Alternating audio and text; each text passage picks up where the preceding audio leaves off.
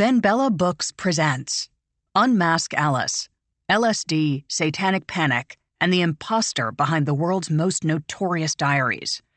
Written by Rick Emerson. Read for you by Gabra Zachman. The living, if falsely defamed, have recourse to the laws of defamation.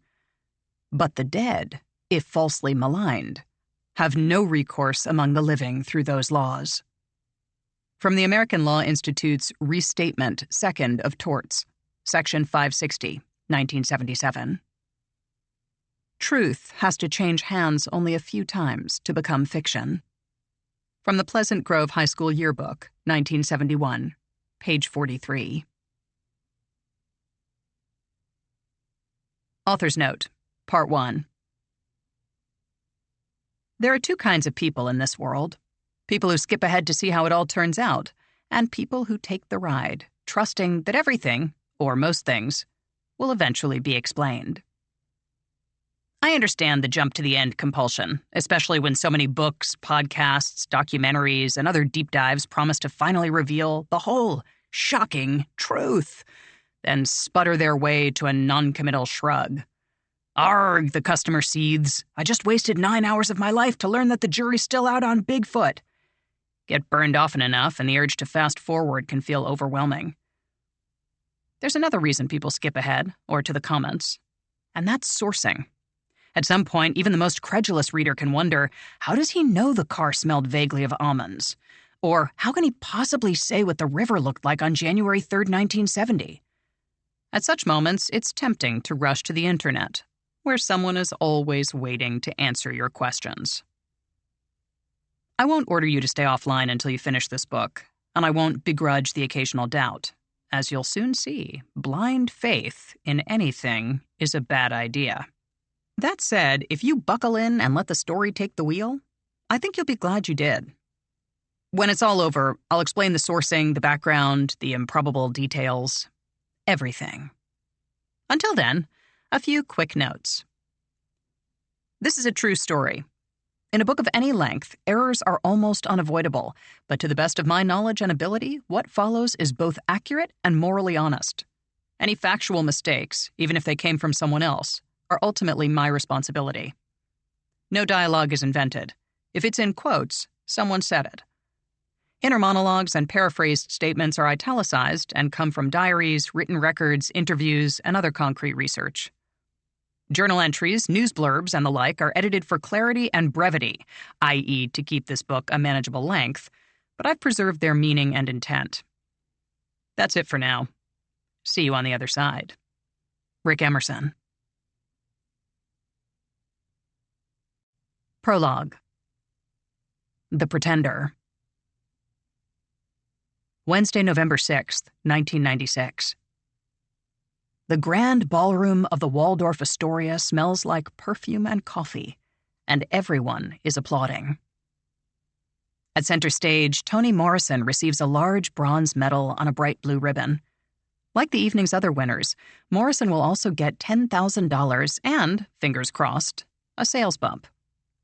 It's a perfect finale for the 46th National Book Awards, the embodiment of their mission to celebrate the best of American literature. I want to tell two little stories, Morrison says as the clapping fades. The first, I heard third or fourth hand. As Morrison speaks, a green-eyed woman at table 37 listens politely. Like Morrison, she's an author, but she's also one of 5 judges in a brand new category, Young People's Literature. That award already happened, so now she just sits, waiting for things to wrap up. For the woman at table 37, grousing would be easy. She's sold more books than Toni Morrison. In fact, she's sold more books than all of the winners combined. Her second book is still moving 1,000 copies a week, more than 4 million so far. Not bad, considering it came out 25 years ago. But no one asked her to speak tonight. That's how it's always been. Ignored, pushed aside, deleted. Her biggest hit doesn't even have her name on it, for Pete's sake. The agent's fault. Why did I listen to him? No matter. Tonight is a victory, the payoff for decades of hustling. Later, at the after-party, she'll need to be careful. Nothing about her college degrees or her fascinating career as an adolescent psychologist. Or was it psychotherapist? So hard to keep track. And no mention of the dead boy. Not in this crowd. She knows how much damage a writer can do. Part 1. About a girl. She's leaving home. June 1971. In the 6th-floor city room of the Miami News, Nicolette Hondros stared at the little yellow paperback. It was an ARC, or Advanced Review Copy, which meant it was bare bones. No artwork, no dust jacket, no price tag. Just a bright yellow cover with 5 red words. Go Ask Alice. Author anonymous. Below this, a typed 3x5 card was glued to the front. This special pre-publication paperback book that you hold in your hands is, in our estimation, one of the most gripping, terrifying, and socially important books that we at Prentice Hall have ever published. We feel confident that you will share our enthusiasm and our dedication to bring the published edition to the attention of every parent and young person in your community. Hondros hadn't asked for this book. It had just arrived, landing at the newspaper with a pile of other promo titles, all of them angling for a little exposure. Hondros was a staff reporter, and her usual beats were drugs and mental health, unofficially misfits and crazies. But the Miami News was a second-place paper, so everyone did extra work. When a book caught your eye, you wrote a review, and it usually ran the same week. Hondros flipped through the paperback, checking the length. It was brief, with spacious text, a book you could read in one evening. It began with an editor's note. Go Ask Alice is based on the actual diary of a 15-year-old drug user. It is not a definitive statement on the middle-class teenage drug world. It does not offer any solutions. It is, however, a highly personal and specific chronicle. As such, we hope it will provide insights into the increasingly complicated world in which we live. Names, dates, places, and certain events have been changed in accordance with the wishes of those concerned. The next 159 pages were a slideshow of personal destruction. Lured into drug use by unsavory friends, a bright, middle-class teenager succumbs to addiction and impulse. She runs away from home but finds only heartache, a wasteland of pushers and prey. As things unravel, the diarist suffers a horrifying breakdown and lands in a psychiatric ward. She vows to start over, but the darkness soon returns. She dies at 17, leaving only the diary behind. Reading Go Ask Alice, Nicolette Hondros grew uncomfortable, like she was peering through somebody's window. The writing was clunky and unguarded, the kind of thing meant to stay private. This has to be real, she thought. Hondros knew about reality, especially its uglier forms. In the past 12 months, Dade County's crime rate had spiked, and things were getting scary. Everyone seemed to be high or packing heat, or both. That included children. Expulsions were up by 60%, and it wasn't making a dent. Across Miami, kids slashed each other with razors, assaulted teachers, and waved handguns in school hallways. It wasn't just Florida. For a decade, the nation had slid toward the brink, pulled back, and slid again. JFK and MLK, then RFK. The Manson killings, the Manson trial, Kent State. Then the Pentagon Papers, a massive leak showing that the Vietnam War was unwinnable and that the government had known it for years. Things felt dangerous, like an ongoing earthquake. By mid-1971, homegrown bombings were hitting America 5 times a day, tearing through banks, police stations, and the U.S. Capitol. Even criminals who were caught couldn't be controlled. In Attica, New York, more than 1,000 prisoners rioted, taking 4 hostages. When police finally stormed the gates, 33 inmates and 10 hostages were killed, all but one by the cops themselves. It was overwhelming.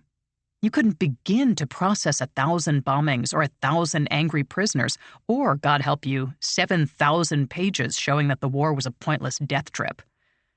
But the story of one sad girl? That could break the hardest heart. Hondros fed a sheet of paper into her typewriter, and thought about the diary.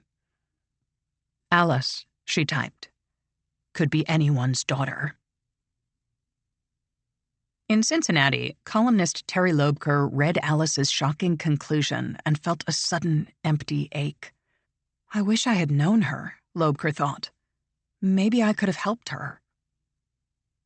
Loebker was a high school senior, and a year earlier she joined the Cincinnati Enquirer as a teen correspondent, writing for the weekend edition. It paid almost nothing, but for Loebker it was a chance to report on a culture in flux.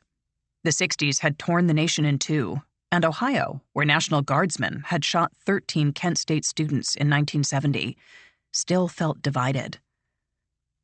Loebker didn't drink or get high, but she viewed herself as a hippie, and she grieved for the diary's anonymous author.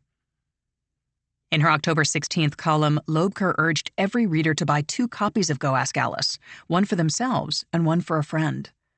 Go Ask Alice, wrote Loebker, is the deepest insight into drug use ever printed, and is recommended reading for both sides of the generation gap. For parents especially, that gap had become a canyon. Even obedient children seemed like potential time bombs, and parents braced for the day when things might blow apart. Instead, more and more teenagers simply disappeared.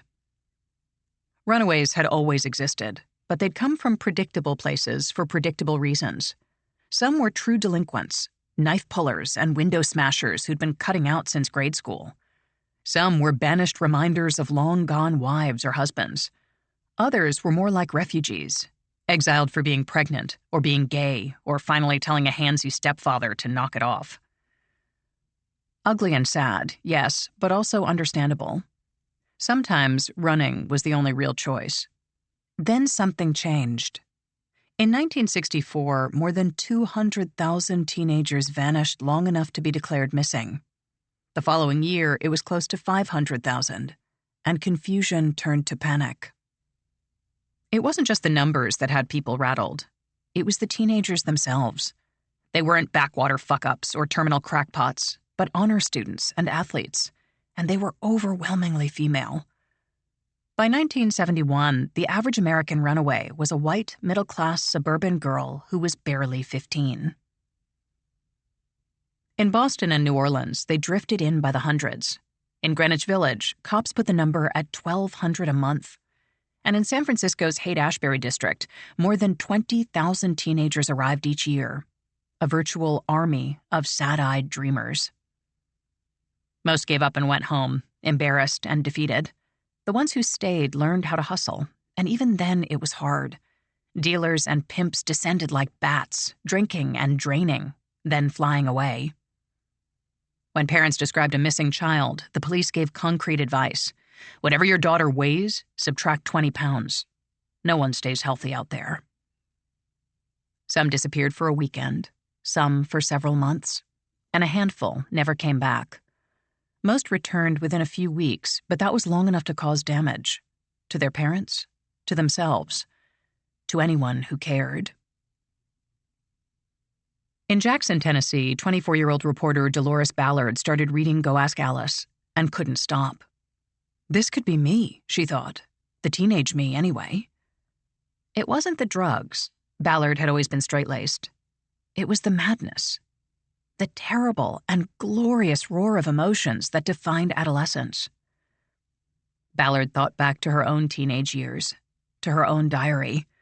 She had felt like one giant nerve ending, and her writing had shown it, all Sturm und Drang and fury and light. Embarrassing in retrospect, but also honest. Maybe embarrassing because it was honest. Teenagers didn't filter. That was their blessing and curse.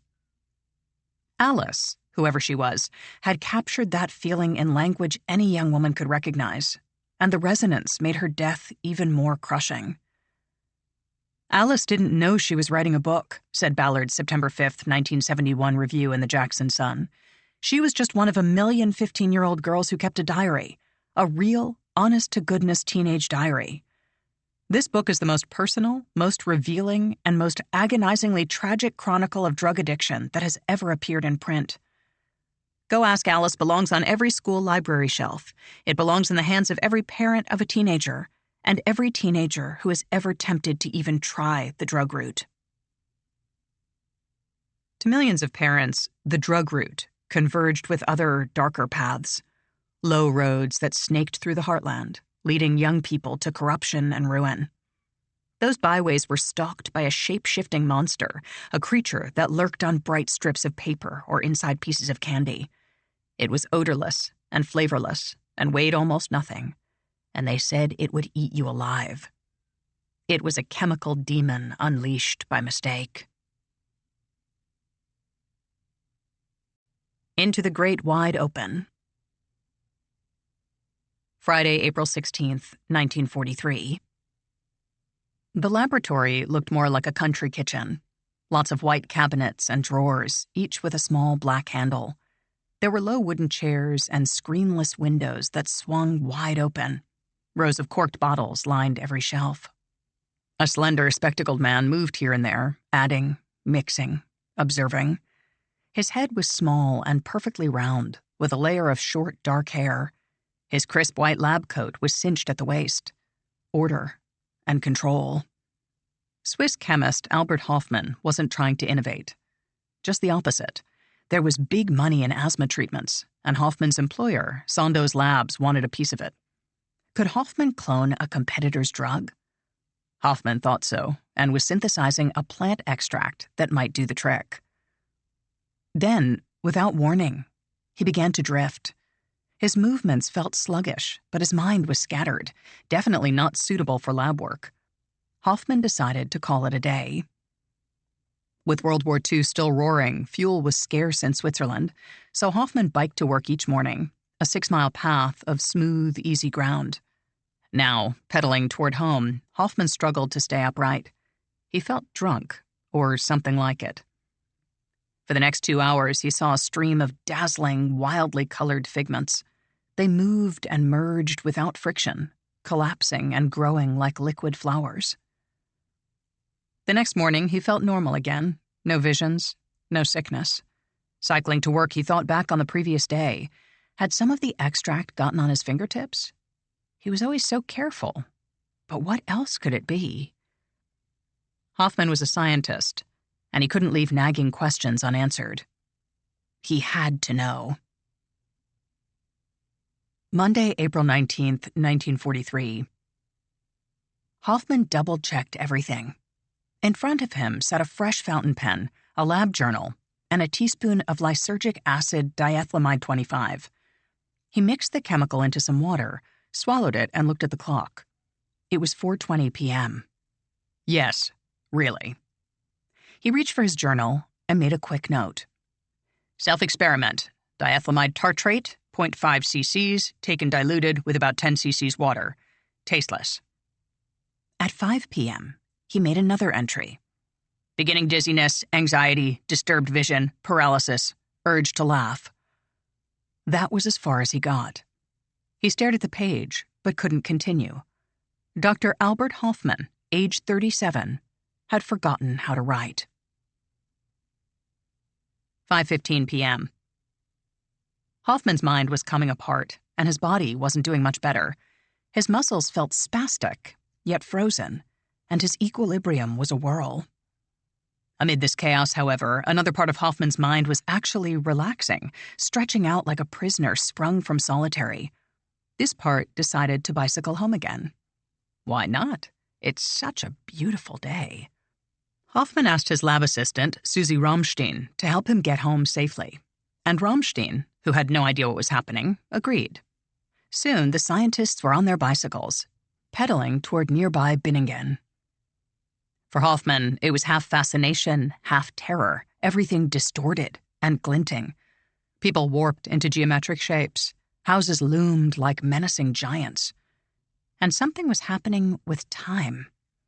Hofmann thought he was traveling slowly. In reality, he was cycling at top speed, and Rammstein struggled to keep up. After arriving home, Hofmann collapsed on a sofa and attempted to get his bearings. It was difficult, especially with the furniture moving and the walls pulsing, the whole place like a giant room-shaped stomach. He tried to explain things to Rammstein, but it was hopeless. At that moment, Albert Hofmann was the first person ever to have taken LSD, and there was no context. He was dreaming with his eyes wide open, and logic was slippery, elusive. Ideas appeared, then vanished, a flutter of wings and ribbons. Hoffman, whose wife and children were away visiting family, worried that he'd poisoned himself. He asked Rammstein to get the family doctor and to find a bottle of milk. "Maybe I can dilute the poison. Buy myself a little time." After what felt like days, the doctor arrived. With no understanding of LSD, and with Hoffman making little sense, he checked the basics: blood pressure, breathing, pupils, pulse. Hoffman's pupils were the size of dimes, but everything else was normal. The doctor spoke slowly and clearly. There is no sign of poison and no sign of illness. At this, Hoffman's panic receded, replaced by feelings of gratitude and good fortune. Everything would be fine. The doctor moved Hoffman into the bedroom, monitored his condition for a while, then departed. Hoffman, meanwhile, plunged into a shimmering, spiraling dreamscape, a place both vast and exquisitely personal. Fountains of color bloomed, then flowed together, morphing and sparkling. Even more amazing were the sounds. Hoffman could see them. Somewhere outside the bedroom, a door went thunk, and Hoffman's mind surged with new colors. A car passed the house, and pleasing shapes bubbled to life, then floated away. The next morning, Hoffman felt reborn. His muscles ached, and he was physically drained, but his mind was alive and whirring. Everything was brighter and cleaner. His breakfast was extraordinary. When he stepped outside, the garden glowed with sunlight. The world, Hoffman later wrote, felt newly created. Hoffman gave his managers a detailed report, and what floored them was the dosage. He'd taken just 250 micrograms of LSD, less than the weight of a single grain of sugar. LSD was 100 times stronger than psilocybin, the key ingredient in magic mushrooms, and 3,000 times stronger than mescaline, the key ingredient in peyote. What's more, there appeared to be no hangover. The drug took charge, ran its course, and left you happier than before. Like yourself, but better. It seemed too good to be true. Hoffman's bosses scaled back the dosage even further, from 250 micrograms down to 85, and gave it a try. 40 minutes later, everyone saw the light. Clinical trials only burnished LSD's halo. In minuscule doses, it unlocked emotions, enhancing the effects of psychoanalysis. In larger doses, it became the holy grail, relieving physical pain, even in cancer patients, without addiction. In 1947, Sandoz patented LSD and pitched it as a research aid, a way to explore and restore the human mind. Around the world, doctors and psychologists received small orange bottles of LSD tablets, sometimes by the dozen. In exchange, Sandoz asked for updates on how the drug was used and where it showed the most potential. Offered free samples of a breakthrough medicine, many doctors did the obvious. They opened the bottle, popped a little round pill or two, and spent the next 8 hours in ecstasy, or abject terror. It all depended. Context, doctors soon discovered, was everything. LSD took its cues from your mood and surroundings. In the right frame of mind, in a tranquil place, you could untangle your own neuroses, emerging buoyant and refreshed. In the wrong setting, or without someone to guide you, panic attacks and morbid visions could scour your senses for hours on end. Doctors and therapists learned to start small, using tiny amounts and working up from there. Soon, they glimpsed the future, a place where even the deepest suffering might be cured. Not smothered or stifled, but actually stopped. At its best, LSD eased traumatic stress, allowing soldiers, rape victims, and even Auschwitz survivors to process, then shed their lingering torment. For patients with terminal cancer, LSD not only muted the pain, but aided in acceptance, smoothing the passage through life's final chapter. In Britain, doctors used LSD to treat hopeless alcoholics, men and women who had failed to beat the bottle with willpower, religion, and support groups. 1 year later, nearly half were still sober, the highest success rate of any known treatment. There were abuses, accidental and otherwise. In 1953, the CIA launched MKUltra, a cluster of brainwashing experiments modeled on Nazi research. For more than a decade, government agents dosed thousands of unsuspecting Americans, including prisoners, students, and children, with LSD, often in massive amounts. In New York, the CIA went the extra mile, launching its own brothel, complete with heroin-addicted prostitutes. In exchange for dosing Johns with LSD, usually via tainted booze, the women got their daily fix, immunity from arrest, and $100 a night. The agents, in turn, got to watch through one-way mirrors as the hapless men went bonkers. They called it Operation Midnight Climax. Through it all, LSD kept a low public profile. It was hard to find, hard to describe, and used mainly in research. It was also relatively safe. Nothing sexy about that. Then, in 1963, Sandoz's patent expired. Suddenly, anyone could manufacture LSD. You didn't need permission, only the formula, and it was still completely legal. In college towns across the land, basement chemists did the rest, spreading the word to friends and lovers. As acid's popularity increased, straight society grew anxious, and newspapers fed the fear with Grand Guignol headlines. Musician gouges own eyes, Canada's Globe and Mail.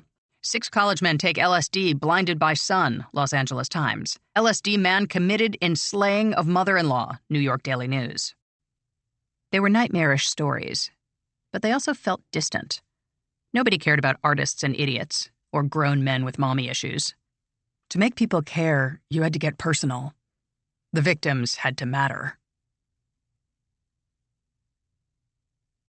Black and white and red all over. Sunday, October 8th, 1967. It was just before 8 a.m. when Freddie Wright, a chubby-faced black man with a broad mustache and deeply tired eyes, saw the bodies. Wright was the janitor at 169 Avenue B, a 5-story tenement in New York's tattered East Village, and instead of money, he got to crash in the boiler room, a concrete box that felt like a dumpster and smelled like rats. He'd been out all night, looking good in a charcoal jacket and pressed white shirt, but now he needed to sleep. Pushing open the basement door, Wright reached for the light. After a moment of blindness, he saw them, crumpled and bloody on the cement floor. A man and a woman, both fairly young. The woman was pale white. Beyond that, he couldn't say. They were beaten to mush. This was bad. Bad in the worst possible way. The door was flimsy, and Wright wasn't the only one with a key, but he lived here. They would string him up for sure. Wright left and locked the door behind him, then went to see a girlfriend who agreed that it was grim, but said he should call the cops anyway. They might not believe him, but if he didn't tell the police, then what?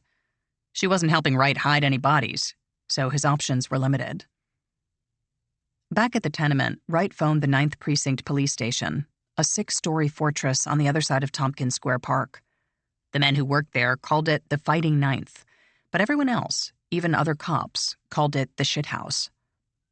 When the desk officer answered, Wright explained things, knowing how it sounded. The cop told him to stay where he was. Someone would be right over. 15 minutes later, detectives arrived, and Wright took them downstairs. There, near a wet mattress and a plywood closet, police saw the bodies, stripped bare and splayed on the concrete, their faces caved in like old candles. Nearby, a brick was matted with hair and blood. The dead man was James Hutchinson, a.k.a. Groovy, a 21-year-old drifter from a crumbling Rhode Island mill town. In his wallet was a photo of the father he'd never met. The dead woman was a different story, and when police learned her name, everything changed. Linda Fitzpatrick was 18, dark blonde, and filthy rich. Back in Connecticut, she'd lived in a 30-room house and gone to private schools. She'd been a gifted athlete, bringing home awards in swimming and dressage. Now she was dead and cold on a tenement floor. The story flooded New York, and then the whole country. Newspapers showed Linda's yearbook photo, the flip hairdo and the bland smile. They showed her family's cut stone mansion and the trash-strewn boiler room where she'd died. Before long, a story took shape. 6 months earlier, while on vacation in Bermuda, Linda Fitzpatrick had taken LSD for the first time. After that, said her parents, she was different. She spent all her free time in New York, hanging out with artists and footing the bill for drug trips. Finally, she'd quit high school and ditched her old life. She moved to the village and slept wherever she could, trading whatever she had. Then she met Groovy Hutchinson, nobody called him James, who looked like a model and talked like a poet. He had dark liquid eyes, high cheekbones, and his mother's olive complexion, all of it framed by a halo of wavy, coal-black hair. Groovy and Linda clicked and were soon inseparable, hustling, dreaming, and staying as high as possible. On October 7th, the couple tried to score in Tompkins Square. A dealer sent them down the street and into a 5-story building. My man inside will take care of you. 2 hours later, Linda and Groovy were dead. He'd been stripped naked, bludgeoned with a brick, then tossed aside. Linda had been stripped, beaten, raped, then killed with the very same brick. The bodies lay there until daybreak, when Freddie Wright, drained from a long Saturday night, gathered his courage and called the police. At the 9th Precinct station, detectives kept asking Wright about a guy who lived in his building, a Black Power type they suspected in the killings. When Wright didn't take the hint, they circled back, prodding and prompting, and kept him awake for another 18 hours. Then they charged Wright with a different rape in the same building. "Of course," said detectives, "if you help us with this other thing, we could maybe make that go away." Arrests came on Monday, October 9th, 1967. From the Associated Press. 2 accused in murder of LSD hippie couple. Dateline, New York. 2 men are accused in the LSD party murders of Linda Fitzpatrick, 18, and her long-haired boyfriend, James Groovy Hutchinson, 21. Police said it was a wild, interracial LSD party that climaxed in the bludgeon slayings of the 2 young people. Negro held. Police said the questioning of several persons present at the party led to the arrest of Donald Ramsey, 26, a bearded Negro laborer who was said to practice the African tribal faith Yoruba. Later, police also placed a charge against Thomas Dennis, 25, an unemployed Negro vagrant. The couple were looking for LSD, and they were enticed into the basement where they were given the drug, said police. That last sentence was significant. After all, good girls didn't take LSD. They were given LSD. In his long, rambling statement to the cops, bearded Negro laborer Donald Ramsey said he couldn't remember much. The LSD had scrambled his brain. "It was just spots and colors and whirling things," Ramsey told police. "I was really flying." And then some. By his own account, Ramsey had downed a bottle of blackberry wine, 2 large beers, a few shots of rum, and a half pint of Thunderbird, all before taking the acid. Then, to perk himself up, he copped some cheap speed and leveled things out with additional booze. But none of that made the headlines. Instead, parents read, "Suspects hunted in LSD slaying," and 2 more men sought in LSD death spree. If they kept reading, they usually saw some blend of the following: Black Power, interracial, sex party, and wealthy teenaged girl. In the end, Donald Ramsey got life. Thomas Dennis, the dealer who sent Linda and Groovy into the building, got 15 years. Both men died in prison. For his trouble, janitor Freddie Wright took a felony assault charge and went directly to lockup to wait for a trial. 18 months later, with no trial in sight, Wright pleaded guilty to second-degree attempted rape. According to court records, Wright barely grasped the consequences of pleading, but took the deal because A, his lawyer said it was the best available, and B, it got him temporarily released pending sentence, after which he went to prison. The stories all mentioned James Groovy Hutchinson, but mostly in passing. For one thing, he was a penniless, long-haired peace activist, no loss there. For another, he was suspiciously tan, what a later generation would invariably call exotic. In the 60s, people still said ethnic or mixed, but it all meant the same thing: not white. To much of America, that instantly made his death a footnote. Linda Fitzpatrick, on the other hand, well, the name told you everything, didn't it? Even before the double slaying, the U.S. government had toyed with banning LSD. Now lawmakers had their mascot. In October 1968, 1 year after Linda Fitzpatrick's death, possession of LSD in any amount for any purpose became a federal crime. And still, the horrors kept coming. I put a spell on you. Monday, July 27th, 1970. 4 young women sat inside the Los Angeles Hall of Justice, giggling and winking. Each had a large X carved into her forehead. A few feet away, the man they worshipped was on trial for 7 counts of murder. And so were they. But murder didn't quite cover it. Over 2 nights in August 1969, Charles Manson and his pack of feral runaways killed 7 people, including actress Sharon Tate, who was 8 months pregnant. They shot some of the victims and stabbed all of the others, going and going until the bodies resembled red sponges. They carved the word war into one man's stomach and wrote on the walls with victims' blood, "Death to pigs," and "Helter Skelter." Note: while Manson himself seemingly didn't wield any of the weapons or actively join in the killings, he did order his followers to commit murder. And when they returned home drenched in blood, his response was to take them joyriding through Los Feliz looking for additional victims, which they soon found. California had a long history of bizarre and shocking crime.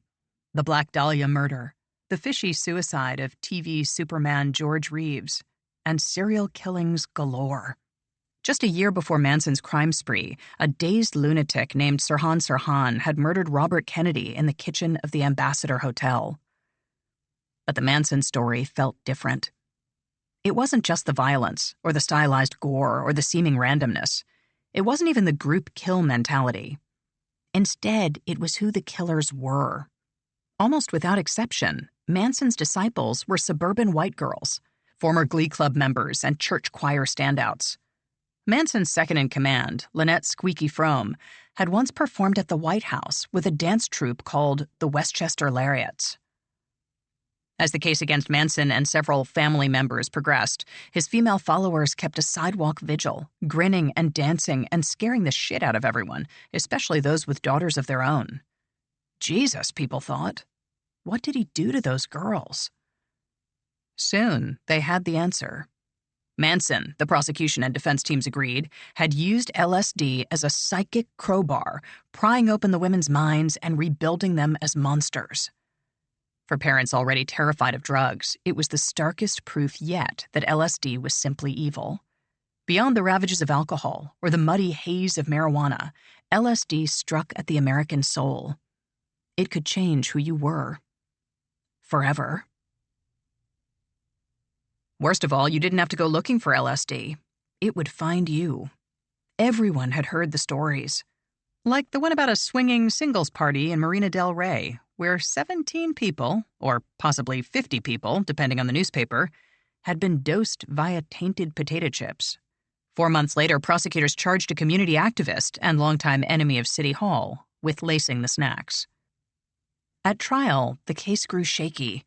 The state couldn't prove that anyone at the party had actually taken LSD, much less against their will. Prosecutors struck a plea bargain, and the story faded away. By then, however, the idea had taken hold. LSD users weren't content to ruin their own lives. They wanted to ruin yours as well. Alleged spikings quickly dotted the map. People in mid-hangover wondered if they'd been drugged the night before. It was a strangely comforting idea, especially when the alternative was admitting that you sometimes got blackout drunk. Newspaper columns joined in, urging readers to watch their food, their drinks, their neighbors. Soon, everybody knew somebody who'd been dosed. Most of the dosing, however, was on purpose.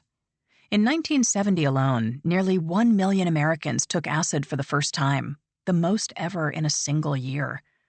The legal risks were minimal. Congress's LSD ban was a confusing, unworkable jumble. That changed in October 1970 when Richard Nixon signed the Controlled Substances Act, merging countless federal laws into a single 1,000-ton hammer. In a stroke, LSD and marijuana became Schedule I drugs, no different than heroin. A first-time nonviolent offender could draw a 40-year sentence, and that was for possession. If the DA could prove trafficking, then it was life. Such Levitical zeal didn't motivate kids to talk about drugs with their parents, most of whom supported Nixon and his myriad crusades. So adults were shut out, left pressing their ears against a heavy generational door, desperate to know what their children were up to. Then, On Tuesday, September 14th, 1971, they found out. Dear Diary. From Go Ask Alice, September 20th entry. It's my birthday. I'm 15. Nothing. At the outset, Alice seems to have it all. Note, contrary to popular belief, we never learn the diarist's name. One passage suggests it might be Carla. Nonetheless, most readers refer to her as Alice, so I'm doing the same. She's white, Christian, and middle class. She lives on a cozy, tree-lined street in a nameless American suburb. Her mother stays at home, and her father teaches at the local college. But adolescence hits hard. Pimples and red spots cover Alice's face, and her weight seems to change by the hour. Inside, things are just as chaotic. Alice's emotions jerk back and forth, barely under control. One moment she's bursting with sunlight. The next, she's filled with darkness. Alice's parents do their best, but they don't understand. How could they? Things are so different from when they were her age. Then it gets worse.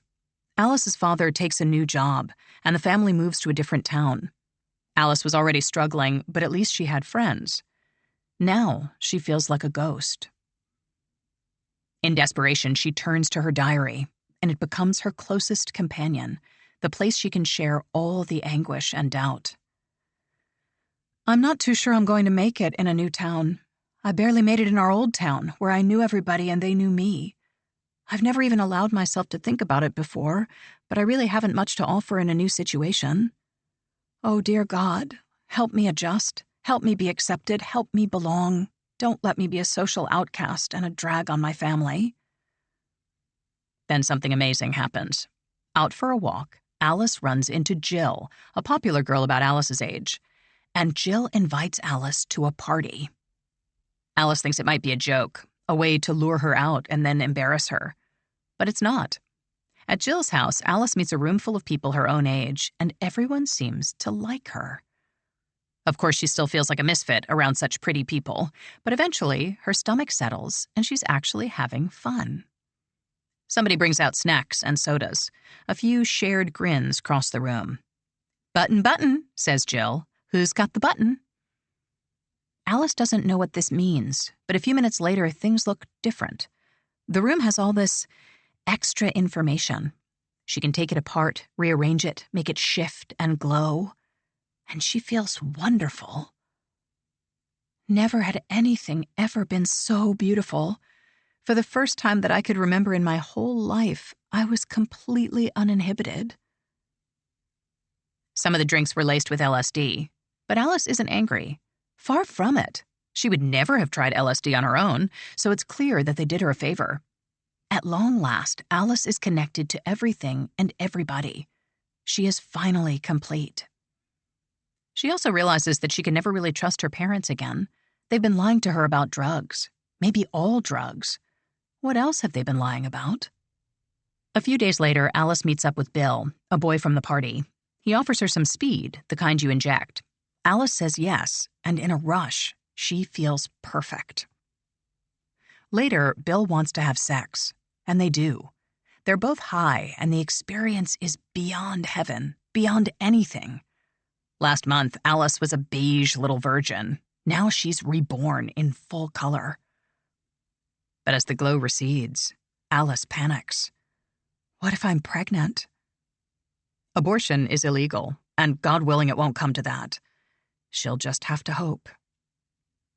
The days crawl by. Alice's eyes wear grooves in the calendar, the worry like boiling water inside her. Please, God. Please. In desperation, she steals a few sleeping pills from her grandfather. They calm her down and make the time go faster. When she finally gets her period, she wants to collapse and cry, and she knows something for certain. Without those pills, she might have gone crazy. That's the dirty secret. Drugs work. When life hurts, they stop the pain. Who could argue with that? Alice drops her old, square friends and joins up with a girl named Chris. Before long, they're dating a pair of college-age dealers who keep them stoned and sated. Soon, Alice and Chris are pushing at high schools, and even at middle schools, all to keep their own supply coming. When the girls find their boyfriends in bed together, they figure it out. We're just scapegoats if there's ever a bust. I wonder how many other dumb chicks he's got working for him. Oh, I'm so ashamed. I can't believe I've sold to 11 and 12-year-olds and even 9 and 10-year-olds. What a disgrace I am to myself and my family and to everybody. Pissed off and wanting revenge, Alice and Chris call the cops, rat out the dealers, then decide to skip town. They head for San Francisco, where they vow to get clean. Staying clean is the hard part, especially when surrounded by users. One evening, a decked-out socialite named Sheila invites the girls to a glitzy, full-tilt party, and the old habits come roaring back. Before long, Alice and Chris are strung out, and Sheila turns predator, helping her sleazy boyfriend rape the two girls. Ashamed and frightened, Alice returns home, where her willpower fades. Soon she's hitchhiking to Colorado, then Oregon, then California, where she loses herself in a chemical fog. The days are desperate, and the nights are worse. Nothing matters but the next fix. Not the outdoor sleeping, not the street corner begging, not the tricks she eventually turns. Nearing rock bottom, Alice gathers the last of her strength and returns home, praying that her parents will take her back. When they do, the relief is overwhelming. I am staying clean for the rest of my life. Her former drug pals don't agree. To them, cleaning up is selling out, and they strike back in the ugliest way, spiking some of Alice's snacks. That night, while babysitting, Alice unwittingly eats the tainted food, and the drug surges through her, stronger than ever before. Her nervous system inflames. Alice has a massive, horrific breakdown, filled with images of death and decay. She grabs the phone to call for help, then sees her grandfather's corpse staggering toward her, his eye sockets writhing with worms. As she struggles to dial, his arms encircle her, the larvae swarming onto her body. Alice tries to escape, but the maggots are everywhere, covering every surface. Screaming for help, she's dragged toward a casket where 1,000 dead creatures force her inside. Looking straight up, choking and gagging, she claws at the lid as it closes forever. Alice wakes up in a psych ward, a gallery of lost and damaged souls, each more pathetic than the last. At night, the hard tile halls echo with choked, gurgling noises and unearthly wails. Worse, the images from her breakdown keep returning, flies and worms, buzzing and twisting. She sees them in the mirror and on her hands, and feels them in her vagina, chewing, destroying. After several days, the visions fade, and Alice accepts a grim truth. It's not enough to just stay clean. She has to cut ties with her junkie friends. If she doesn't, they'll pull her under. Returning home weeks later, Alice takes stock. She has her family, her faith, and maybe, just maybe, a chance at love, normal, respectable love, with an old boyfriend. She won't slip again, not ever. She has too much to lose. She also decides to stop keeping a diary. With her new life beginning, it's time to quit living inside her own head. The moment is bittersweet. For a long time, the diary was Alice's only true friend. You saved my sanity 100,000 million times. Thank you. After a few more sentences, Alice signs off with her trademark farewell. See ya. Then, an epilogue. The subject of this book died 3 weeks after her decision not to keep another diary. Her parents came home from a movie and found her dead. They called the police and the hospital, but there was nothing anyone could do. Was it an accidental overdose? A premeditated overdose? No one knows, and in some ways that question isn't important. What must be of concern is that she died, and that she was only one of thousands of drug deaths that year. Even before its whiplash ending, Alice was brutal, shoving your face in shit. If you made it past the drugs and teenage hookers and neglected toddlers and gang rapes, Alice's final meltdown was a long, shrieking nightmare. Gramps tried to pick me up, but only the skeleton remained of his hands and arms. The rest had been picked clean by wriggling, writhing, slithering, busily eating worms which seethed on his every part. They were eating, and they wouldn't stop. His 2 eye sockets were teeming with white, soft-bodied, creeping animals which were burrowing in and out of his flesh and which were phosphorescent and swirled into one another. The worms and parasites started creeping and crawling and running toward the baby's room, and I tried to stomp on them and beat them to death with my hands, but they multiplied faster than I could kill them, and they began crawling on my own hands and arms and face and body. They were in my nose and my mouth and my throat, choking me, strangling me. When a fly buzzes through her hospital room days later, Alice starts screaming, terrified that the creature will lay its eggs on her body. Stumbling to a mirror, Alice sees a bruised, scratched face and patchy hair.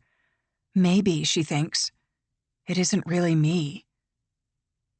This wasn't a Nancy Drew mystery or some haunted English castle. This was up close and intimate, a fear that burrowed inside you.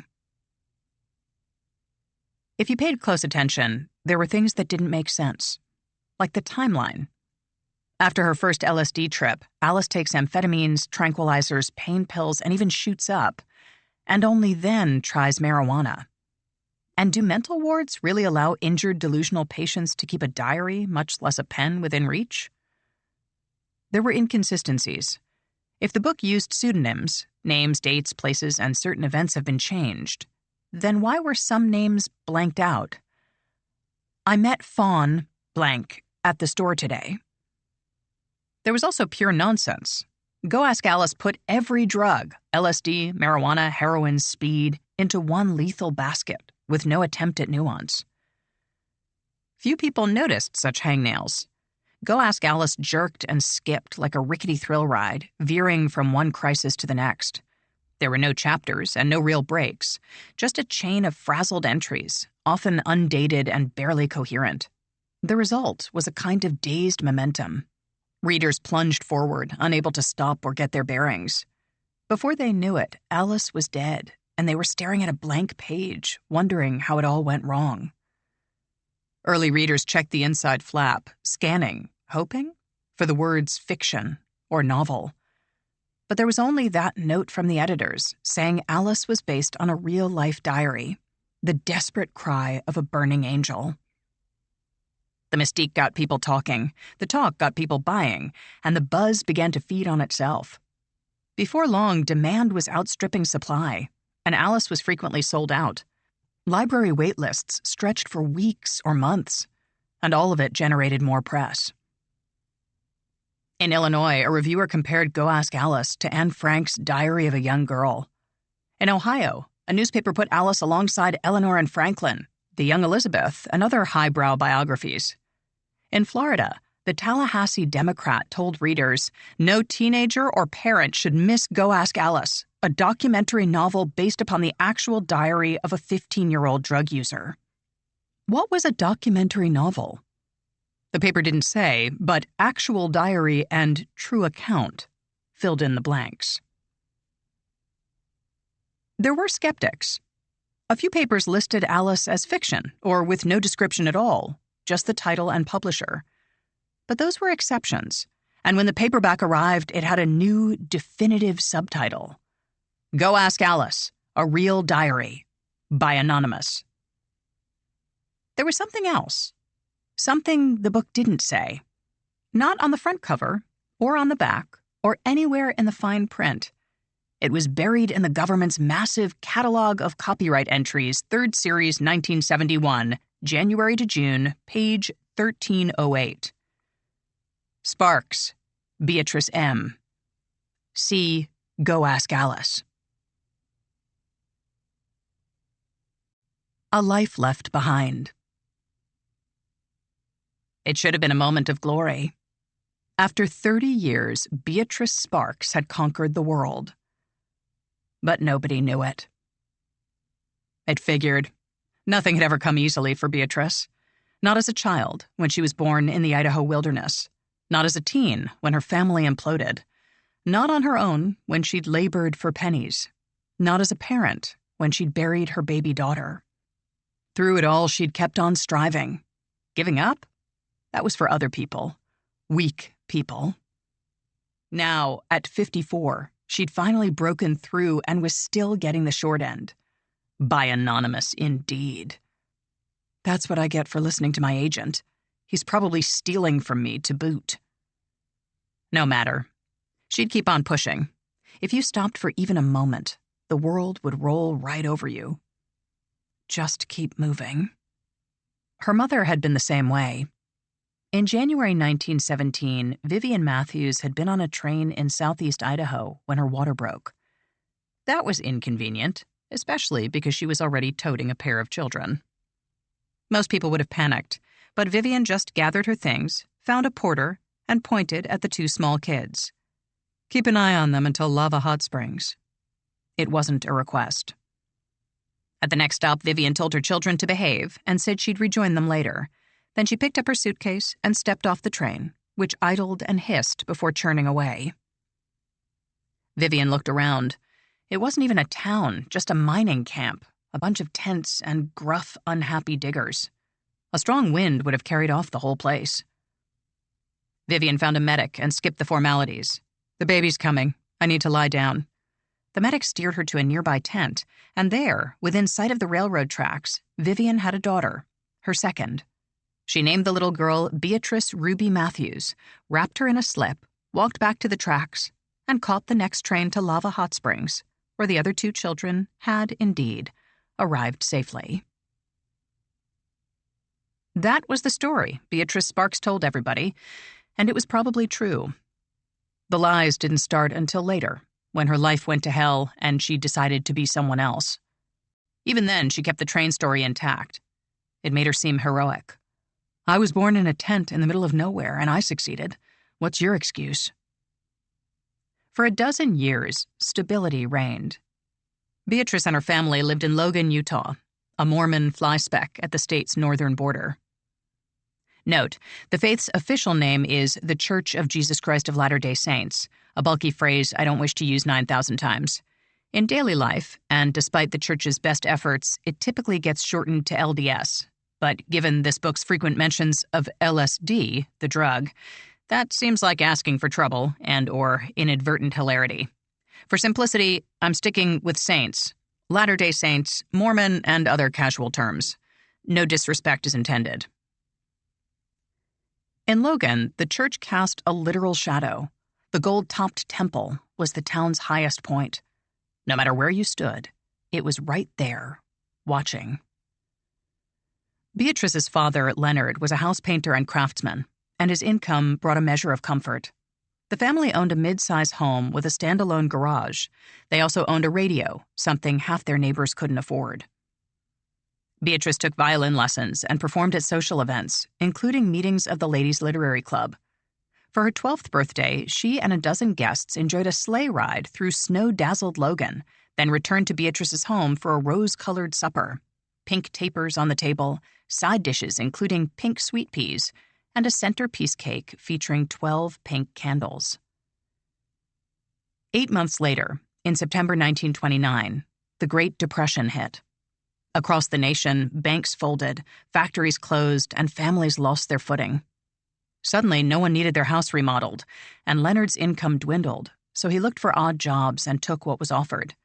Vivian had her hands full raising the kids, and besides, the church didn't exactly encourage women to work outside the home.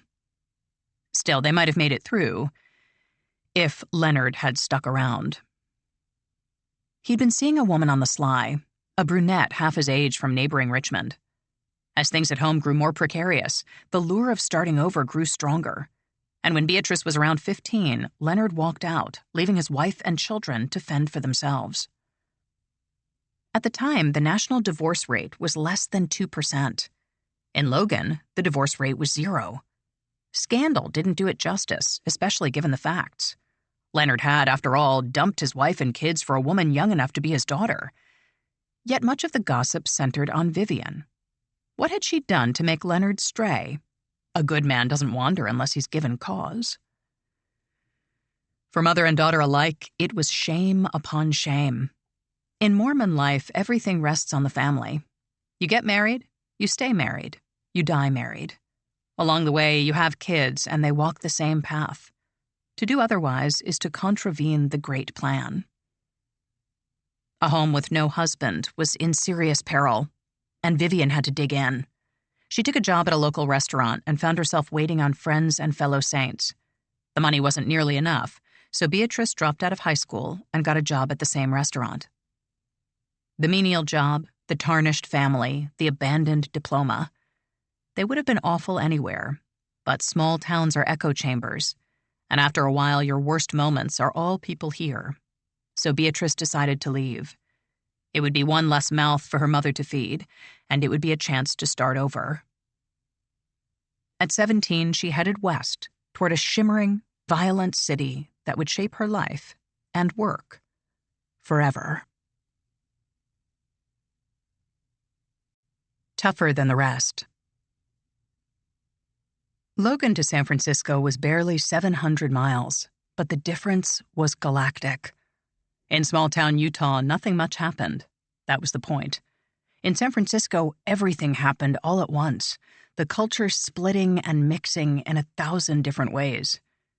The city was mostly white, but already trending toward a vivid mosaic. Thousands of families slept on the streets or in crime-ridden parks, yet bulldozers were leveling hundreds of buildings to make room for the Golden Gate Bridge. Prohibition lingered, but liquor was everywhere. Banks were booming, and so were breadlines. In 1934, just as Beatrice arrived, the tension finally exploded. That summer, police fired into a crowd of picketing dock workers, killing 2 men and wounding several more. In response, more than 130,000 workers walked off the job, the largest strike in U.S. history to that point. The governor sent in the military, and overnight, San Francisco bristled with bayonets. Down on the docks, machine gun nests ringed by sandbags protected the ships and their cargo. When a civilian tried to take photos, soldiers shot him. Things eventually cooled, with concessions on both sides. Troops withdrew and strikers went back to work, but everyone stayed jumpy. If it happened once, it could happen again. If all of that left you unrattled, there were the literal earthquakes, little rumbles here and there, making sure you never really exhaled. For the teenaged Beatrice, this version of San Francisco, loud, malevolent, intoxicating, proved indelible. In the following decades, it would turn up again and again in her writing, the perfect canvas for adolescent frenzy. By 1936, Beatrice was waiting tables in Santa Monica, where a full day's work paid only $2. A high school dropout with no real prospects, what she did have was stubborn resolve. Her broken family would not define her. She would not allow it. She would be judged by what she accomplished, not by her parents or past. The week that Beatrice turned 19, she met someone else who felt the same way. Across the street was a clothing store, and one of the salesmen came in for lunch. When he and Beatrice got to talking, the connection was undeniable. Born to a Mormon family in Central Texas, Lavorne Sparks had also lost his father to tuberculosis. Like Beatrice, Lavorne had dropped out of school and gotten a job. He'd been 11 years old. If that seemed unfair, so be it. The depression was on, and you worked or you starved. Now he was grown and selling clothes in Santa Monica with some occasional cleaning and tailoring. He didn't plan to stay there forever, but things were still shaky, and money was money. As Lavorne and Beatrice talked during lunchtimes, they saw each other and saw themselves reflected. 6 weeks later, they got married.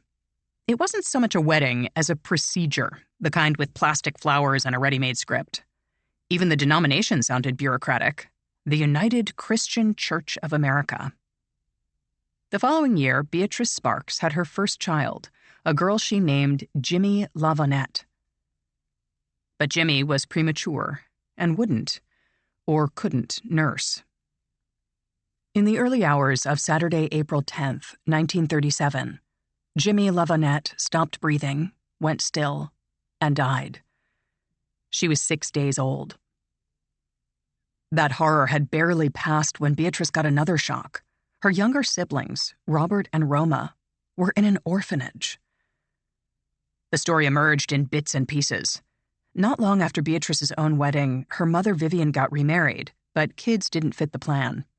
Just like that, Roma and Robert landed in a home for orphaned children. Decades later, Roma was blunt. They were going on their honeymoon and didn't know what to do with me. Beatrice and Lavorne intervened, essentially adopting Roma, who was 7. 12-year-old Robert, meanwhile, went back to living with his father, who had married his crosstown girlfriend. It was a lot to carry, but the couple pushed forward, and in 1938 they had their second child, a daughter named Yvonne Suzette. 2 years later, they welcomed a son, Lavorne Jr. Including Roma, that made for a family of 5, and money was stretched to the limit. But Lavorne had a keen eye for commerce, and when a military base opened in his hometown, he saw a potential windfall. Who lives on a military base? Hundreds of soldiers. And what do they need each morning? Hundreds of crisp, clean uniforms. A few weeks later, the family moved to San Angelo, Texas, where Sparks Dry Cleaners soon cornered the military market. While Lavorne ran the business, Beatrice raised the family. Ensconced in a home on Shiloh Street, she tended the house and took care of the children. She also found time to write, turning out poems and short stories, and starting a book on motherhood. Then it all vanished. I want to be somebody. Central Texas was prone to crippling years-long droughts, parched and scalding epics that shriveled crops, killed livestock, and turned whole rivers to dust. The scorching dryness also caused wildfires and made blazes of any kind harder to fight. In 1943, flames roared through the Sparks' home, reducing the structure to rubble and ash. The family escaped, and that was a blessing. But it didn't change the reality. They'd come to Texas with almost nothing, and now even that was gone. In an echo of recent nightmares, the family was splintered, with at least one of the children, Lavorne Jr., who was 3, sent to live with an aunt, while Beatrice and Lavorne rebuilt their lives. Again. This chain of disasters would have destroyed most people, but Beatrice and Lavorne endured. It was what they'd always done, even before they met. Now, as a couple, they wouldn't back down and wouldn't give in, and it would be that way to the end. By 1944, they were in a new San Angelo home, smaller than before, but at least the family was back together. Even better, their luck was finally changing. Everyone knew there was oil in the South, but nobody knew where or how much. Texas was the size of a planet, and drilling was expensive and dangerous. It meant going straight down for more than a mile, often through solid rock. It wasn't worth the time or investment, not unless you were sure. Then oil hunters found the Permian Basin, a monster-sized reserve lurking underneath central Texas. 300 miles long and nearly 250 miles wide, the Permian Basin held more oil than anyone had dared imagine. By 1944, it was yielding 82,000 barrels a day, most of it from only 3 cities, Midland, Odessa, and San Angelo. Lavorne got in early, and the money finally flowed. Even better, oil was a front-loaded business, and most of the hard work came at the outset. If things went smoothly, it became like a dividend, mainly upkeep and regulation, and you could do that from anywhere. Soon enough, the family escaped the vast, blinding desert and returned to Los Angeles. Using their newfound wealth, Beatrice and Lavorne bought, restored, then sold a series of houses before settling in Westwood Hills. Roma, whom Beatrice and Lavorne had raised to adulthood, graduated from high school, got married, and began her own life. For the first time since she was 12 years old, Beatrice Sparks, now approaching 30, had a calm and stable existence. Husband, kids, financial security, and a home in perpetual sunshine. A lot of people might have slowed down, but Beatrice was focused as ever, and when she wasn't tending to house and family, she labored on a grand new project, reinvention. She dreamed of being a psychologist and a published writer, but bouts of chaos had put her a decade behind. Psychology meant years of tedious study, another dozen at least. But writing took only willpower, and Beatrice Sparks had that in abundance. She put down words by the tens of thousands, writing sample columns, children's stories, even little cartoons. Next came the pitch, and that's where most writers failed. It could be stomach boiling, approaching a total stranger with your work. "Hi, we've never met. Publish this." It was harder still in California, where competition was fierce, and even top-shelf writers heard no all the time. It was endless and grueling, designed to wear down all but the hungriest few. You had to want it, to crave validation more than you feared rejection. And you had to be shameless, selling yourself again and again until somebody finally said yes. Of course, Lavorne's oil money helped.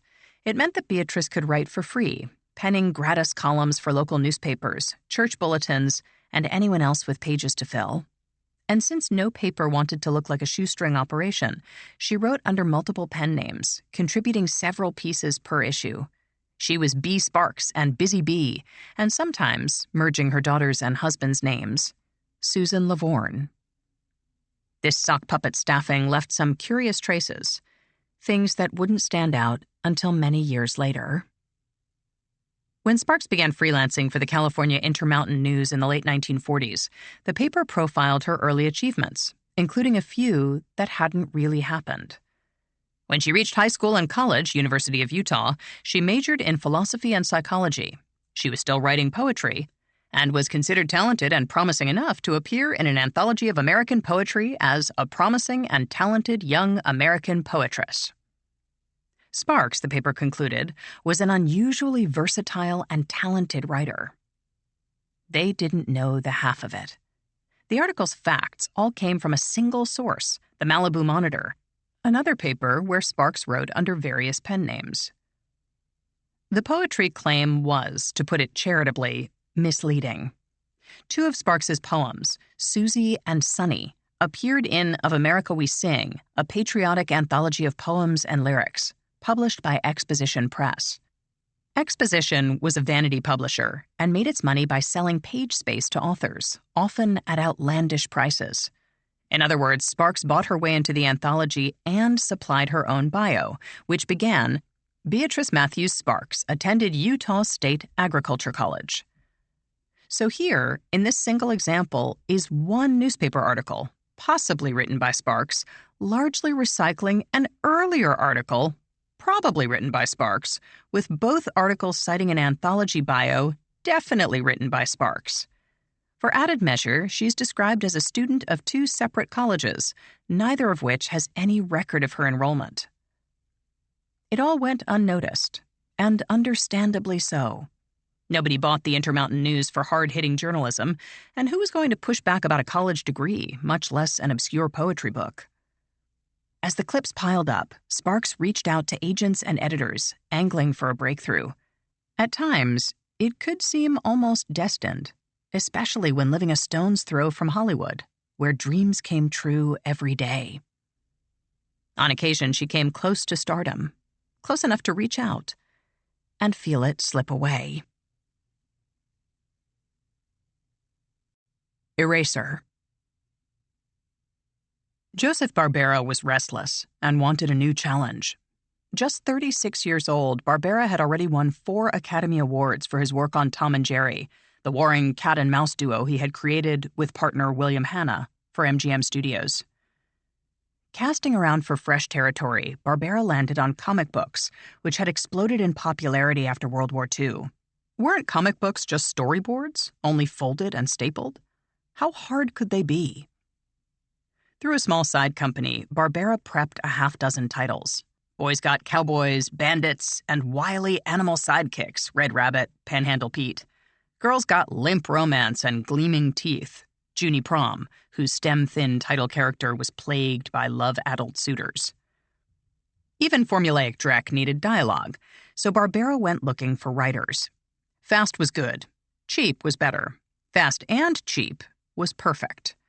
Sparks landed one of the open slots at Junie Prom, and by year's end, she was writing several pieces per issue, again juggling various pen names.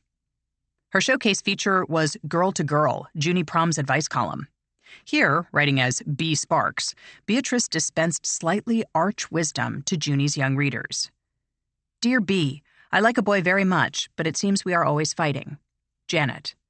Dear Janet, are the quarrels partly your fault? Are you jealous, possessive, selfish, or critical? If you are sweet, thoughtful, understanding, and even-tempered, the boy won't be able to quarrel with you. B.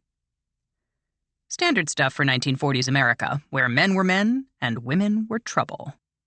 Though sales of Junie Prom were abysmal, Sparks's column was somehow a hit. She is getting so many letters, said Barbera's publishing partner, Charles Lau, that I am getting writer's cramp readdressing them to you. Had anyone thought to look, some details might have stood out. Many of the letters had the same peculiar syntax and came from people like Vivian Brown of Boise, Idaho, Sparks's mother, now remarried and relocated. But no one was buying these comics, let alone scanning them for subtext. Joseph Barbera pulled the plug after just 7 issues, and Junie Prom slipped into memory. Sparks was disappointed, but still hopeful. Barbera had boundless ambition, and when he branched out into theater, he recruited Sparks to co-write several scripts. One of these, The Maid and the Martian, a rom-com with sci-fi elements, ran for 7 weeks in Los Angeles, getting strong reviews. A second run, starring a young James Arness, later of Gunsmoke, was even more successful, and movie executives began sniffing around. Then, nothing. Barbera returned to animation, teaming with William Hanna to form a cartoon empire. In the next 5 years, Hanna-Barbera created the Flintstones, the Jetsons, Huckleberry Hound, Yogi Bear, and countless other franchises, each one a merchandising bonanza. If Sparks hoped for a job, she was disappointed. Barbera wrote a letter of recommendation, but that was it. As Hanna-Barbera hit the stratosphere, Sparks could only watch, denied her shot at the big time. Just keep working, she thought. Eventually, it would pay off. Somebody somewhere would take notice. They would pluck her from the shadows and bathe her in light.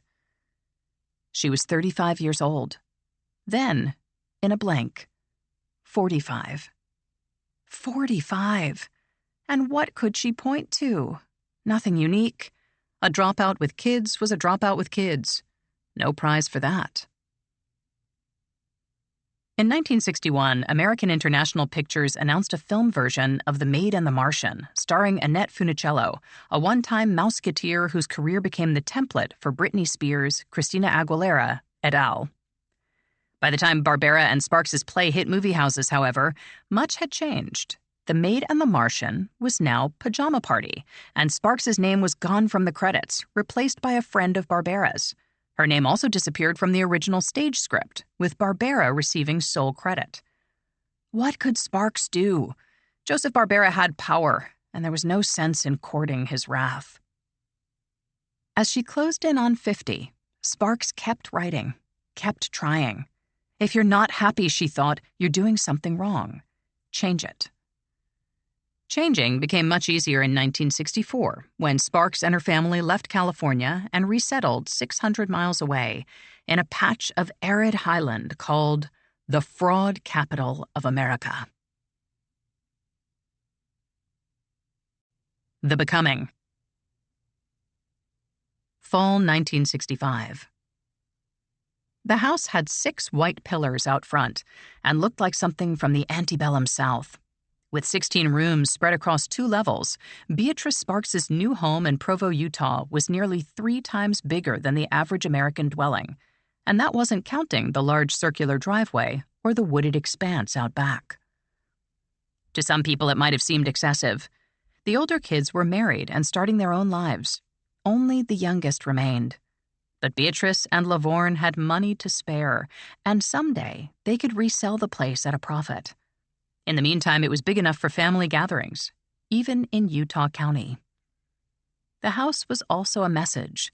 Occupants are wealthy, ambitious, and socially hungry. Powerful allies welcome. Apply within.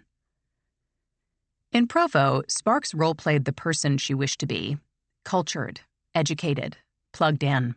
She dropped little references to Hollywood, to Joseph Barbera, to writing for the movies. She mentioned UCLA and psychology classes. And of crucial importance in Utah County, she joined social and political groups by the fistful. including the Chitazi Club as secretary-treasurer, the similar Philateris Club co-chairman, and the Republican Women's Club of Provo, president. It was a double act with husband Lavorne, who was district chairman of the Utah Republican Party, district chairman of the Chamber of Commerce, and president of the Utah County Development Association, plus a dozen more positions. Somehow he also found the time to run for multiple public offices, including city commissioner. Provo's biggest newspaper, the Daily Herald, always had space to fill, and photos of Lavorne and Beatrice, hosting luncheons and dinners, speaking to the GOP faithful, raising money for all the right causes, appeared on a regular basis. Before long, the networking and exposure would pay off in spades, landing Sparks the biggest break of her professional life and laying the groundwork for a publishing sensation. It all sprang from a maddening, inescapable question. Would you like to make more money in just a few hours a week? Ringed by saw-toothed mountains and perched nearly a mile above sea level, Utah County, the home of Brigham Young University, is an insular world with its own rules and customs. The resulting culture is hardworking, self-reliant, and utterly schizophrenic. On average, Utah County leads the nation in birth rate, volunteerism, literacy, and personal income growth. It also leads the nation in white-collar crime, and Ponzi schemes, and multi-level marketing scams. By some estimates, nearly 3/4 of U.S. investment fraud is connected to Utah County. Most of the perpetrators are Latter-day Saints, and so are most of their victims. Saints, it turns out, are especially ripe for affinity fraud, the kind that exploits cultural connections. Saints generally trust other saints, taking their claims at face value. In Utah County, you couldn't go anywhere without a friend pushing Amway or something like it, always with the same canned phrases. Make your own schedule. Be your own boss. Have the life you deserve. In the end, they all amounted to the same thing: selling overpriced trinkets to your neighbors and colleagues. You'd start a conversation, then mention vitamins, or cosmetics, or plastic dish sets, and make the pitch. You know, I'm earning enough doing this, Lower's voice. I might be able to quit my job. You know, work for myself. I could bring you in on it. Maybe. Sometimes it seemed like all of Utah was one giant hustle, everyone selling soap back and forth. In 1967, a handful of businessmen launched their own version, something called the Family Achievement Institute. The name was perfect for Utah: sleek and clean, wholesome but serious, vague but hinting at power. FAI bought giant magazine ads packed with jump-out phrases. This is your ground floor opportunity. Financial success can be yours with an FAI franchise, a product that is needed and wanted in virtually every home in America. And what was that product exactly? It was hard to tell, especially when you were distracted by make up to $16,320 per month, prestige, fulfillment, security, act today. You had to read the tiny print near the bottom of the page to discover that FAI was actually selling vinyl records. 5 album sets in cardboard cases, each one filled with parenting advice, uplifting stories, and bland spiritual wisdom, all voiced by safe-as-milk celebrities a la Pat Boone. Your job was to buy these records from FAI, upfront, eating the whole cost, then resell them to friends or family, or really to anyone. It didn't matter. You had to resell them to make back your initial investment of $3,000. In 1967, that was nearly 40% of a family's yearly income. It was more than a new car. Of course, another way to recoup your $3,000 was to recruit other people as sellers, then take a piece of whatever they made. This widening group quickly formed a pyramid. Advertisements for FAI ran all over America, especially in Mormon-heavy areas. Even rural saints got the message via Improvement Era, the church's official magazine. The only real hitch was the records. They didn't exist yet. There was a vague description and some prototypes, but nothing in sellable quantities. FAI needed dozens of essays written, recorded, edited, and put on vinyl, and they needed them ASAP, so they hired a team of ghostwriters. One of them was a future productivity guru named Stephen Covey, and another was Beatrice Sparks, who had just turned 50. 50 was its own kind of deadline, with its own internal chimes. How long could she try, writing for free or almost free, always approaching a breakthrough, but never quite reaching it? For days, she plowed through the essays, banging them out like pistons. Some she wrote from nothing. Some were fix-ups of other people's work. If she flagged or hit a dead end, she could always imagine him. The man who would read these scripts, his voice warm and familiar, making the words sparkle. A voice you could trust. He was the selling point, really. His name and face adorned FAI's magazine ads. Let me tell you about a fantastic selling market. He could open doors and make things happen. He could make her a star. A well-respected man. His parents abandoned him. They put him on some church steps and walked away, leaving the rest to fate. He was 1 month old. Later, he was adopted and loved by a middle-aged couple. But still, to be left like that, it would make most people bitter. It made Art Linkletter glad to be alive, and you could see it on his face. By 1967, when he struck a deal with the Family Achievement Institute, Linkletter was more than famous. He was a kind of national dad. Genial and sparkle-eyed, warm but never cloying, Linkletter also had a streak of affable mischief, the gentle gleam of a good-hearted prankster. He'd made his name in radio, then moved to television, becoming a superstar with People Are Funny, a blast of guerrilla chaos that influenced everything from Borat to Bowling for Columbine. In one segment, a man repeatedly attempted to cash a check written on the side of a giant watermelon. In another, an audience member had to keep a stranger on the telephone for 3 minutes without explaining why to win a prize. A more ambitious stunt came in 1954 when the show created a fake real estate office, rented a house to a young married couple, arranged, through a separate company, to send the couple on a free vacation, then stole the entire house, removing it from the foundation and hauling it away.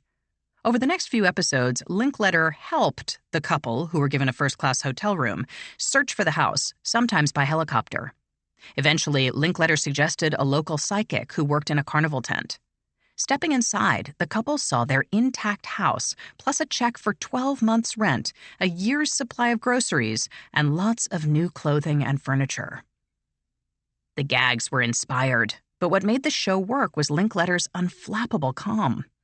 Even as the madness escalated, he stayed level, a perfect proxy for viewers. That trait was crucial to Linkletter's trademark bit, in which he interviewed kids as regular talk show guests, asking casual, real-life questions. The kids, in turn, gave blunt, often jarring answers. Linkletter: what does your mom do? Girl: she's a Sunday school teacher. Linkletter: what does she do for fun? Girl: she plays poker and drinks beer. In 1957, Prentice Hall published a collection of interview highlights. Illustrated by Peanuts creator Charles M. Schulz, Kids Say the Darndest Things was a smash, selling more than 5 million copies. Through it all, Linkletter just radiated goodness. Fame could harden people, turning them cold or wary, but Linkletter gave time and support to all sorts of charities and was a tireless advocate for adoption. Other husbands played around. Linkletter was crazy about his wife, Lois, and made sure she always knew it. Other dads were stingy with affection. Linkletter hugged his kids at every chance. That's what real men did.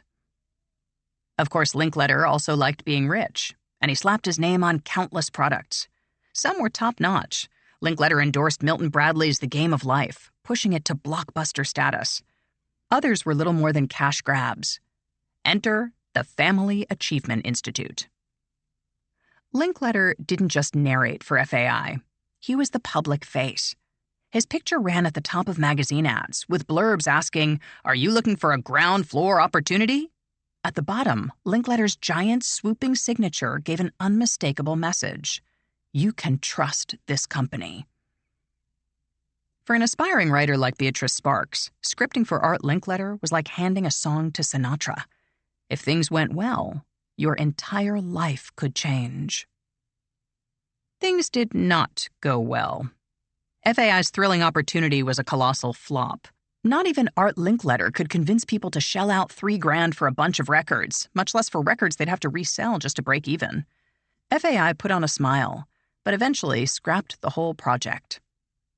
As Sparks's big, maybe last chance disintegrated, she pitched some new projects to Linkletter's son Jack, who screened offers for his father. Jack politely turned everything down, but encouraged Sparks to stay in touch. Stay in touch? Was there a more deflating brush-off? Sparks, however, was determined to make the most of the Linkletter connection. She only needed the right idea. Hollywood ending. Saturday, October 4th, 1969. It was 10 a.m. in Los Angeles, and Diane Linkletter's blood was everywhere. 6 floors above, in the Shoreham Towers apartments, a kitchen window stood open. Diane had jumped, hit the pavement, and was still breathing. Maybe. The damage made it hard to tell. As cops pushed everyone back, an ambulance arrived. Diane, 5'2" and blonde, was alive, but just barely. Police cleared a path, and paramedics tilted Diane to slide a stretcher underneath. It was like moving a bag of broken glass. They sped to Central Receiving Hospital, where doctors took one look and sent them to USC's medical center. But it was no use. The fall had shattered everything. As the siren wailed, Diane's body gave out. She was 3 weeks shy of 21. Back at the Shoreham Towers, police were questioning Edward Durston, the only real witness. Durston, a 27-year-old car salesman who flitted in and out of celebrity circles, was distraught, but told them what he knew. Diane, he said, had asked him to come over at around 3 a.m. They had talked for several hours, just the two of them, and Diane got very upset. Nothing was working. Her father meant well, but his fame made it impossible to be her own person, to find her own voice. She'd done some acting, but even that felt secondhand, like people were doing her old man a favor. How could you grow in such a big shadow? Her personal life was no better. A few years earlier, when she was 17, Diane had married another young actor. Both families were opposed, and the pairing soon came apart. Art Linkletter had managed to keep both the marriage and the annulment out of the press, which actually made things harder for Diane. It was like living in a sealed box. Then, 3 months ago, another hard blow. Despondent over business losses, Diane's brother-in-law had killed himself with a handgun, leaving his wife, Diane's sister Dawn, to find the body. Diane and Durston had talked about all of this, and by 9:30 a.m., Diane seemed to feel better. She got up and went to the kitchen. Moments later, Durston heard a window open. He ran in and saw Diane standing on the ledge. He lunged for her, but only got a handful of drapes.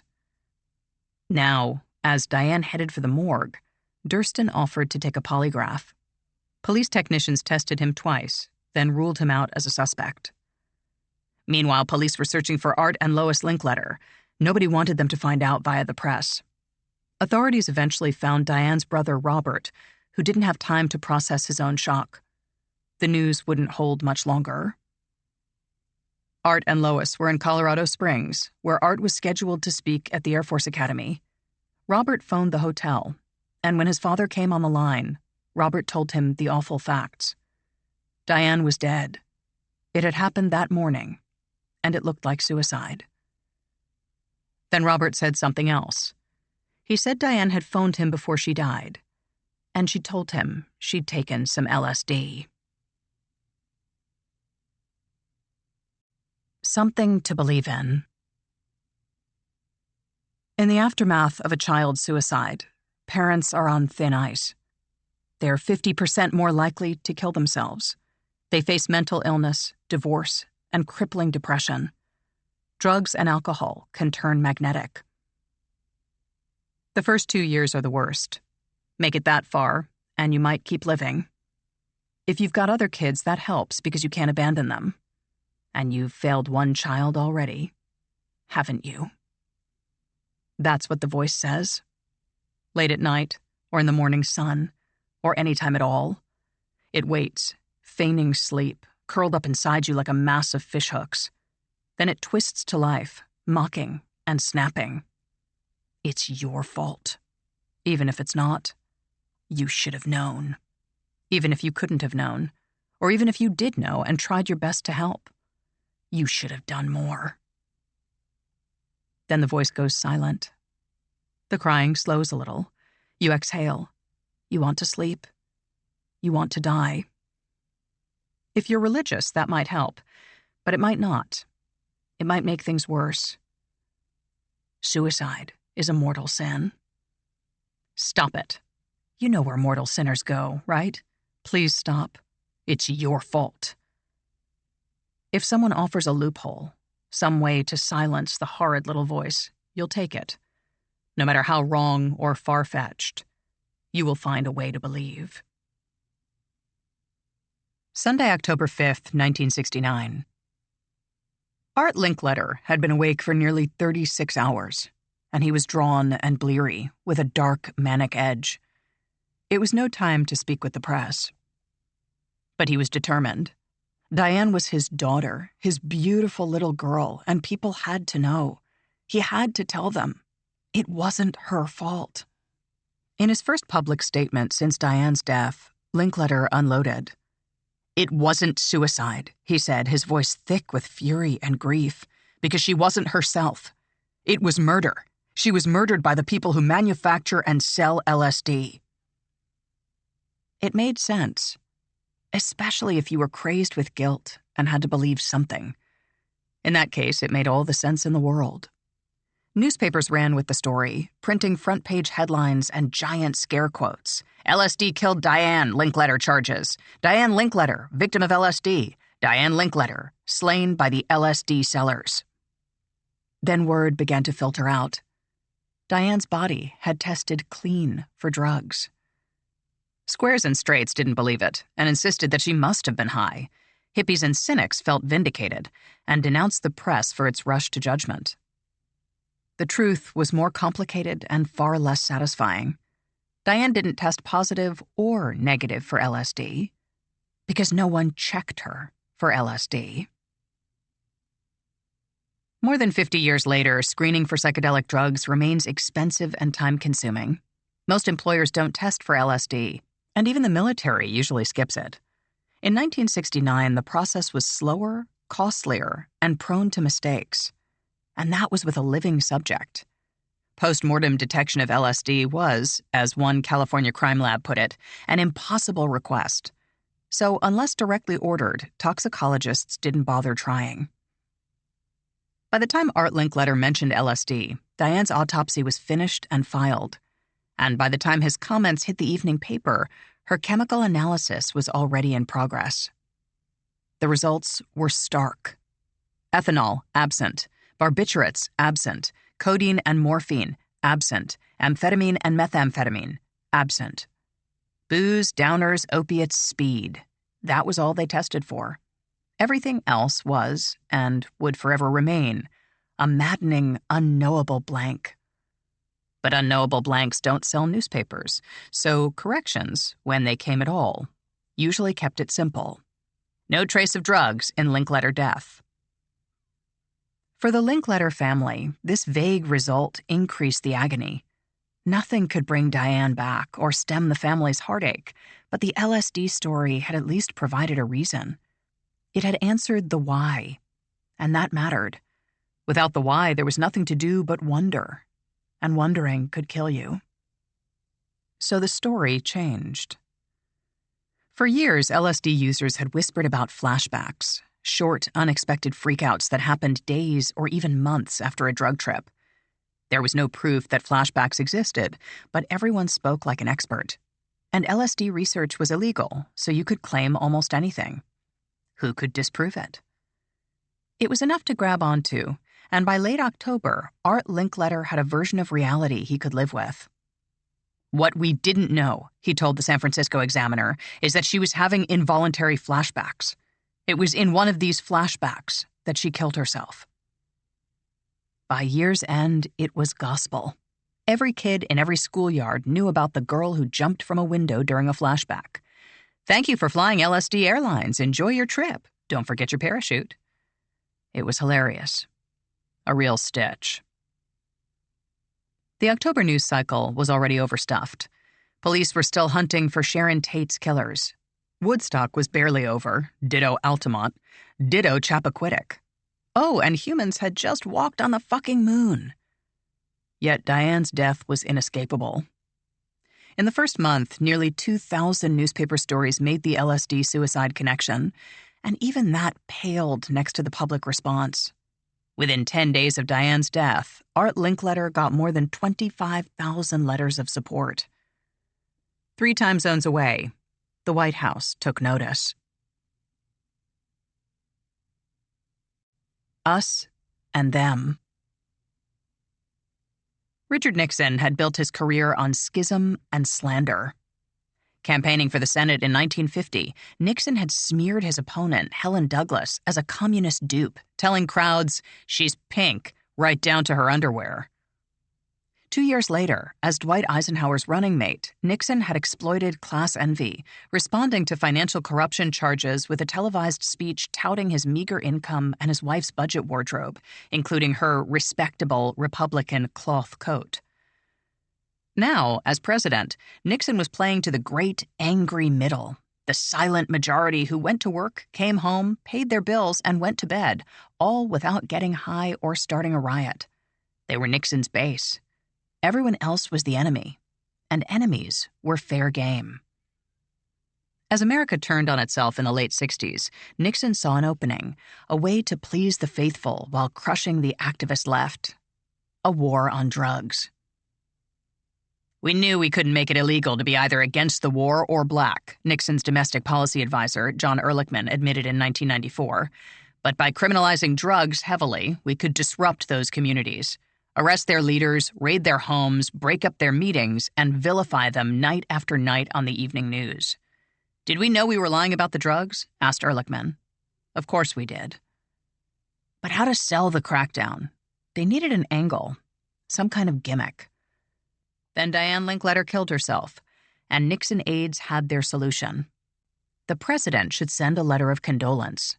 With luck, Art Linkletter would read it on television, boosting the president's good guy image and underscoring the need for action. The actual payoff was even bigger. On October 23rd, just 3 weeks after his daughter's suicide, Linkletter was at the White House, a lachrymose prop for Nixon's culture war. Diane Linkletter, said Nixon as cameras whirred and Art nodded, was no scum-crusted hippie, but a well-educated, intelligent girl from a Christian family. Ergo, the drugs were to blame. They had to be. To admit or even suspect otherwise was to contemplate the abyss. Nixon wanted more laws and more power to enforce them. If Congress played ball, Nixon said, then government would soon have the necessary weapons to attack this whole problem. As things wrapped up, Nixon shared another idea with Linkletter. The media was doing a piss-poor job at fighting drug use. It was all so dull and educational. Wouldn't something exciting be better? Something with real entertainment value? That, said Nixon, could have a tremendous impact. "I couldn't agree more," said Linkletter. Leaving the White House, Linkletter was emboldened. The President of the United States wanted something done about drugs. He wanted a message sent. Would Linkletter help? Damned right he would.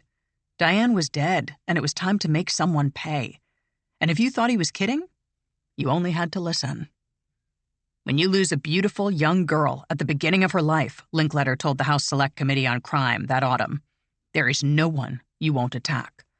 The chuckling every dad was gone, and in his place was a cold, avenging father. "I will attack commercial enterprises," he continued. "I will attack my own media. I will attack anybody who stands in the way of our progress against this scourge." At his worst moments, Linkletter thought about murder, about seeing Diane's dealers suffer and die, snuffed out like sentient flames. It wouldn't be hard. He was famous and rich. If he asked the right people, he could make it happen. He was sure of it. I could do it, he thought. For Diane. Then he would spiral, his mind going red with hate. We should kill them all. Every last dealer. Just round them up and toss them in a hole. Let them rot. At a speech in Boca Raton, the crowd, mostly businessmen and wives, expected mid-tempo blather. We, as a nation, must come together, etc., etc. Instead, they got rage. Someone mentioned Timothy Leary, the former Harvard psychologist whose incessant promotion of LSD had made him a counterculture icon. Linkletter's face darkened. "If I ever get my hands on him," he said of Leary, "so help me God, I'll kill him." Linkletter wasn't running for office or angling for a talk show. He didn't need money or even want it. Not anymore. Nothing mattered but payback. Inevitably, the leeches gathered. "I began to hear from people," said Linkletter years later, "and their line would go something like this. Awfully sorry about your daughter, Art. If you want to feel better, let me use your name in my project." Some of those people meant well. Others only wanted to feed.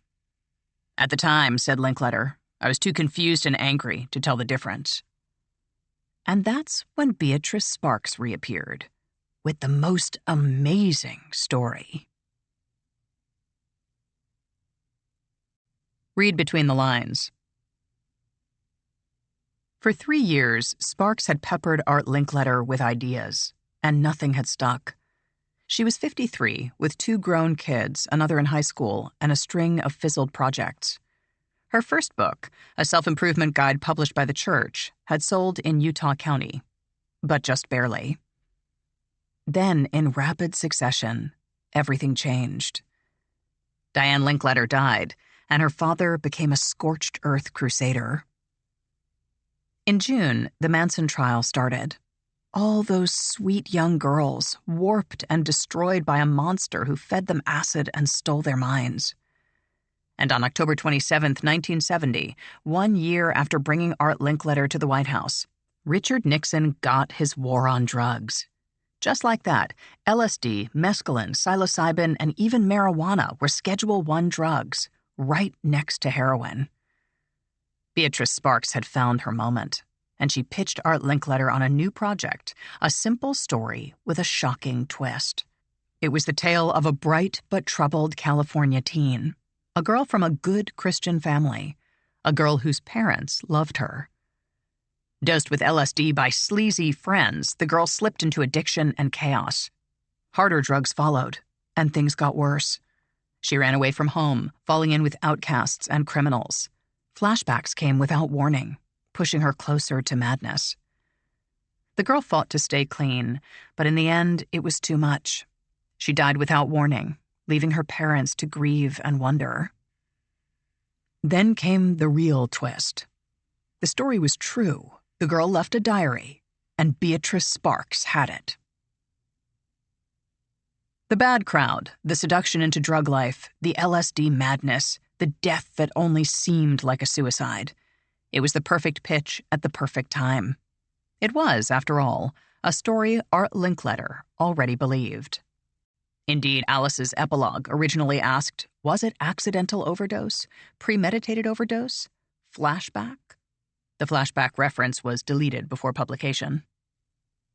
In a different state of mind, he might have asked some tough questions. Where was a homeless junkie getting pen and paper, much less storing them? What kind of addict keeps track of a diary or little jotted notes? And didn't the whole thing sound a little too familiar, like a way to leverage Diane's death? In the moment, none of it mattered. Of course, the timeline was jumbled. Junkies were erratic, everyone knew that. And the similarities just proved it was true.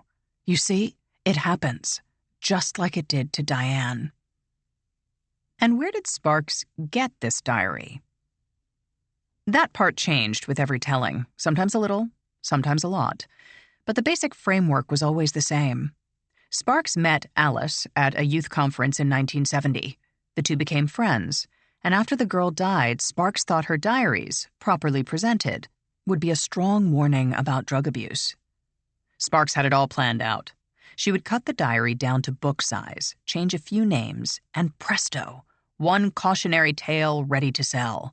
She even had a title, Buried Alive, The Diary of an Anonymous Teenager, edited by Beatrice Sparks. There were a million loose ends. Who was this girl? Where were her parents? Was this even legal? But Linkletter's reaction was all that mattered, and he was on board. His literary agency, Vandenberg Linkletter, signed a deal with Sparks, and Clyde Vandenberg, who did most of the agency's actual work, went looking for a publisher. Since the day her father walked out, Sparks had pushed herself. First to sustain her family, then to survive on her own, then to break through as a writer. She'd worked every angle, used every trick and tactic, keeping the faith long after most people would have given up. Now it was finally on the horizon. In just a few weeks, it would be 1971. Beatrice Sparks would turn 54, and Buried Alive would get a new title. Rabbit from the Hat. Catherine Fitzgerald stared into the shopping bag. This didn't look like any book she'd ever seen. There were scraps of random paper and pieces torn from grocery bags, plus a bunch of diary pages, all shoved into a large paper sack. It was a Friday afternoon in late 1970. Fitzgerald, a 28-year-old New York native with the beginnings of a nicotine rasp, looked a moment longer, then spoke. "Let me take it home and read it." Fitzgerald hadn't planned to work in kids' books. It just sort of happened. She had a finance background, including a stint with the Small Business Administration and 4 years as a portfolio analyst. Even when she made the jump to publishing, it was strictly grown-up stuff, handling business and finance titles for Prentice Hall, a company based in Northeast New Jersey, across the river from Manhattan. Still, upward was upward, and when the head of children's books retired, Fitzgerald sought the position and got it. Prentice Hall mostly published nonfiction, and their biggest seller had come 13 years earlier with Art Linkletter's Kids Say the Darndest Things, which, despite the Peanuts-style drawings, was aimed at adults. Books for children were a different story. They took years, sometimes decades, to gain momentum, then lingered forever, mainly by default. Anne of Green Gables, The Call of the Wild, the Little House novels. They were safe, solid choices, purchased by every new parent or first-year teacher. That was the irony of kids' books. They were usually chosen by adults. Even S.E. Hinton's switchblade romance, The Outsiders, initially bombed with young readers. Gangs who say golly? No thanks. But teachers loved it. Gangs who say golly? Perfect. And by the mid-70s, it was a high school standard. To make a dent in the young reader market, a book had to be lucky and special. So when Clyde Vandenberg pitched what looked like a bag of receipts, Catherine Fitzgerald was intrigued, but not very hopeful. A diary, in pieces, found by some Mormon psychotherapist. Right. She took it home and started reading. Before long, she was convinced. Mostly. Later, the doubts would resurface, and she'd argue against calling it real. But the diary felt true, no question. This, she thought, is something special. Within a few days, things were locked in. Sparks would get a few $1,000s up front, and if the book was a hit, she'd eventually get royalties. Most books didn't make it that far, but you never knew. Linkletter's agency would take 10% of Sparks' end, including the advance. Sparks signed the contract, and Buried Alive was slated for an autumn 1971 release. Then things got bumpy. First, the title had to go. Buried Alive sounded like a Karloff movie. Sparks had suggestions, something about a collapsing carousel, but all were flat or corny or both. It needed something sharp, something snappy. One afternoon, as Fitzgerald brainstormed, she heard someone singing, a male voice coming from down the hall. "And one pill makes you small." A young sales executive named Michael Shea walked past Fitzgerald's office. "And the ones that mother gives you don't do anything at all." It was White Rabbit, Jefferson Airplane's psychedelic pop smash from 4 years prior. Fitzgerald got up and went after Shea, who was still half humming, his voice trailing down the hallway. "Go ask Alice when she's 10 feet... Mike!" A startled Shea turned to see Fitzgerald standing behind him. "This man," Fitzgerald announced to the office, grabbing Shea by the shoulders, "is a genius." Then she went back to work. There was a bigger problem to fix. Beatrice Sparks, who had waited so long for this moment, was already threatening to quit. changes. Sparks couldn't believe what she was hearing. Prentice Hall wanted her name off the book she had brought them. Go Ask Alice by Anonymous. That's what they wanted. No mention of Sparks at all, not as editor or anything else. It was too adult, they said. Kids don't want to be lectured, not by a grown-up. Keep it clean and simple. Go Ask Alice by Anonymous. It's better. Really? Better for whom?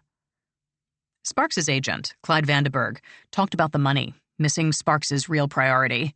If Alice performed, she could use it as a springboard, a way to get more book deals. But that only worked if her name was on it. And where did Prentice Hall get this diary anyway? From her. She'd handed it to them, and now they wanted to erase her? Fat chance. And why wasn't Vandenberg pushing back? What were agents for? Vandenberg explained again, and this time Sparks understood. It wasn't Prentice Hall's idea. Vandenberg, her own agent, had suggested it. Sparks went nuclear. After 30 years of climbing, and with the top in sight, she wasn't taking her name off anything. She'd walk first, and said as much. Maybe they'd rather have no book at all. How about that? Time to get a lawyer. At first glance, Sparks had a valid complaint. Removing her name from Alice seemed egregious and unfair, the worst kind of know-it-all meddling. Never mind the credit, little lady. Just take the money and smile.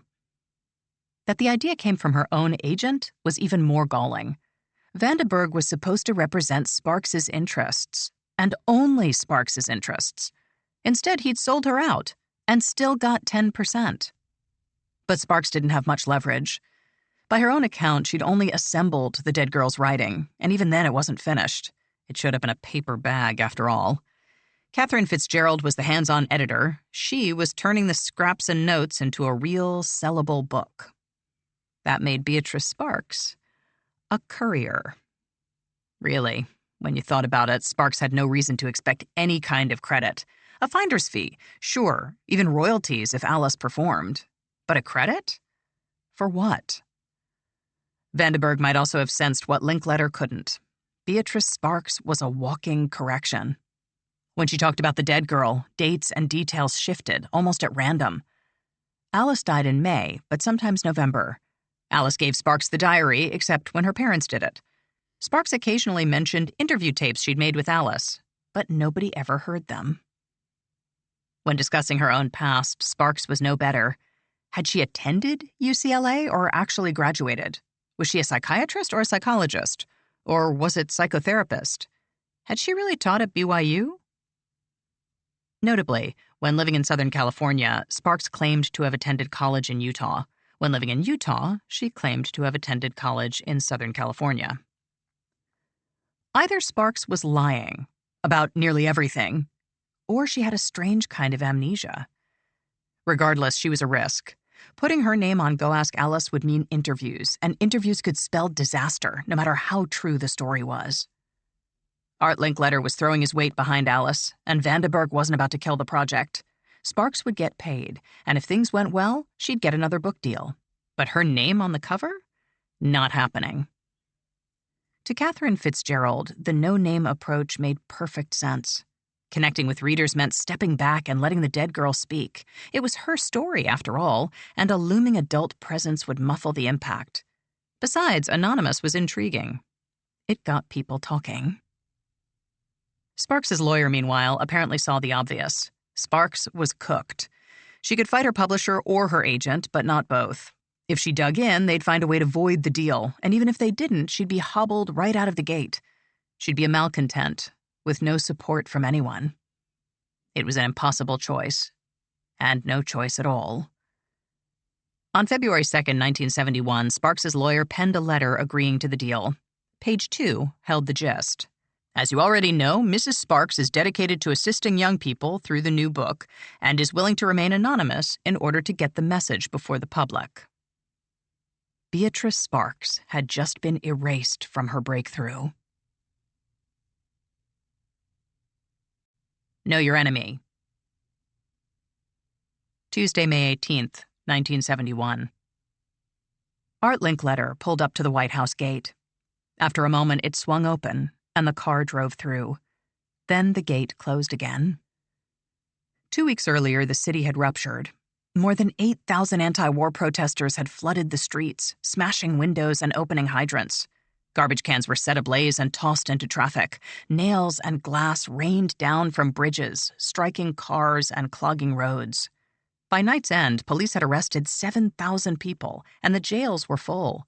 To hold the overflow, authorities commandeered a nearby football field. Smoke and tear gas drifted across the river, into homes, into stores. The next morning, commuters stopped and stared. On every bridge, hundreds of Marines stood in formation, rifles loaded and ready.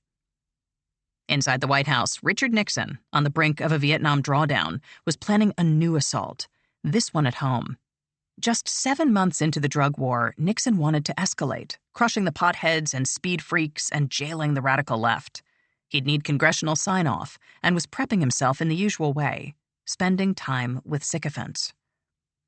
Within a year, Art Linkletter would soften his views on marijuana, part of a slow, steady move toward the middle, and by 1980, he'd lead the call for drug treatment, renouncing his lock-'em-up stance in favor of science and compassion. Until then, the prohibitionists would ring him for every dollar and every vote, every bit of moral support. As the lunch hour passed, Nixon and Linkletter talked about the drug issue, two wealthy, aging white men squinting through a keyhole.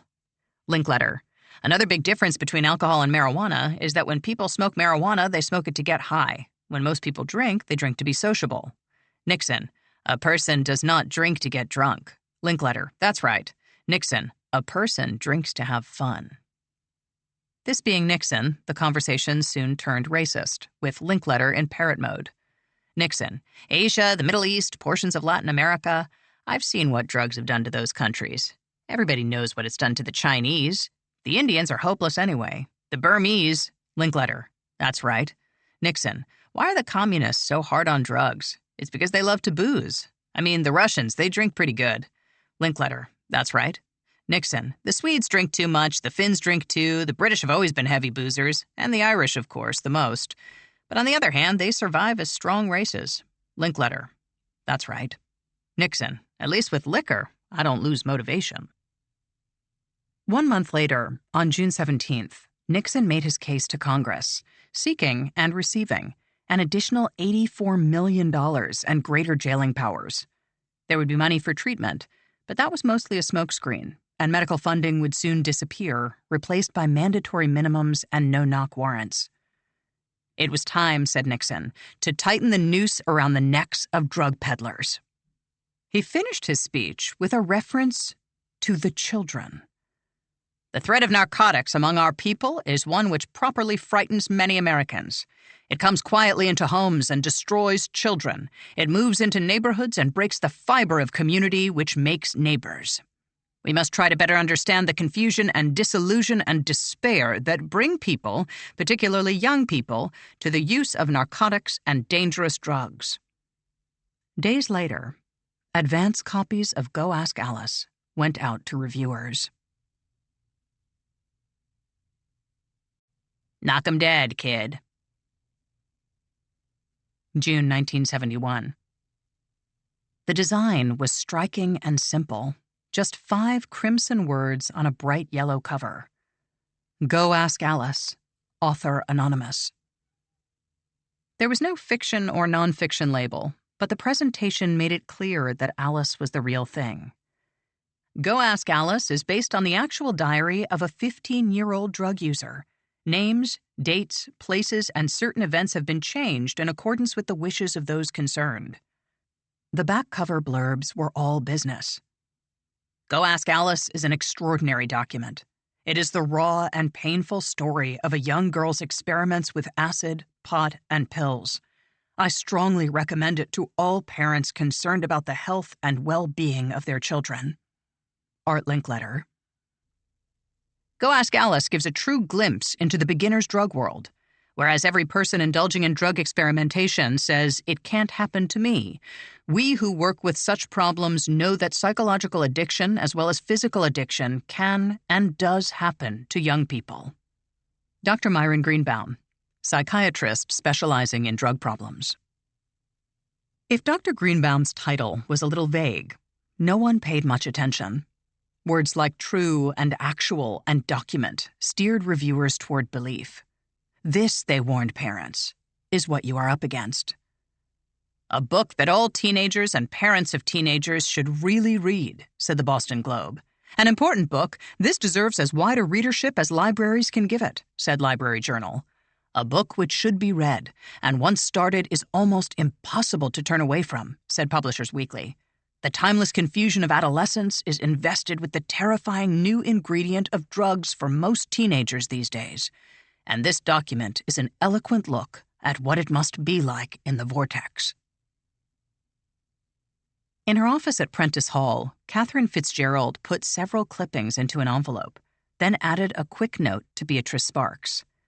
Dear B, Fitzgerald began, enclosed are the first reviews to come in on Go Ask Alice. Naturally, we are delighted and hope you will be equally pleased. Then, perhaps remembering Sparks's irritation at being deleted, Fitzgerald re-stressed the case for anonymity. I've talked with many bookstore people, she wrote, and they are terribly excited about Alice, feeling that as one teenager who doesn't moralize talking to other teenagers, the book will have a definite positive impact. A few days later, the letter arrived in North Provo. Sparks sliced open the envelope and read Fitzgerald's message. Inside were a bunch of reviews. Anonymous. Anonymous. Anonymous. At Prentice Hall, expectations were cautiously high. Hardcover books usually sold in the range of 5,000 copies, closer to 10 if you got lucky. The week before publication, advance orders for Go Ask Alice passed 18,000 copies. It blew the roof off, said Catherine Fitzgerald in 2018. We didn't print anywhere near the amount of copies we needed. Prentice Hall was jubilant, if a little stunned, and they now risked an ironic success. A best-selling book that no one could buy. They rushed a second printing, then a third, then a fourth. Maybe, just maybe, this was the start of something big. True Believers. October 1971. Denise was 17 and knew a lot about secrets. A year earlier, her family had moved from Connecticut down to Aiken, South Carolina. Kind of square for her taste, but at least it was easy to make an impression. Denise, with her long, straight hair and her navy pea coat, and her miniskirt made from a Union Jack. They'd never seen anything like it. And even in a town like Aiken, Denise knew how to have fun. Boys and music. And boys who made music. Especially guitarists. The drug scene was also a little more intense. On the weekends, Denise snuck off to parties, and someone would put out a big bowl of pills. You'd pop one and see what happened. It could have been anything, but that just fed the excitement. She tried LSD and didn't like it one bit. That was the wrong kind of wasted. But she kept going out, getting high and losing herself. Her parents had no clue, of course. Like the time she hitched a ride with some guy on the highway. Her mom and dad would have freaked if they'd known. As the months wore on, however, Denise got a little freaked out herself. She was starting to fray at the edges and wondered about scaling things down. In October, a teacher at Aiken High School asked for volunteers to review a new book. It was an anonymous diary called Go Ask Alice. Denise hadn't heard of it, but she flipped through the pages and decided to give it a try. Before long, she had the strangest sensation. This anonymous girl understood her. 2 weeks later, Denise and her new boyfriend, a clean-living senior named Johnny, wrote a shared review for the Aiken Standard, zeroing in on the book's real magic. It may be hard to believe an adult, they wrote, but it's simple to believe the diary of a sad girl. For once, teens and grown-ups agreed on something. Go Ask Alice is required reading for teenagers and for anyone who cares about them. Joseph Bennett, Indianapolis News, September 25, 1971. This is an actual diary of a lovely, happy 15-year-old girl who turns to drugs, What is frightening about it is that it could happen here. Parents should read this intense book. It is simply and directly a diary of a good girl led down the dreadful road of drugs to death. Mary Williams, Argus Leader, October 3rd, 1971. Alice is a real girl, a 15-year-old who kept a diary that will haunt everyone who reads it. Barbara Hodge Hall, Anniston Star, November 7th, 1971. She was 15 years old when she began to keep a diary, and she had no way of knowing that what began as the typical penciled scribblings of a bright adolescent would soon be written in blood. A journey below and beyond hell. Robert Sorensen, Minneapolis Star-Tribune, September 12, 1971. In January 1972, the American Library Association announced its best new books for young readers, their 10 picks from the previous year. Even by best-of standards, 1971 had been exceptional, and the list included Sylvia Plath's The Bell Jar, Dee Brown's Bury My Heart at Wounded Knee, and S.E. Hinton's own teenage drug tale, That Was Then, This Is Now. And there, above them all, it didn't seem possible, sat the pitch-black diary of a nameless dead girl. Civil War. Tuesday, March 21st, 1972. In the East Room of the White House, its gold silk curtains closed against the daylight, 6 people watched the president fiddle with a custom-made pen. Down one side of the blue plastic barrel, it said Richard Nixon in slanted white cursive. Out in the audience, Art Linkletter sat surrounded by congressmen, assorted sidekicks, 3 brigadier generals, and a crush of reporters. Finally, Nixon was ready. "Today," he said, "I am pleased to sign into law the Drug Abuse Office and Treatment Act of 1972, a bipartisan bill designed to mount a frontal assault on our #1 public enemy." Over the next few minutes, Nixon tried to stay balanced, but he kept giving the game away.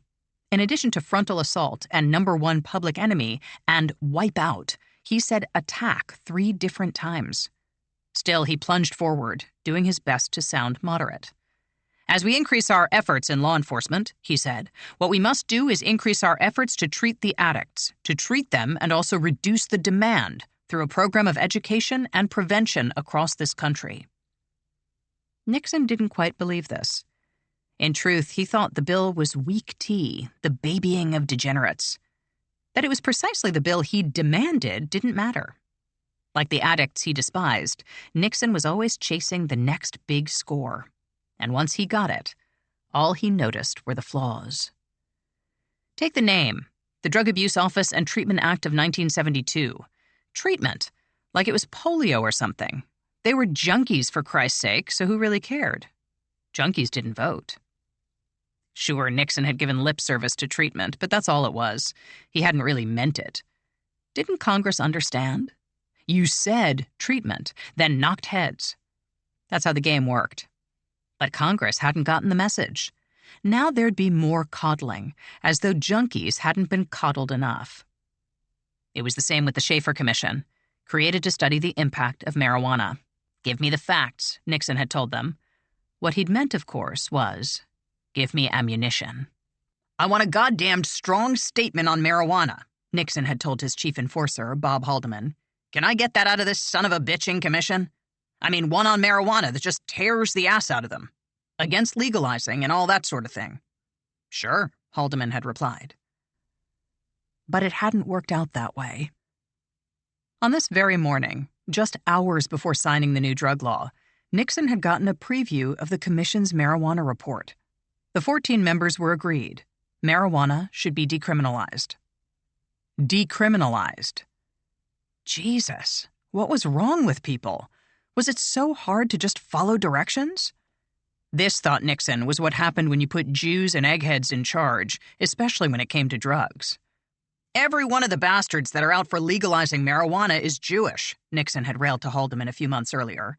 "What the Christ is the matter with the Jews, Bob? What is the matter with them?" Haldeman, who had endured many speeches on this topic, just waited. "I suppose it's because most of them are psychiatrists," Nixon had concluded, before moving on to other business. Now, even as Nixon signed the new drug bill, he was already planning to ignore the report on marijuana. Stick it in a drawer and get on with the crackdown. That's what people wanted, and Nixon would deliver. He made a few more remarks, then adjourned the gathering. Art Linkletter and the rest of the audience stood and applauded. Nixon walked out of the East Room and headed back to the Oval Office, trailed by Haldeman. This time, they left Linkletter behind. Maybe they'd heard about his recent comments. It had happened in Charleston, West Virginia, where Linkletter was speaking to parents and teachers. Someone asked about marijuana, soon to be labeled a gateway drug. Instead of hardline gospel, round up the dealers and throw the switch, the crowd heard something peculiar. I now agree with young people who believe there is an unwarranted hysteria concerning marijuana, said Linkletter. If the citizenry, police, and courts would stop worrying about the relatively minor problem of marijuana, we might go a lot further toward correcting the major problems of hard drug use. It was a small but significant change, and within 2 years, Art Linkletter would say the unimaginable. I was wrong.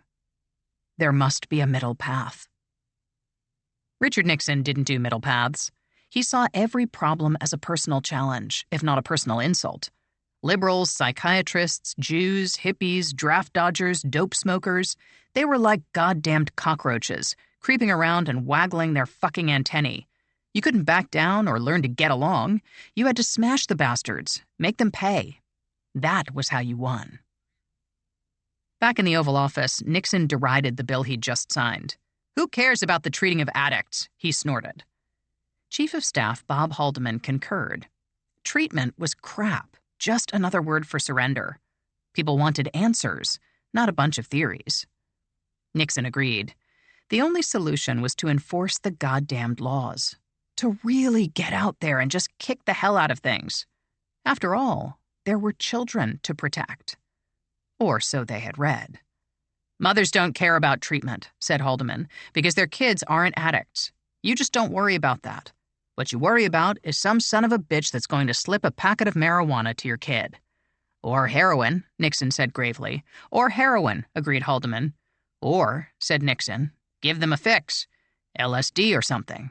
LSD, right, finished Haldeman, in words that might have made Beatrice Sparks dance. Slip some LSD in his Coca-Cola. Rhapsody in Black. Sunday, May 7th, 1972. Morning dawned cloudy and brisk in New York City, the smells of steam and wet pavement mixing with car exhaust. On newsstands and doorsteps across the city, arm-straining editions of the New York Times recapped the week's political news, explored Yugoslavian chess tactics, and gave tips on local French dining. The magic words, spoken firmly to the patron or captain before you order, are en régime, on a diet. But nothing in that day's Times would have quite the same impact as Webster Schott's 2-page article, What Do YAs Read? Book critic Webster Schott was lean and narrow at 44, and despite hailing from Queens, he looked like a Rockwell painting. Call it the rangy Kansan. The Times called Schott a freelance critic, which usually meant a striver, someone hustling for a full-time gig. Schott, however, already had a day job, vice president of Hallmark, whose greeting cards, stickers, and other pre-chewed sentiment brought in $300 million a year. The irony was misleading. Schott was a missionary for language, and his writing pulsed with the sheer, exultant passion of a word lover. At Hallmark, he used the company's clout to deepen its content, licensing work from T.S. Eliot, William Carlos Williams, and once, for a Christmas collection, 3 poems by Trappist monk and renunciate anarchist Thomas Merton. Schott also advised the National Endowment for the Arts, where his fellow panelists included Toni Morrison, Edward Albee, and Kurt Vonnegut. In other words, Webster Schott's opinion mattered, and in the New York Times it had the weight of revelation. On that Sunday in 1972, the Times' 1.5 million readers woke up to this. One extraordinary work for teenagers, an anonymous diary called Go Ask Alice records the entry of 15-year-old Alice into the world of drugs and sex and follows her through trips, runaways, near insanity, and finally death, perhaps murder, possibly self-induced, after several months of taking Dexy, marijuana, co-pilots, LSD, heroin, everything. A superior work, surely written by an experienced hand and freely adapted from whatever source, Go Ask Alice is a document of horrifying reality and possesses literary quality.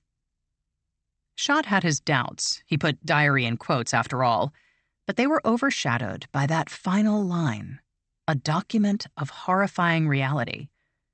Whatever his reservations, Webster Schott of the New York fucking Times believed. More than that, he endorsed.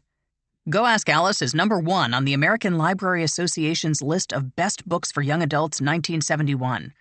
Unfortunately, not many teenagers are reading it, but adults are. It's the kind of book we wish our young would take to heart. Like most reviewers, Schott cut Alice a lot of slack. Nobody wanted to stomp on the writing of a dead teenage girl. But there were more personal factors. Schott's own daughter had just turned 16 and was, according to Schott, beautiful, sometimes distant, and occasionally angry. She was a wonderful, frightening mystery, not unlike Alice herself. The other reasons were darker. Schott had lost a close friend to suicide, and another acquaintance, a young woman no less, had recently suffered a meltdown on LSD. Both had sought psychiatric help, only to discover a paradox. In America, mental health was both undervalued and overpriced. That was another sad fact in Alice's favor. Trauma was no longer remote or unlikely. The danger was in your own town, maybe your own home. Like Art Linkletter before him, Webster Schott was primed to see Alice as true, whatever its flaws and gaps. To Prentice Hall, Schott's review was printed gold. Avon Books was prepping the Alice paperback, and Schott's key phrase, an extraordinary work, a document of horrifying reality, would fit nicely on the back cover. The front was already done. It showed a girl in half shadow, her expression all pain and mystery. Go Ask Alice, by Anonymous, said the rounded font, along with 3 new words. A real diary. Inside, on the splash page, a little piece of brilliance. Sugar and spice, and everything nice. Acid and smack, and no way back. Clamp down. Not every adult was so thrilled. Another day, another blowjob. Illinois State Representative Weber Borchers blinked and looked again. Another day, another blowjob. If I don't give Big Ass a blow, he'll cut off my supply. This was what his 11-year-old granddaughter was reading? Borchers flipped through the pages. Here I am out peddling drugs for a low-class queer. So maybe I am pregnant. So what? There's a pre-med dropout wandering around somewhere who will take care of it. Or maybe some goddamn prick would stomp on me during a freak-out and I'd lose it anyway. I've got a fucking head cold and I feel miserable and my period has started and I don't have any Tampax. Hell, I wish I had a shot. That was that. Borchers confiscated the book and told his granddaughter to read something else. As the days went by, Borchers, 65, kept wondering, do you suppose? Finally, he decided to check for himself and headed to the Decatur Public Library, a low-slung building on North Street. Sure enough, there it was, and in the children's section, no less. This, thought Borchers, should not be allowed. Lots of grown-ups were having the same thought, seeing Alice as thinly veiled porn. But Borchers had sway, legal and otherwise. He was an old-school Paul in the Daily style, stealing and bullying and rarely bothering to hide it. When he wasn't greasing the machine, Borchers was spouting noxious twaddle. In the Illinois House, he peppered his thoughts with sexual references, and once claimed that differences in earwax proved that whites and blacks were 2 different species. But this, he thought, looking at the anonymous diary, is over the line. Thursday, November 16th, 1972. The Decatur Public Library was a former Sears department store, and the interior was mostly brown and purple, a kind of visual slump. But a few minutes into the board of directors meeting, Weber Borchers had everyone perked up and paying attention. "This book," said Borchers, holding the seized copy of Alice, "should not be on the shelves of this library." Borchers had brought some like-minded parents, and they nodded along. Head librarian Robert Dumas tried to stay calm. This was 1972, and a government official was demanding a book's removal. Not restriction, but removal. Dumas gave a level response. "Go Ask Alice," he said, "has received numerous good reviews and recommendations and was the American Library Association's best book of the year." Borchers wasn't buying. "This," he said, waggling the book once more, "is part of the problem with our young people." After some back and forth, the library board voted to keep Alice in circulation. Weber Borchers, not accustomed to losing, elevated the conflict. At a city council meeting 10 days later, he gave a long reading of the book's filthiest sections. "Another day, another blowjob." Borchers' crusade drew praise from many quarters, and for all the expected reasons. Traditional values, these kids and their weird clothing, what's with all the blowjobs, etc.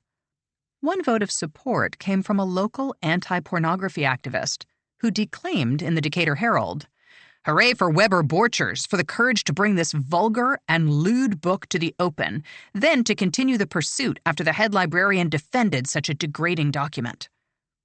The mothers who defend these things must be made responsible for the resultant degrading and demoralization of our society.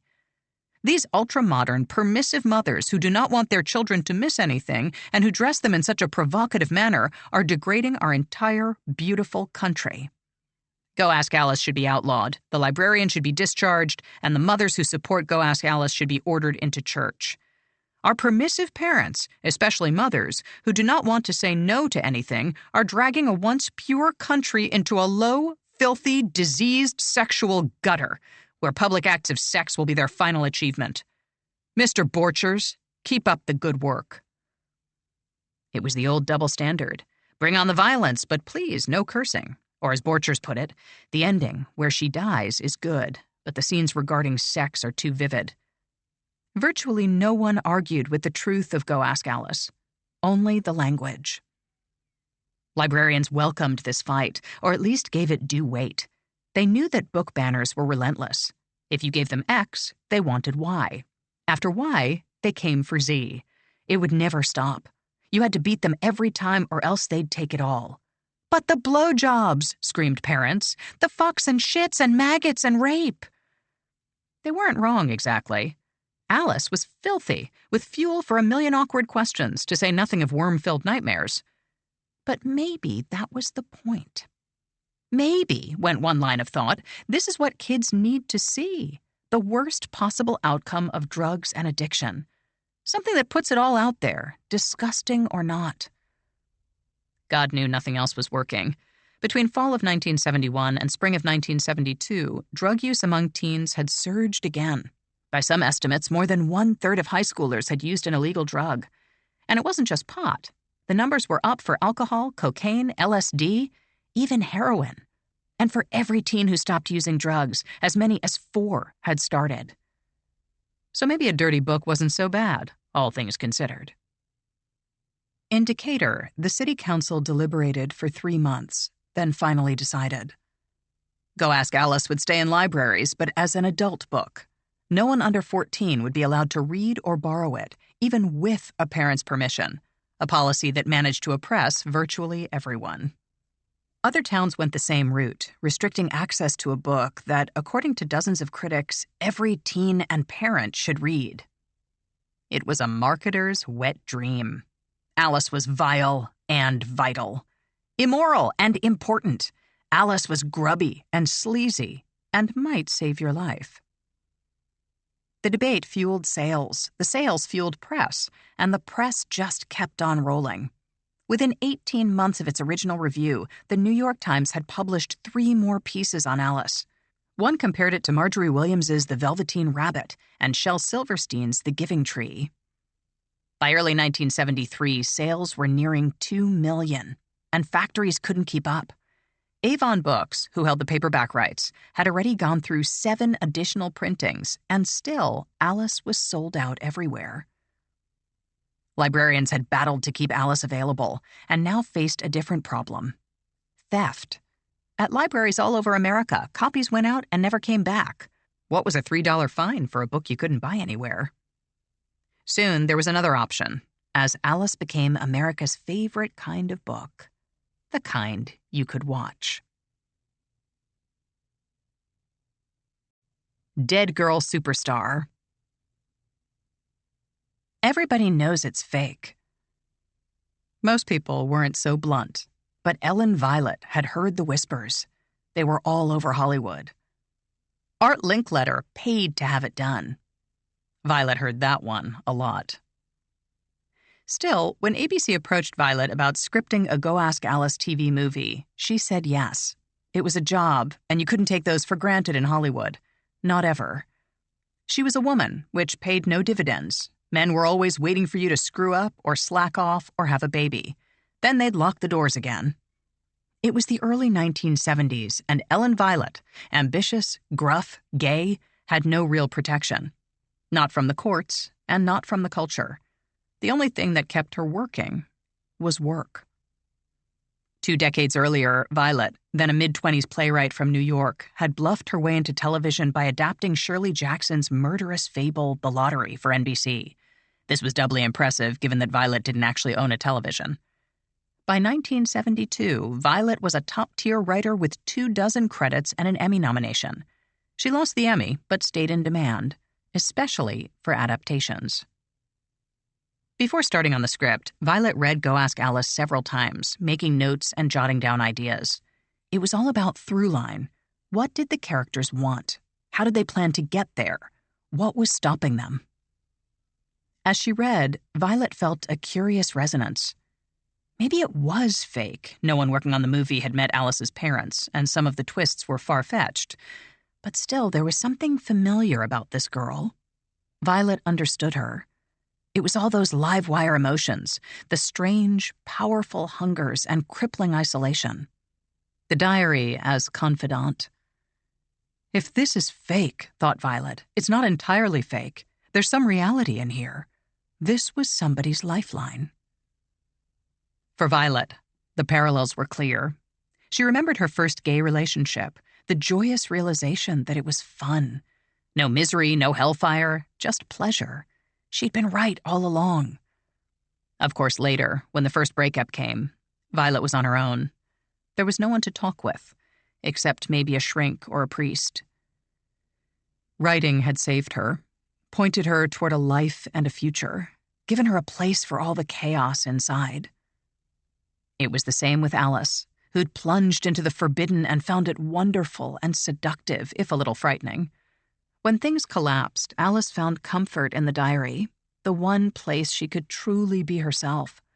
When all else failed, she could still write. That was enough for Violet. Whatever doubts lingered, she pushed them aside and went to work. It's real, she told herself. It's real. That was the only way to make it sing. Others could afford to doubt, but Ellen Violet had to believe. Viewed a half-century later, the TV movie of Go Ask Alice stands out mainly for what it's not. All that bad. Even with a quality script, there were pitfalls aplenty, beginning with the cast. William Shatner? Andy Griffith? What was this, an episode of Mannix? As with the book, it all came down to Alice, the girl who would win your heart, then break it. If you rooted for her, nothing else would matter. If you didn't, nothing else would work. At 24, Jamie Smith Jackson was long out of high school. Fortunately, television casting was somewhat elastic. More importantly, Jackson had presence and exuded a quiet, echoing hurt. Most small-screen actors went big, exaggerating their movements and speech. Jackson went smaller and softer, letting you sense her inner reactions. Even William Shatner, just 3 years gone from Star Trek, responded to Jackson's talent, ditching his hard inflections and angular cadence. As Alice's father, Shatner was sympathetic and completely believable, a man losing his daughter to unseen forces. For Alice's first LSD trip, convention dictated swirling lights and fuzzy noise, maybe a sitar. Instead, director John Cordy played it straight, letting Jackson's delicate facial expressions do the work. From there, the brief 76-minute movie hurtled toward darkness, the dealing, the running away, the street life and turning of tricks. Andy Griffith, rustic wisdom incarnate, made the most of his 9 minutes on screen, playing the blue-collar preacher who convinces Alice to go back home.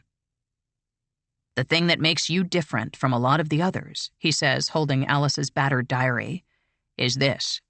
Be sure to get another one of these when you get home. You might as well stay hooked on your good habits." The biggest change came with Alice's final traumatic meltdown, the one that lands her in a psych ward, bandaged and bleeding. In 1973, the book's revolting, casket-filled climax was simply unfilmable, and Ellen Violet's script bypassed the whole thing, jumping ahead to a woozy, bedraggled Alice recovering in lockup. The finish is tidy and plays out in minutes. Alice learns that her old druggy pals dosed her, realizes she has to change to survive, and vows to get clean and live right. Moments later, we see her heading up the steps of her high school, determined to make the most of this second chance. She pauses, looks back at us, and the action freezes. Alice's mother gives the closing narration. "In the fall of her last year in high school, our daughter died of an overdose of drugs. We were never able to find out what the drugs were, or whether or not they were self-administered. Since she had stopped keeping a diary several months before, we had no clues as to why she died. We have discovered since then that she was one of almost 5,000 drug deaths that year, and so we decided to make her diary public because we feel she would have wanted us to." Action resumes, a generic version of White Rabbit fades in, and Alice vanishes into the crowd of students. Credits roll. Even before it aired, Alice garnered acclaim from the press, a result of ABC's heavy promotion. Across the country, critics viewed an early screening, then all but demanded that families watch it together. "Every youngster in this area, along with his parents, should watch Go Ask Alice," said the Cincinnati Enquirer's Steve Hoffman. "It should be mandatory viewing for school teachers, too, and they, in turn, should remind students to watch it, if necessary, at the expense of homework." Occasionally, wrote Kay Gardella of the New York Daily News, a television film comes along that has something so agonizingly true to say in the context of today's increasingly complicated world that a critic feels compelled to recommend it. One such film is Go Ask Alice. For today's concerned parents and young people alike, this film is not to be missed. In St. Louis, Pete Ron of the Globe Democrat called Alice the finest anti-drug drama ever presented by television, adding, "Encourage those youngsters to watch." On Wednesday, January 24th, 1973, nearly 1/3 of all U.S. households viewed ABC's adaptation of Go Ask Alice, making it the week's highest-rated TV movie. For months to come, and with every rebroadcast, calls and letters poured into ABC. One Seattle mother wrote, "Until tonight, I felt my son was unapproachable on the subject of drugs. After the movie, we talked for 2 hours." All over the nation, groups asked to screen Alice at drug abuse workshops.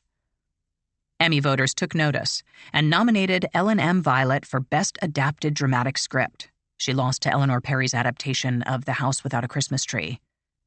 Even Alice's personal Gomorrah, San Francisco, embraced the movie, awarding Go Ask Alice the first special jury award at the San Francisco International Film Festival. For the next several years, Go Ask Alice aired on a regular basis, ensuring steady promotion for the paperback. By the end of 1973, sales were well past 2 million, with no slowdown in sight. Nameless, faceless.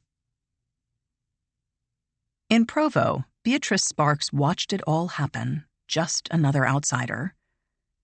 2 years earlier, when she agreed to take her name off Go Ask Alice, who could have imagined all this? The countless headlines, the astonishing sales, an Emmy-nominated movie. If she'd stuck to her guns, the attention, the recognition would have been staggering, the kind of fame that eludes all but a handful of writers. Instead, she was anonymous. Or, quote, Anonymous. It was almost funny. Even on her home turf, Sparks was overlooked.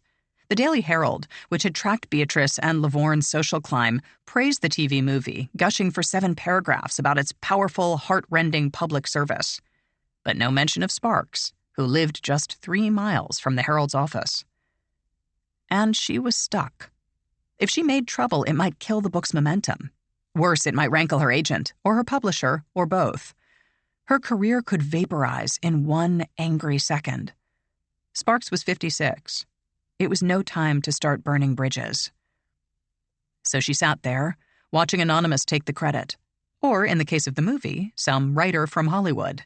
Teleplay by Ellen M. Violet, based on the book Go Ask Alice, published by Prentice Hall, Inc. It was like a Greek punishment. Fame without fame. After 30 years of trying, Beatrice Sparks had changed the world. And nobody knew it. Meanwhile,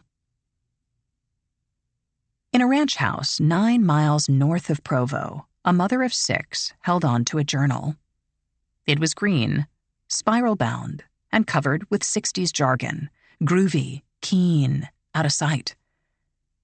The inside was darker and sadder, but still, she read it sometimes. To remember. There is a reason, she thought. There has to be. Part 2.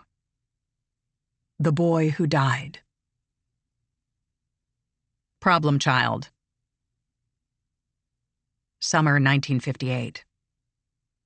They are best friends, the dog and her boy. Duchess, a German Shepherd puppy, is all soft edges and oversized paws. Alden Barrett, 3 years old, has dark brown hair with eyes to match and a knack for finding trouble. His parents aren't neglectful, but Alden, as they say, is a handful. Blink and he's gone, seeking adventure and/or disaster. At this moment, Alden is crossing the yard, tottering toward the street. As he nears the sidewalk, Duchess takes hold of his bib overalls and tugs him back toward the lawn. Once released, Alden resumes his forward march, and Duchess repeats the action, this time pulling Alden down onto his backside. Alden tries to stand up, but Duchess is having none of it and keeps him tethered to the lawn. Alden, his merriment thwarted, scowls. "You dumb dog," he shouts. By now, the family has appeared, and Duchess lets go. She licks Alden's face, and he giggles. Fall 1959. Alden Barrett is 5, and a few older children are teasing and prodding, trying to make him cry. It's not difficult. Alden often seems on the brink of tears or laughter. This time, the kids aren't getting the reaction they want, so they start closing in. Duchess, sitting nearby, watches for a few moments, then ambles over. She doesn't growl or snap, but gently slides herself between Alden and the others. The message is clear. Time to stop. It's a pattern. Alden veers toward danger, only to be rescued at the last moment. Tricky enough when the dangers are visible. When they come from inside, there's little anyone can do. Fall 1960. Alden Barrett is 6. He is sobbing, his whole body shaking in a hot, stricken rage. His stomach aches, but still he can't stop crying. He pulls at his own hair, hands clenched tight like he's trying to tear it out. His eyes are clamped shut, but the tears keep coming. Alden is a difficult, frustrating child. His mood is like a cheap thermostat, switching back and forth. He also bursts with questions about everything all the time. It's fun for a while, then turns annoying. Sometimes his older siblings lie to him. The lies are punishment, a way to annoy him back. Alden will ask about a song on the radio, and his siblings will give a nonsense answer, something he knows is wrong.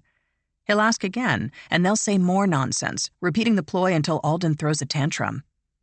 It's a mean thing to do, but sometimes they can't help it. Alden can be a pain in the ass. It's his emotions. He can't control them. Instead, they yank him around, leaving him anxious and weary. Saturday, March 13th, 1971. Alden Barrett is 16 years old. Outside, a flat, gray sky drenches everything. Alden is downstairs, locked behind a bedroom door. He's shouting at someone on the telephone. There's a muffled clang, and when Alden emerges, his face is wet. His eyes are frantic and bloodshot. He looks like a trapped, injured animal. The house is mostly empty, just Alden and his 2 younger siblings, plus a neighbor girl. Alden is frazzled, snapping at everyone, not really listening. He tells the kids to feed Pete, the family's new German shepherd. Duchess, Alden's lifelong guardian, died a few weeks earlier, put down because of cancer. Alden is exhausted, tired of life and all its disappointments. He's tired of school, of his family, of living in Pleasant Grove. It's a treadmill town, just training you for more of the same. Alden wants out. Anywhere but here. The rain pelts the windows. Alden feels sick and sad and lonely. His thoughts are like black screws, turning deeper and deeper, ruining everything good. He can't stop them. His parents have done their best. Friends and teachers have intervened, trying everything they can think of. Just last night, Alden and a close friend stayed up late, talking faith and belief and the strength to endure. But Alden doesn't have faith. Not anymore. "God, you bastard," he writes in a green spiral notebook. "Why me?" Like nearly everyone in Pleasant Grove, Alden's parents are Mormon, but they're also pragmatic. They've sought medication, therapy, anything that might help their son. But it's 1971, and psychiatry, especially for young people, is still on training wheels. The first real study of teenage mental health is only a few months old. The rain keeps pouring. Alden's father has a pistol, small and silver, .22 caliber. He keeps it locked up, but not well enough. Alden is crying again. He sends the children to their rooms. The happiest days of our lives. Alden's parents, Doyle and Marcella Barrett, had met at Brigham Young University. Marcella's first husband had died in a car wreck, and she was raising 3 kids while putting herself through college. She hadn't expected to marry again, but Doyle was a gift, and things fell into place. Even remarried, Marcella pushed herself. Doyle was pre-med, and that took money, so Marcella ran a daycare and rented out a spare bedroom, all while raising the children, who soon numbered 6, 3 from her first marriage and 3 with Doyle. Alden arrived in 1954, Scott in 1959, and Elaine in 1961. From the start, Alden was a wild card, sweet and funny one moment, withdrawn or sobbing the next. He couldn't make it stop, even when the tears knotted his insides and choked off his breathing. By age 12, he seemed to be leveling off. Maybe, his parents hoped, it's some kind of reverse puberty.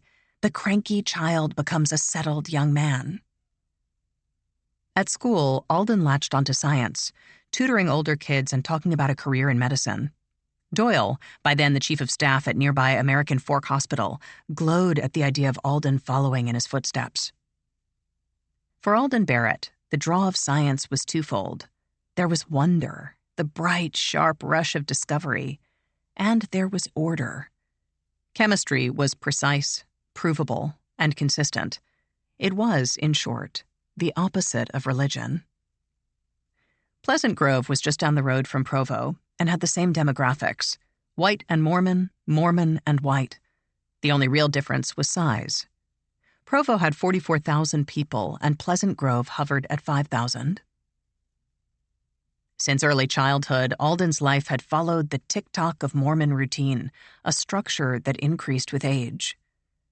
Each weekday, teens attended seminary, an hour-long class on scripture and church history. Monday was family home evening, a night of parent-child religious instruction and wholesome entertainment. Tuesday nights were for Mutual, short for Mutual Improvement Association, meetings, which taught young men and women, usually in separate classes, about spiritual strength and preserving their virtue. The church had a long-standing partnership with the Boy Scouts of America, so most young Mormons were also scouts, which meant an additional weekly meeting. Fridays and Saturdays were all about housework, finishing errands, and leftover chores. The church even had a song on this subject. Sample lyrics. Saturday is a special day. It's the day we get ready for Sunday. We brush our clothes and we shine our shoes. And we call it our Get the Work Done Day. Sundays were a marathon. Up at 7 a.m. for a priesthood meeting, a male-only spiritual lesson grouped by age. Then home to gather the rest of the family and return to church for Sunday school, an immersive single-topic sermon that ran until noon or so. Then back home again, but only for a few hours. Then back to church for sacrament meeting, a 90-minute service featuring prayers, hymns, personal testimonies, and the sharing of consecrated bread and water. Note, Mormon men 12 and older were expected to join the priesthood, an all-purpose term for church-related work. This didn't apply to black men, who, like women, could join the church but were barred from the priesthood. The rule against black priests was lifted in 1978. The ban on female priests remains. On many Sunday evenings, teens attended a fireside, another 90-minute lecture, usually on a specific subject. Sexual purity, for instance, or the need to follow authority. Female saints had their own assigned meetings and organizations, plus ad hoc duties galore, like getting a house full of children bathed, fed, and ready for church while fathers and older boys went off to priesthood meetings. Monday morning, it all started over again. In addition to the above and more, you had to go to school every day, and get into college, and go on a mission, and pick the right spouse, and get the right job, and raise your children to be noble and useful citizens of the state and of the church, and never, ever wonder why you felt so drained and exhausted. For boys and girls alike, turning 12 in the Mormon Church meant the beginning of another ritual, the worthiness interview. Awkward by any standard, the worthiness interview was like Catholic confession by way of an HR grilling. Your local bishop, a pink-faced man with too many teeth, calls you into his office, a nice, slightly sterile room with plenty of light. He smiles and thanks you for coming, then starts with the questions. Some are basic, designed to weed out laggards. Do you have faith in and a testimony of God, the Eternal Father, His Son Jesus Christ, and the Holy Ghost? Translation, do you believe in God? Do you have a testimony of the restoration of the gospel in these, the latter days? Translation, do you believe in our God? Some carry the whisper of blacklist. Do you support, affiliate with, or agree with any group or individual whose teachings or practices are contrary to or oppose those accepted by the Church of Jesus Christ of Latter-day Saints? Translation, are you going to cause trouble? There are questions about money. Are you in debt? If so, to whom? Do you tithe at least 10% of your income to the church? And questions about diet. Do you keep the word of wisdom, avoiding coffee, tea, liquor, etc.? Then come the other questions, the kind that only cops and clerics can ask without getting smacked. Have you ever committed murder? Have you ever committed a homosexual act? Have you ever engaged in bestiality? Do you masturbate? Some of these questions come later, prior to marriage or before serving a mission. But bishops have broad authority in what they ask and how they ask it. They might push for graphic details or provide their own seamy examples. Stories abound of long, awkward sessions filled with seemingly pointless detours. Did you touch yourself? What were you thinking of when you touched yourself? Did you orgasm? Were you wearing immodest underwear? If you give the wrong answers, or you're too embarrassed to reply, they can bar you from the temple. And if you stop attending temple rites, your friends and family will have a hunch as to why. After all, they went through the same degrading process. Worthiness interviews begin at age 12 and happen every 2 years, more frequently if the bishop deems it necessary. As long as you remain an active church member, the interviews continue. Growing up, Alden had his own questions about music and animals and what made the clouds move. It was cute, if sometimes wearing. As he entered adolescence, however, the questions grew sharper. Do you really believe the church is true? Why? How do you know? Why can't black men join the priesthood? Why can't women join the priesthood? Those questions weren't cute or funny. They embarrassed people or made them angry. The standard responses, I just do, or it's Heavenly Father's will, or sometimes what's gotten into you, all meant the same thing. Don't ask that. To occupy his ever-buzzing brain, Alden found diversions, drama club, debate club, and books by the stack, rock music blaring from his bedroom radio. Debate was the real lifesaver.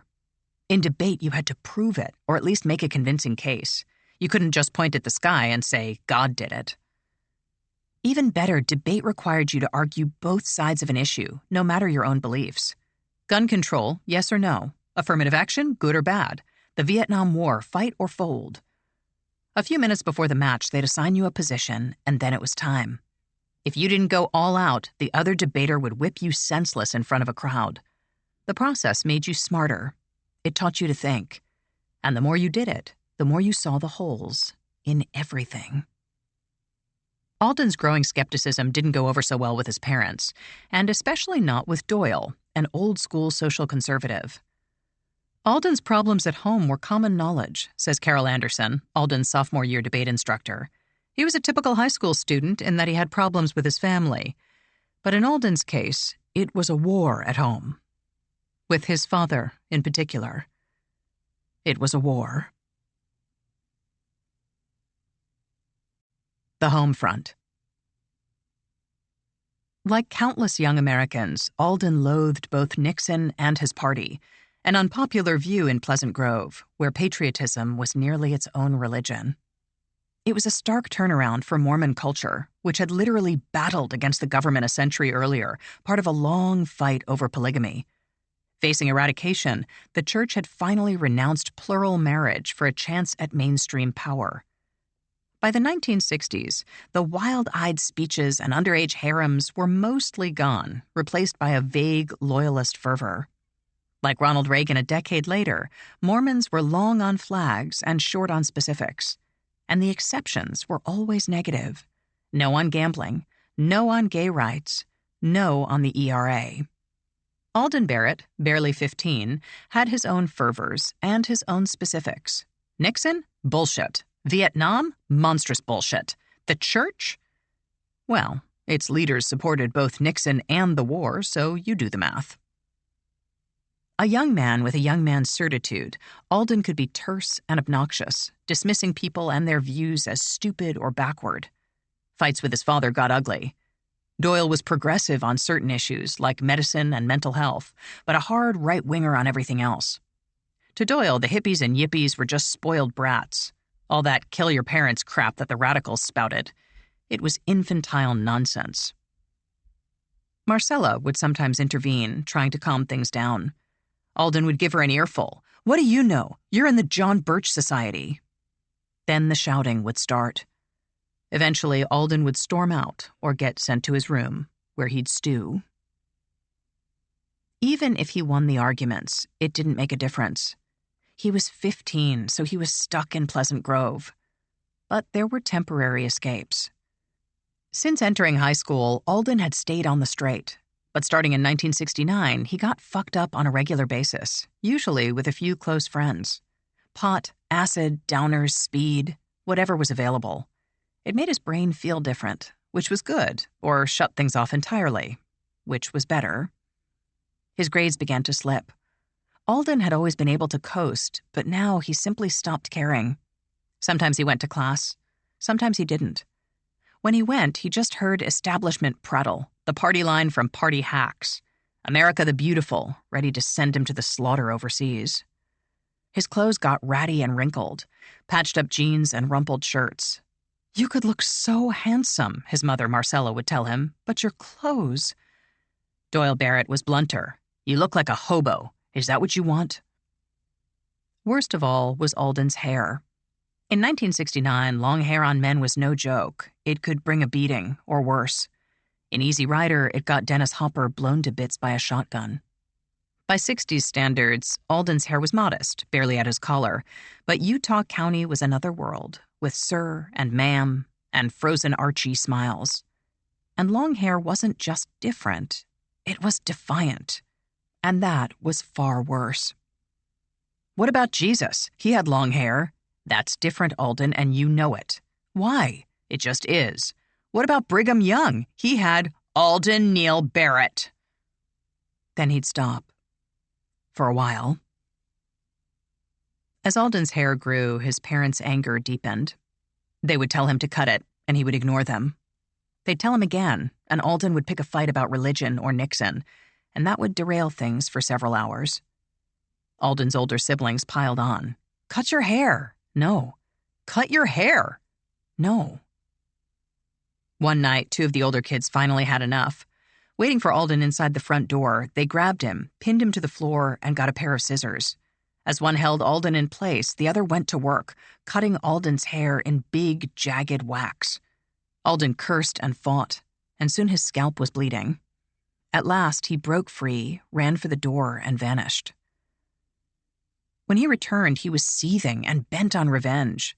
Marcella, who had okayed the forced haircut, ordered a full house truce. The next morning, she took Alden to the barber. There was no fixing the damage, and before Alden could protest, the barber took everything off, leaving only a short buzz. For Alden, a high schooler and would-be hippie, it was a nightmare.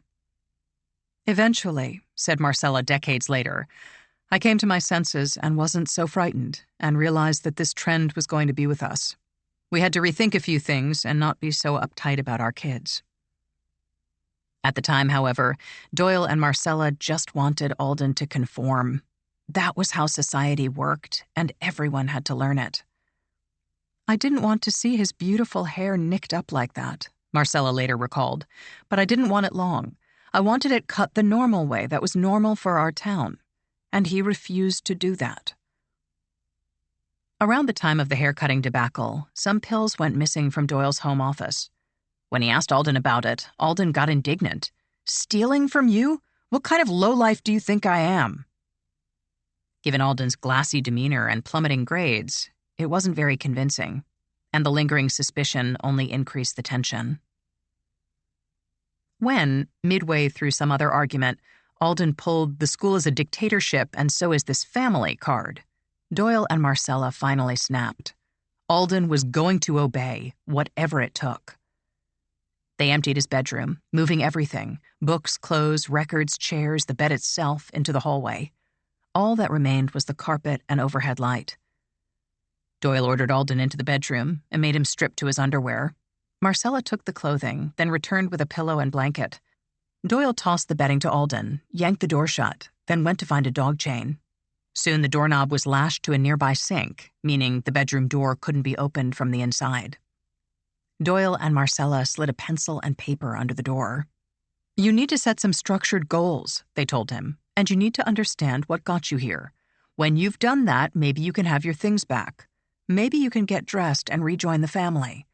Until then, Alden would sit in the empty bedroom, alone, almost naked, enraged and embarrassed. He had to ask permission to take a piss or get a drink of water. His meals came through the barely opened door, and when he was done, the dishes went out the same way. He eventually scribbled a few sentences and shoved the paper under the door. I started saying things without thinking. I said school and family rules are set up like a dictatorship. This is not so because opinions and suggestions can be freely expressed if done so in the proper manner. Further down, he couldn't resist a little bite. What is actually wrong is trying to justify the actions of people I love. Then, at the bottom, in a shakier hand, I still have to work at staying straight. It doesn't come naturally yet. Next, they wanted a list of things, personal traits that needed fixing. Alden sent back a full page. What faults do I have that need eliminating? I am not happy with myself because 1. I am conceited. 2. Disrespectful. 3. A liar. 4. I give in to temptation of temporary pleasure. 5. Too individualistic. 6. I procrastinate. 7. I'm lazy. It went on and on. I'm wasteful, unorganized, self-centered, rebellious. He slid the paper out. A mostly blank page came back. At the top it said, "This is an outline only." They wanted introspection, or at least some detail. He tried again. Why am I, 1, conceited, because I tend to be selfish and let my life revolve around myself. 2, disrespectful, because I ignore the love and trust given to me by people I should respect. He filled several pages, explaining nearly 24 personal failings. After 3 days of back and forth, Doyle and Marcella relented. The chain came off the door, and Alden got his things back. When Alden's friends learned about the lockup, they were shocked and angry. 50 years later, Tim McCaffrey, one of Alden's fellow Hellraisers, practically spits when thinking about the forced confinement. "When you shave a kid's head and strip him to his boxers and put a chain on his door," says McCaffrey, "that's abuse." In normal conversation, McCaffrey speaks with hard guy bravado, the residual swagger of long-ago youth. When discussing Alden's home life, however, the machismo vanishes, replaced by angry bewilderment. "That family," says McCaffrey with a harsh, bitter laugh. "I think Alden was the only sane one." Somebody save me. The bedroom detention might have seemed outrageous, but things weren't so clear-cut. Alden had been stealing pills from his father's office, stuffing his pockets with uppers, mostly Dexedrine, downers, mostly Seconal, and whatever else was handy. He'd call up some friends, and they'd gather in someone's basement, where Alden would dump everything out.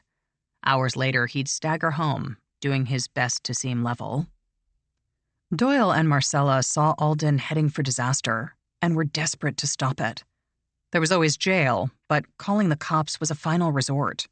What you did when everything else had failed. That was another problem. When it came to mental health, especially for teens, everything else was a pretty short list.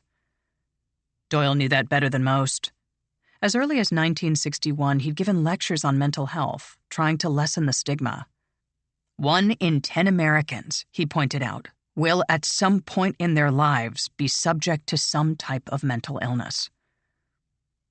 People found that overblown because they weren't really listening. He wasn't saying 10% of people were crazy, but that brain health was just another kind of physical health. If you caught a cold or broke a bone, you eventually recovered. Why was mental health any different? Most people got depressed or anxious at some point, but it usually passed. Yes, some issues were crippling and some were incurable, but so were a lot of physical ailments. That was no reason to give up on treatment, and it was no reason to shun the afflicted. But treatment was easier said than found. Doyle and Marcella had been trying to get a psychiatrist for Alden, but options were scarce. True, the state mental hospital was just down the road in Provo, but that was deceptive. Opened in 1885 as the Territorial Insane Asylum, the hospital initially served to keep the mentally feeble away from normal society and was separated from town by a half-mile of swamps, sewage-filled marshes, and, in case the point wasn't clear, the city dump. 7 decades later, the hospital was little more than an overstuffed cage with 1,500 patients in a space meant for 300. By 1969, things had improved, but treatment was still mired in guesswork. There was never enough money for research, and when clinical theories did emerge, they were hard to test. Unlike a busted leg, depression couldn't be x-rayed. For that matter, how did you know when someone was faking? Or when they were cured? What breakthroughs came were typically for grown-ups. Young children had a hard time sitting still, much less explaining their symptoms. Teenagers, meanwhile, were human kaleidoscopes, shifting arrays of complex, sometimes baffling features. So the focus on adults was understandable. It was also a slow-motion disaster.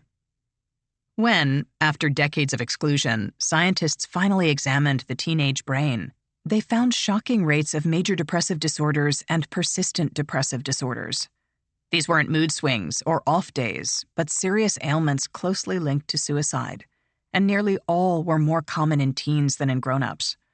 The frightening peak came at age 17, when clinical depression rates hit 19%, and suicide surged as a cause of death. But true understanding was years away, and progress would come at a glacier's pace. In the absence of real clinical treatment, Doyle and Marcella sent Alden to an outdoor survival program run by a BYU instructor. Part detox, part get your shit together and find some firewood boot camp, the program was popular with local judges who sentenced troublemakers to a few weeks in the forest. Doyle wanted a true rehab, but those barely existed for adults, let alone teenagers. The outdoor program worked, but only in the short term. After repeated relapses, Alden asked his parents to send him to Wasatch Academy, an ultra-strict school in Sanpete County, 70 miles from Pleasant Grove. At Wasatch Academy, a barrage of bells woke you for breakfast, and if you weren't in the cafeteria by 7 a.m., you got demerits. After breakfast, you did assigned chores, then went to the chapel for service, followed by schoolwork. At 6 p.m., everyone went to dinner, then to study hall.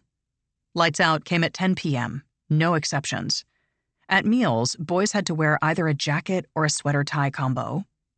The school's rigid approach was misleading. Wasatch Academy emphasized individual education and kept class sizes small, averaging one teacher for every 10 students. Many of the teachers were PhDs, and nearly all had years of training in their given fields. The results were impressive.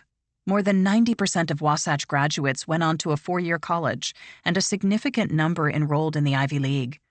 For a student bored by public schooling, Wasatch Academy could be a sanctuary, a place where tough thinking was welcomed, even rewarded. It also gave a glimpse of life outside the Mormon bubble.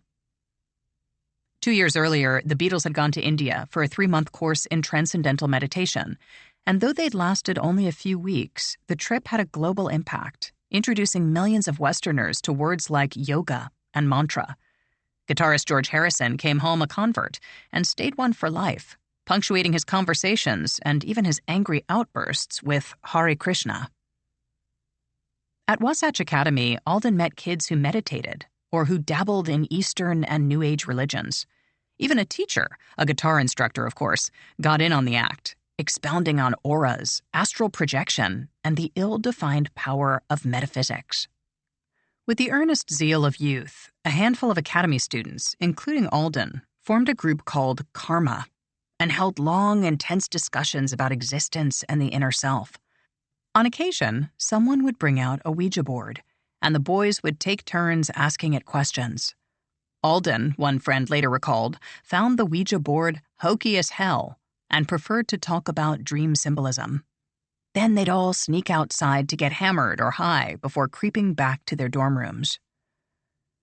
When the school year ended, Alden returned to Pleasant Grove, not quite clean, not quite sober, and talking about his mantra. Worse, his complaints about the church, particularly its treatment of black members, were louder and angrier than before. Doyle was beyond exasperated and put his foot down. Alden was not going back to Wasatch Academy. For Alden, this was the last straw. He'd already had enough of Utah. Now even his new school was off limits. He was almost 16. In 2 years, Nixon would probably ship him to Vietnam. Why waste the little time he had left? Fuck this place. In June 1970, he packed a few things, got a one-way bus ticket, and disappeared. Coming down fast. In 1934, a teenaged Beatrice Sparks arrived in San Francisco from the outskirts of northern Utah.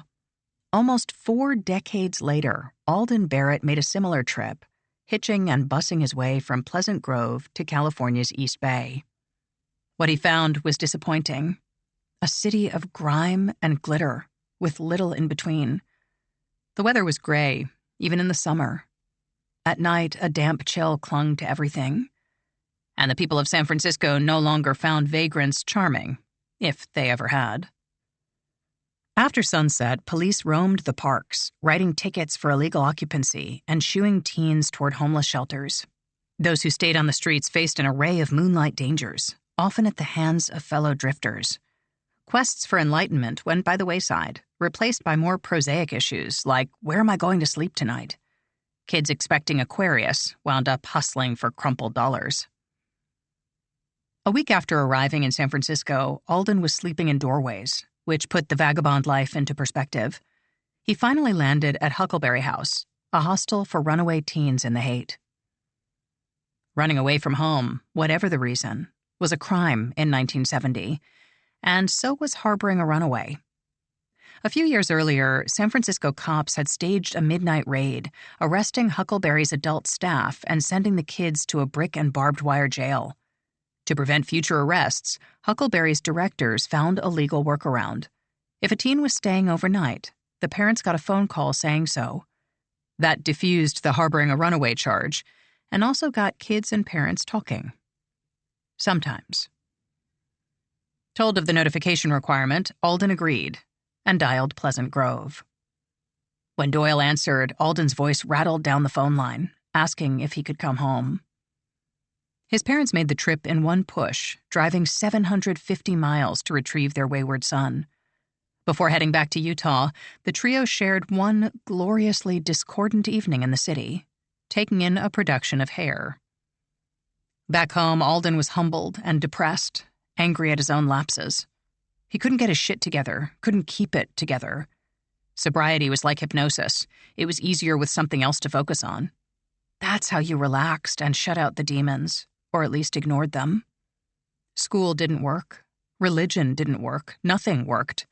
Even if he'd wanted to join the military, which he didn't, that was 2 years away. How would he last that long?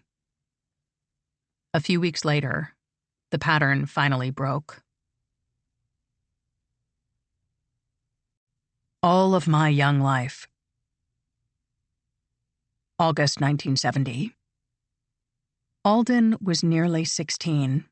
In less than a month, he'd start his junior year at Pleasant Grove High School. Slowly but surely, he was approaching manhood. Even better, Doyle and Marcella had found a psychiatrist who accepted teenage patients. Alden went to the sessions without complaint, and that by itself was progress. So when his parents decided to leave town for a few days, a final chance to enjoy the warm weather, Alden wanted to stay behind. It was a terrible idea, but even at his most exasperating, Alden still could be persuasive. Against their better judgment, Doyle and Marcella left for a week and took the 2 younger kids with them. On Monday, August 17th, Alden called up some friends, and things got hazy and loud. And that's when the cops appeared, catching Alden with a bag of grass and a bunch of Seconal capsules. If the bust had come 3 months later, it would have been even worse. Nixon's war on drugs increased the penalties for everything, including possession. As it was, the pills and weed were bad news, the kind of thing you could do real time for, even as a juvenile. Worst of all, Doyle and Marcella were out of town for another few days, so Alden sat in underage lockup, surrounded by dimwits and burnouts, thinking about his future. Was this what he wanted? To piss away his promise and intellect? Was this his life going forward? Booze and dope and the cold snap of handcuffs? He thought about his parents, who'd done all they could to help. His father, who'd driven all night to fetch him from a San Francisco shelter. His mother, who worried and prayed for him, hoping he'd find his way. He thought about his friends and former friends, people he'd lost or pushed away with his weird, erratic behavior. His current girlfriend, a sophomore named Pamela, would surely drop him when word of the arrest got around. Understandable, really. Nobody wanted their daughter spending time with a criminal pothead. By the time Doyle and Marcella returned, Alden had made a conscious decision. I am going to change. He got off with probation and house arrest. Certain outside activities, like debate and drama, were fine, but no vanishing for hours on end, and no hanging out with his old drug buddies. Everything he did, apart from school and church, had to be approved. And if he fucked up again, he'd go to jail. No debate. Ha-ha. On September 5th, 1970, one day after turning 16, Alden Barrett vowed to stay clean. He also started a diary. Somebody to Love. Saturday, September 5th, 1970. From Alden Barrett's journal. I live in a world of filthy air and water, war, revolution, violent and nonviolent, here. People who are beautiful and real, people who are not so beautiful and not so real. Silence, and more often senseless babble. wondering to what degree I'm sane, trying to be liberal in an ultra-conservative atmosphere, extremism, wishing I could have coffee for breakfast every morning, and wishing my hair was a little longer. Also school, which is really a lot of fun. It was a green spiral notebook from the Smith Rexall drugstore.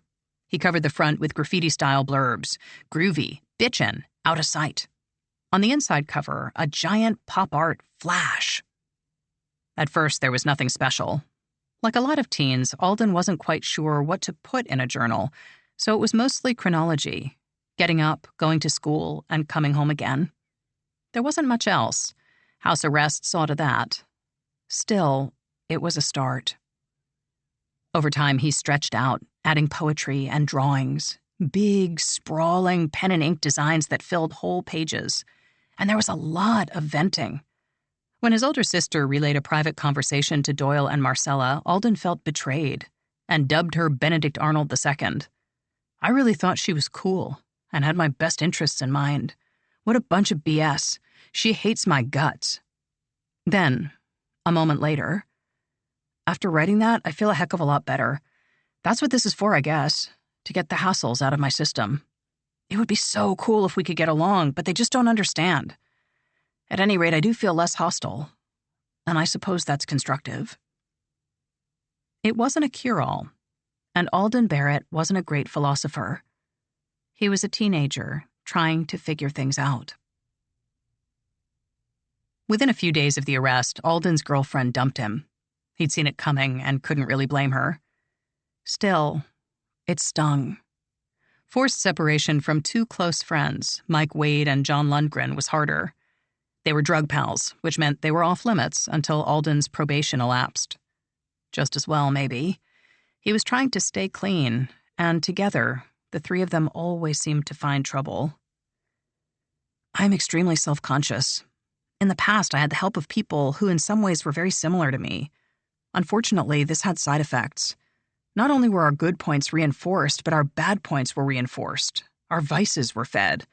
All of that is out of my hands now. I am alone. I am so lonely. I am so tired and so afraid. I am in need. He tried to make the best of it, reading about other places and cultures and dreaming of a life outside Pleasant Grove. The Beatles had just broken up, coming apart in a flurry of lawsuits, but they'd shown the way to something bigger and bolder. Even John Lennon, who spit nails at everything, was on the peace train, sitting in bed with Yoko and growing his hair to the floor. Alden read about meditation and tried to make it work, reciting his mantra and striving to relax, struggling to relax, forcing himself to relax. Shit. All right. Start again. It was slow going and a bit of a hodgepodge. He was a skinny white kid, and not just regular white, but Mormon white, trying to grope his way to something. There was a larger world out there, if only he could get to it. I am very, very lonely. I've got myself, and that's all besides the burden I'm carrying. The burden of change. The burden of being myself, my only possession. If I lose myself by conforming to be exactly what they want me to be, I lose the only thing I've got. I need somebody to tell me some of my ideas are right. I know dope is bad, no argument, but shit, what about everything else? I need somebody to believe in me. Angel Dressed in Black. Monday, August 24th, 1970. At Pleasant Grove High School, the carpets were clean and the windows were spotless. Textbooks were ready for brown paper covers, chalkboards for names and assignments. Out in the hallway, locker doors clanged, blending with chatter and rustle. Teresa Blaine should have been excited, or even nostalgic. It was her final year. In 9 months, she'd be done with school and on to whatever came next. Instead, she just felt lonely. She'd had a bad breakup and didn't have many friends. Lots of people knew her, sort of, and they all assumed she was popular. How could she not be? She was gorgeous. Even decades later, that was the word everyone used. Gorgeous. Dark-eyed and willowy, with long, chestnut hair, Teresa stood out at Pleasant Grove High, where everyone seemed blonde, even if they weren't. But as the students flowed past, everyone shoving and making plans for later, Teresa felt isolated. It had been that way for a long time, and nobody seemed to notice. She didn't have an easy way with people, and small talk was a mystery. When she tried it, everything came out sideways. It was easier to just hold back, to keep some distance. And what happened then? Teresa's a little stuck on herself. She couldn't win. Teresa! Someone was yelling her name, really shouting it. There were people all around, so she couldn't quite see. Hey! Teresa! It was Alden Barrett, slipping through the crowd. Alden with his big smile and his big, bright eyes. They'd met before. Teresa had dated a friend of Alden's, so their paths crossed now and then. They'd never discussed anything real or deep. Just fluff talk, the kind of thing Teresa failed at. And now, here he was, bounding toward her like a rabbit on springs. Hi, he said, sort of landing in place. How you doing? It all went by in a blur. He was happy to see her, almost bouncing as they spoke. That was what stood out to her even years later. He was so excited to see her. Alden said he was ready for school, eager to get back in class and really make a go of it. It was infectious, that smile of his. Even Teresa, who was glum as glum could be, began to perk up. Then it was class time, and everyone scattered. Standing in the hallway, Teresa Blaine had no idea that things had just taken a very sharp turn, or that someday, far in the future, students in the very same hallway would say her name in a dark, thrilled whisper. Friday, August 28th, 1970. On the first Friday of every school year, Pleasant Grove High School held its High Dance, a badly named opportunity for awkward teenage courtship. There was a live band, decorative streamers, the obligatory fruit punch, sans spiking, and adults lurking everywhere. Alden was still under house arrest, but the dance was a school function, and his parents gave permission. He found a clean shirt, brushed his hair, and headed to Pleasant Grove High School. Over on Locust Avenue, Teresa Blaine got dressed and made the same trip. She didn't have a date, but it was her senior year, her last chance for most of this. Inside the school gymnasium, local band Call and Jeff was thumping away, the echo swallowing everything. Teresa looked around, saw the decorations and paired-off silhouettes, and gave herself a mini pep talk. It's a dance, she thought, so I'll dance. It'll be fun. Trying to believe it. Time went by. No one approached. After a while, she walked over to a boy from her class and said hello. Nothing happened. Do you want to dance? She asked. It can't be this hard. Here she was making the first move, and this guy was just letting her flail. Out in the murky distance, she saw Alden dancing with someone. A moment later, he glanced over and saw Teresa. Meanwhile, Teresa's would-be dance partner still hadn't answered. Then the song ended, and she didn't know what to do. How do other people manage this? Alden and the girl were leaving the dance floor, heading for the room's far side. As Teresa watched, Alden escorted the girl to her seat, then turned and walked over to Teresa. Hello, he said. Hi. Would you like to dance? Yes, very much. They swayed through several songs, the dark-haired boy and the dark-haired girl. After a while, they wanted to talk without the music and chatter, so they went outside to a patio off the main building. The night was warm, with just a slight breeze, and they talked for a long, long time. Somehow, the conversation came around to suicide. Later, Teresa called the discussion offhand, a minor part of a much longer talk. But it was shadowy ground, especially coming so early. If you were going to commit suicide, how would you do it? She asked Alden. How would you do it? He asked back. It was hypothetical, but not really. A twist on the push and pull game of seduction. Lovers who haven't yet kissed, throwing similar feints, discussing all the ways in which something might happen. If it happened. Which it won't, of course not, because it's a bad idea, the worst. It's all just talk, until it isn't. A year earlier, Teresa's parents had made her break up with a boyfriend, and she'd swallowed a bottle of aspirin. It knocked her unconscious for more than a day and scared the hell out of everyone. Luckily, word hadn't spread. Now she was standing outside, swapping death talk with a boy she hardly knew. Alden's dramatic side, sharpened by adolescence, was instantly attached. They could save each other. They talked and laughed, and the warm breeze tickled past. Far above, clouds moved over a star-filled sky, and if you looked at just the right moment, you could see the soft glow of Saturn. Bad reputation. When school resumed on Monday, Alden grew nervous. What if Teresa didn't like him? Maybe she'd just been killing time during the dance. It seemed unlikely, but what if? Alden knew a girl who sat near Teresa in the mornings. With strained casualness, he asked her to gauge Teresa's interest, then report back ASAP. The news was mostly good.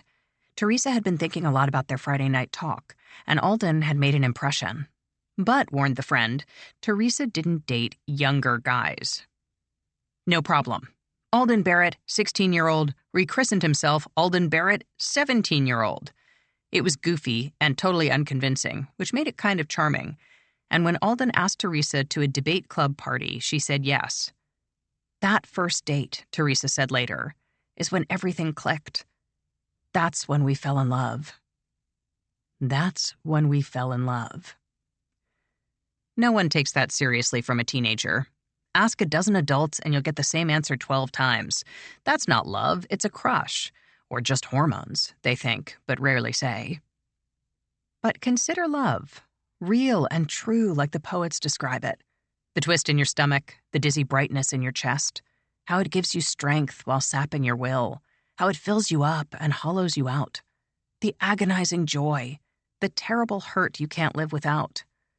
No one feels those things like a teenager.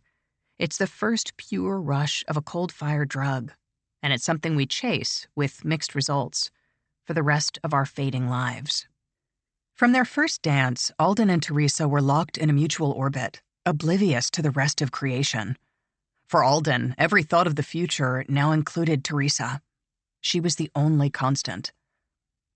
Whatever lay ahead, leaving Pleasant Grove would be a good start. The whole town felt like Autopia, Disneyland's car on rails exhibit. You could steer left or right, but the wheels only moved a few inches. And sooner or later, everyone made the same slow turns, passed the same markers, and ended up in the same old place. Alden didn't want that, and he didn't understand how anyone could. There was a whole world out there ready to be seen. And with Teresa by his side, he could go anywhere, do anything. Of course, it wasn't that simple. Alden was a junior and Teresa was a senior. Come June, there would be choices, temptations, and maybe distance. But that was 9 months away, a lifetime. The bigger issue was Alden's past, especially his recent drug bust. He'd managed to stay clean, but the arrest was out there, lurking, threatening to spoil everything. Teresa knew about the lockup, about the probation and house arrest, but her parents didn't. And that was for the best. In Utah County, dating wasn't just social. The goals were marriage and children in that order. As a result, young Mormon life could resemble triage, with teens, or their parents, quick to discard non-marriage material. Why can't Alden come over? Why don't we see more of him? Where is he always hiding? Teresa couldn't explain to her parents without telling them everything, and Alden didn't want to lie. So they just dodged the issue, which worked for a while. But social pressure made things tricky. The whispers were bad enough. It seemed like most of Pleasant Grove knew about Alden's drug bust, and combined with the ragged hair and the scruffy clothes, people felt free to judge. Condemnation was so heavy at that time because the drug situation was so prevalent, says Jerry Craner, Alden's English teacher at Pleasant Grove High School. I think a lot of people were using Alden as an example. He was very well known, and everyone knew he'd done drugs. Craner, an exacting teacher beloved by her students, was fond of Alden and thought he could really go places. But the fixation on Teresa seemed premature. even unhealthy. From the time he met Teresa, says Craner, Alden felt like he'd met his future. His whole existence revolved around her. At Teresa's house, a similar cloud was looming. Her parents worried about the obsessive focus on a boy Teresa barely knew. What would happen if, and probably when, things fell apart? They had to be careful. The last time they'd ordered a breakup, Teresa had swallowed enough aspirin to scorch her nervous system. Apart from a serious ulcer, she'd come out all right. But what about next time? So they wouldn't step in. Not yet. Instead, they counseled perspective. You're 17 with a whole future ahead. Don't limit yourself. Teresa was firm. She didn't want to date other people. She wanted to date Alden, and only Alden. And by the way, hadn't Teresa's own mother gotten married at 18, barely older than Teresa was now? The Blaines eased up, but made their feelings clear. Alden Barrett is not a long-term prospect. Like Teresa's parents, Doyle and Marcella Barrett were wary of the light-speed courtship, but for different reasons. They'd met Teresa and liked her at once. She was charming and smart, and she made Alden happy. That last part alone was enough to win them over. But it was still early, and the first glow of love could hide a lot of problems. Just take it slow, they told him. Make sure it's what you both want and be ready for some hard times. Teresa would finish school a year ahead of Alden. And what would happen then? Was she going to college? Or would she just sit around waiting? What did Alden want to do after graduation? Had they even discussed it? There was also Alden's sobriety to think of. He was 6 weeks clean and staying straight. What would happen if things went south with Teresa? It might push him back toward drugs, and that would be a disaster. Still, there was only so much Doyle and Marcella could control, so they gritted their teeth and hoped for the best. For Alden and Teresa, long-term had no real meaning. What mattered was today, now. The way everything else went quiet when they locked eyes, the electric surge when their hands touched. Seeing each other at school wasn't enough. The phone calls and letters and million little notes weren't enough. There could never be enough, not of the person who made you whole. Writing in his journal, Alden was direct and painfully wide-eyed. What can I say? We communicate, we express, we interact, we feel, we happen. We happen. We lean on each other. It doesn't need a reminder or force of lies or encouragement. It just happens. I am joyful. Wouldn't it be nice? From Improvement Era, the official magazine of The Church of Jesus Christ of Latter-day Saints, Volume 70, Number 6. The achievement of a happy marriage begins in childhood and youth. The opportunity of marriage begins in the early days of school. The young girl who plays the violin is more likely to find a good mate than one who sits at home. The boy who participates in athletics is more likely to find a mate than one who sits by the radio. The October air was cool, with only the barest hint of winter. Overhead, the sky was a vast Persian expanse, slivered with faraway jewels of tiny frozen light. Alden and Teresa held hands, walking and talking, cutting a slow arc through Pleasant Grove. Where? Clean places, decent places, proper places. No adventuring or slumming in dives or questionable surroundings. No place where the Spirit of the Lord will not likely be present. Alden was still under house arrest, and just slipping outside was risky, but it was worth it. You couldn't see someone over the phone, couldn't inhale them or feel the warmth of their hand. Most of all, you couldn't feel the stillness, that moment when all the frantic buzzing fell silent and you were at peace. Nights like this, when they could both get away for a while, made the rest of it bearable. What? Fun things, wholesome things, church-going dates, work parties, service projects, cultural and educational activities, close to the beauties of nature experiences, hospital and shut-in visits. Things pleasing to you, to parents, to God.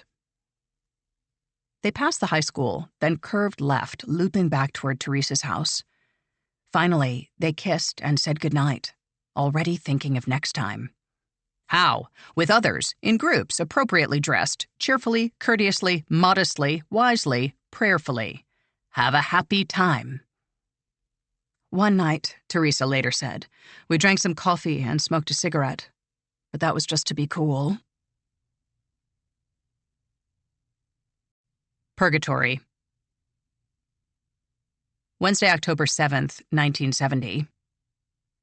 Alden arrived at the Provo courthouse, a giant stone building with tree-sized pillars. His probation ran until mid-March, but he hoped to get the house arrest lifted. That would make everything easier, especially with Teresa's parents.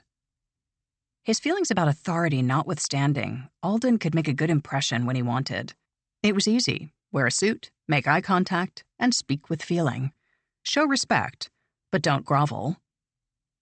Sure enough, the judge ended the house arrest, which left only probation. Another 5 months, thought Alden. Come March 15th, it will all be over. Just stay clean. He couldn't afford to get busted again. Not for anything. Another bust would mean jail time, and that would kill things with Teresa one way or another. Ducking out to see her had been dangerous, but now they wouldn't have to hide. Now they could do things like a real, actual couple. It was enough to make his heart race. Another 5 months. That's all. Alden was 8 weeks sober, and he kicked himself over past mistakes. All those wasted months, and for what? So he could go to court and appease some gavel-wielding fascist? No thanks. Drugs might free your mind, but they could put your ass in jail, and that's a risk he wouldn't take. Not anymore. Not since Teresa. Besides, he had enough to worry about. Goddamned LSD. What was I thinking? Even in Pleasant Grove, the stories floated around. That stuff stays in your system forever. In the spinal cord, in the fluid. Little crystals of acid, they lodge there 7 years and cause flashbacks.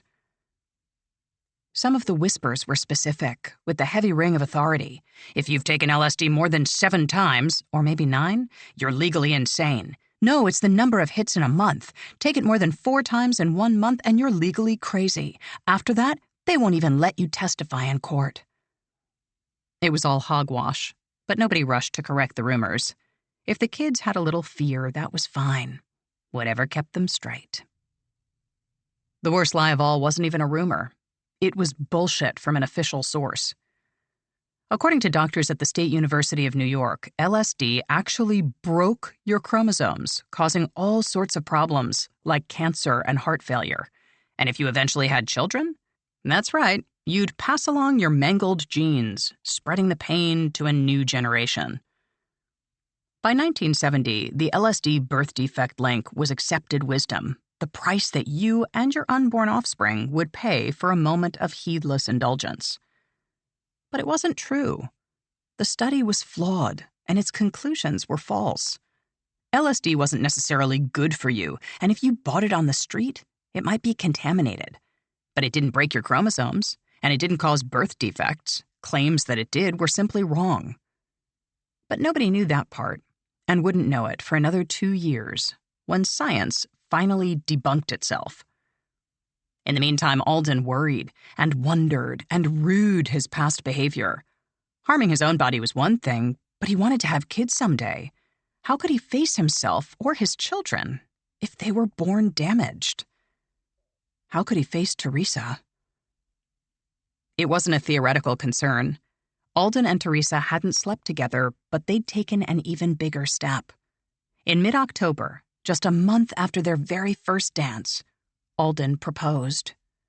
And Teresa said yes. From Here to Eternity. Tuesday, October 20th, 1970. From Alden Barrett's journal. I proposed to Teresa today, and she accepted. We'll be married on the night of the sweater swing, November 6th. I know it's just pretend, but it does have significance. We're getting there. At least we're headed in that direction. Things were looking up. The juvenile court had lifted Alden's house arrest, and his probation would end on March 15th. At school, his grades were improving, and he'd joined both the choir and the drama club, landing roles in Oklahoma and The Mouse That Roared. Debate, though, that kept him sane. In debate, nobody won by being the loudest or the shrillest or by having the biggest platform. In debate, you had to make sense. It was one place where logic, where facts, still mattered. And for Alden Barrett, stuck in a world of John Birch fascism, Mormonism, and other assorted bullshit, it was the perfect outlet. By the fall of 1970, he was the team's president. All of this circled Teresa. Thanks to her, a maddening, confusing world was suddenly bearable, even joyful. Who would hesitate to make that official? True, Alden was barely 16, and Teresa just a year older. But in Utah, you could marry, with parental approval, at 14. At Pleasant Grove High, a few students were already married, and even more were engaged. It was the same across America, with most states allowing marriage at 15 or younger. Some, like Pennsylvania, had no minimum age. Find the right judge in Pittsburgh, and you could marry a third grader. The real hang-up was familial. As minors, Alden and Teresa would need their parents' permission. Alden made the case to Doyle and Marcella. He loved Teresa, and she loved him. She was nearly done with school, and he only had another year to go. They wanted to be together and wanted to make it official. Marcella and Doyle weren't crazy about the idea, but they also weren't blind. Alden adored Teresa, and the feeling seemed mutual. If they stood in the way, Teresa might get pregnant out of wedlock, and in Pleasant Grove, that would be a nightmare. Marcella had a long talk with Alden about marriage, what it meant and what it required. It wasn't just daisies and splendor. It was hard work, and sometimes you had to put your own wishes aside. It was a compromise. Was he ready for that? Alden said all the right things, and Marcella could see the recent changes in him. The anguished boy who pulled at his own hair and cried himself to sleep. He was gone. In his place was a young man, still troubled perhaps, but getting better. Maybe this, the connection with Teresa, was the final missing piece. After talking with Alden about the feelings he had for Teresa, Marcella said later, I was willing to go along with it, even if it meant the two of them getting married younger than they should. I thought that with lots of understanding and maybe some marriage counseling, they could make it. One of the few adults Alden trusted, English teacher Jerry Craner, tried to slow things down and did her best to paint a larger picture. I pointed out the age difference, says Craner. Teresa was a year older. I said he needed to take that year and really get some counseling to make things work. When Alden resisted, Craner pressed the point. I'm not saying you won't marry her, she told Alden, but give yourself some time. Even as she spoke, Craner could see her words falling away. Alden was smart, but naive, enthralled to his own limited vision. To him, Teresa was the answer, the key to a glorious future. She would fix him. She would keep him sane. You've known her 6 weeks, Craner wanted to scream. You think you've got it all figured out, but you just don't. It was a stalemate, and eventually Craner gave up. Watching Alden leave the classroom, she worried about how things would end. He was so deeply emotionally involved with Teresa by that time, says Craner. She was his whole reason for being. In the end, it was moot.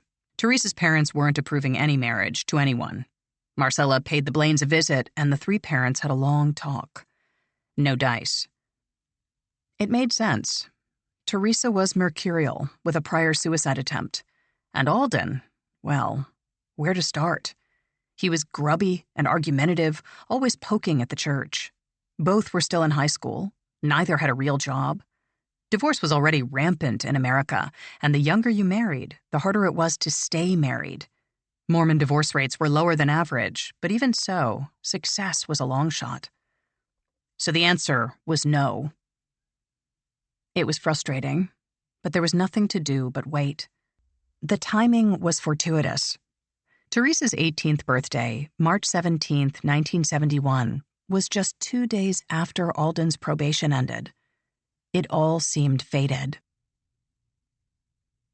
With official marriage off the table until March, the couple planned a symbolic wedding, a placeholder for the real thing. Teresa knew just the spot. As a child, she'd visited Timpanogos Memorial Gardens, a cemetery just south of Pleasant Grove.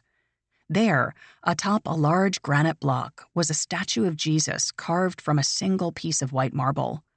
From the base, lush green lawns stretched in every direction, and at night, the silence was almost physical. A heavy, natural quiet rustled only by crickets. "I always remember that statue as a great comfort to me," Teresa said later, "and as a little girl, I wanted to get married in front of it." Alden created a small invitation. On the front was a cluster of tiny red flowers. Inside, his descending, hand-lettered script. "Announcing a marriage, Alden and Teresa. November the 6th, 1970, year of our Lord." As Alden slipped the folded card to Teresa, neither teen had any idea how public this wedding would eventually be. Heaven Tonight. Friday, November 6th, 1970. It was cold and cloudy, and maybe the happiest night of Alden Barrett's life. The 1970 sweater swing dance was themed out in the country, which translated to hay bales and plastic flowers bordering the gymnasium floor. Off in one corner, a local band called Five Deep played fake soul and mellow pop.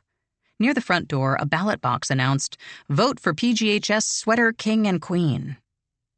A little after 8 p.m., Alden and Teresa paid the $3 door fee and entered the Pleasant Grove High School gym. On the far side, a photographer was taking pictures for $2 each. Alden and Teresa made their way over, waited in line, then got in place for a photo. It was gothic by way of Lawrence Welk. Against a pleated white curtain and hanging plastic vines, Teresa, with a dark sweater, dark skirt, dark mid-calf boots, and long dark hair, sat on a low stool, her mouth a straight line.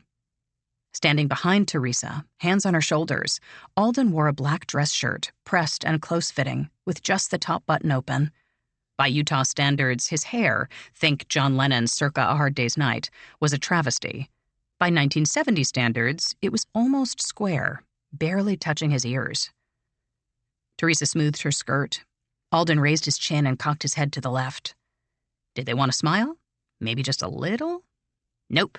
They gave the camera their stoic best. Click. It was the only photo the couple ever took. After the dance, Alden and Teresa made their way to Timpanogos Memorial Gardens, then to the marble statue where they stood for a moment. The autumn air had a bite, but things were crisp and dry. Alden had a small prayer rug, one of his gestures toward non-Mormon belief. He spread it out on the grass. Then he and Teresa knelt. They held hands and said their wedding vows, a mix of traditional and personal. Even with no minister and no binding law, it felt real enough for eternity. After a few minutes, they kissed and stood up, then walked hand in hand through the darkness. There was no honeymoon, even by teenage standards. Free love might have been sweeping the nation, but Utah County remained its own planet, a place where sexual misdeeds, from masturbation to same-sex relations, were literally worse than death. Sexual purity is youth's most precious possession, official church doctrine declared. Better dead and clean than alive and unclean. What the church decreed, its members enforced. Mormon culture was communal and self-policing, and news of misconduct traveled fast. Even a whisper that you'd done it, or anything close to it, and your name would be dirt forever. Hence the young marriages. Hence the high birth rate. Hence the shame and depression and keeping of secrets. Alden and Teresa never slept together, but that night they shared a long kiss on Teresa's front porch. They were young and perfect and ready to live forever. Looking back, Teresa knows the midnight wedding might seem ridiculous, but it didn't feel that way, and still doesn't. Of the young man she married that night, Teresa says simply, "I loved him so much." At Risk. Wednesday, November 11th, 1970. In a town of 5,000, nothing stays secret for long. Just days after the midnight wedding, someone, Teresa never learned who, spilled the news to her parents. Worse, the same person filled them in on Alden's summertime drug bust. The Blaines saw their daughter making compound mistakes, the kinds you couldn't reverse, and they acted accordingly. They told Teresa in no uncertain terms that it was time to drop Alden and start dating other boys. Teresa was 17 and still in high school. Her parents were the final word. She broke the news to Alden and tried to spin it for the best. They just need time to calm down. Once they cool off, we'll be fine. Alden was heartsick. More than that, he was angry and vented in his journal. Teresa's parents have discovered my past. They are looking for a prophet, someone to sell Teresa to, someone who will take Teresa to the temple and give her eternal happiness. Mormonistic BS goals. I'd have nothing against those goals if they applied to Teresa, but they don't apply, and they don't apply to me either.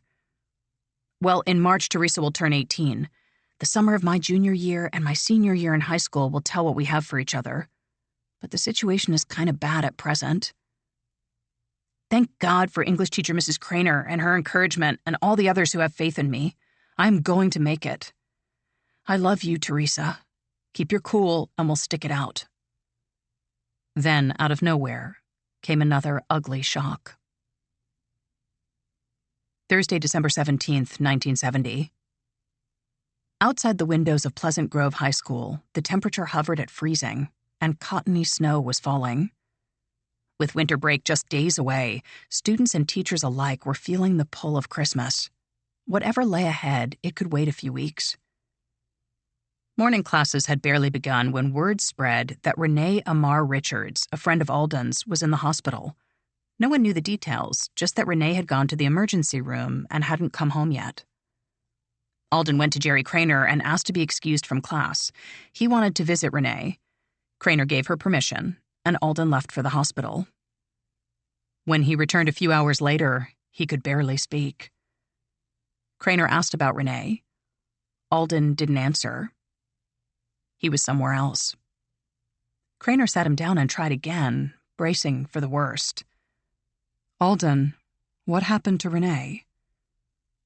Renee, who was 16, had slashed her wrists at home, but been found in time. Her parents had committed her to a psych ward where, as soon as she had the chance, she filled the bathtub, wedged herself under the faucet, and inhaled water until she died. No one knew why. 2 days later, her obituary ran in the Daily Herald. Renee Amar Richards, 16, died Thursday evening, December 17th, at the University Hospital, Salt Lake City, of a short illness. The argument for whitewashing suicide goes like this. Too much attention, especially in the press, can trigger more suicides, creating a chain reaction. That's indisputably true. Research confirms that excessive discussion of a suicide, particularly a celebrity suicide, leads other people to kill themselves. In some cases, merely knowing that a friend committed suicide is enough to cause dangerous depression, and that's without pre-existing conditions.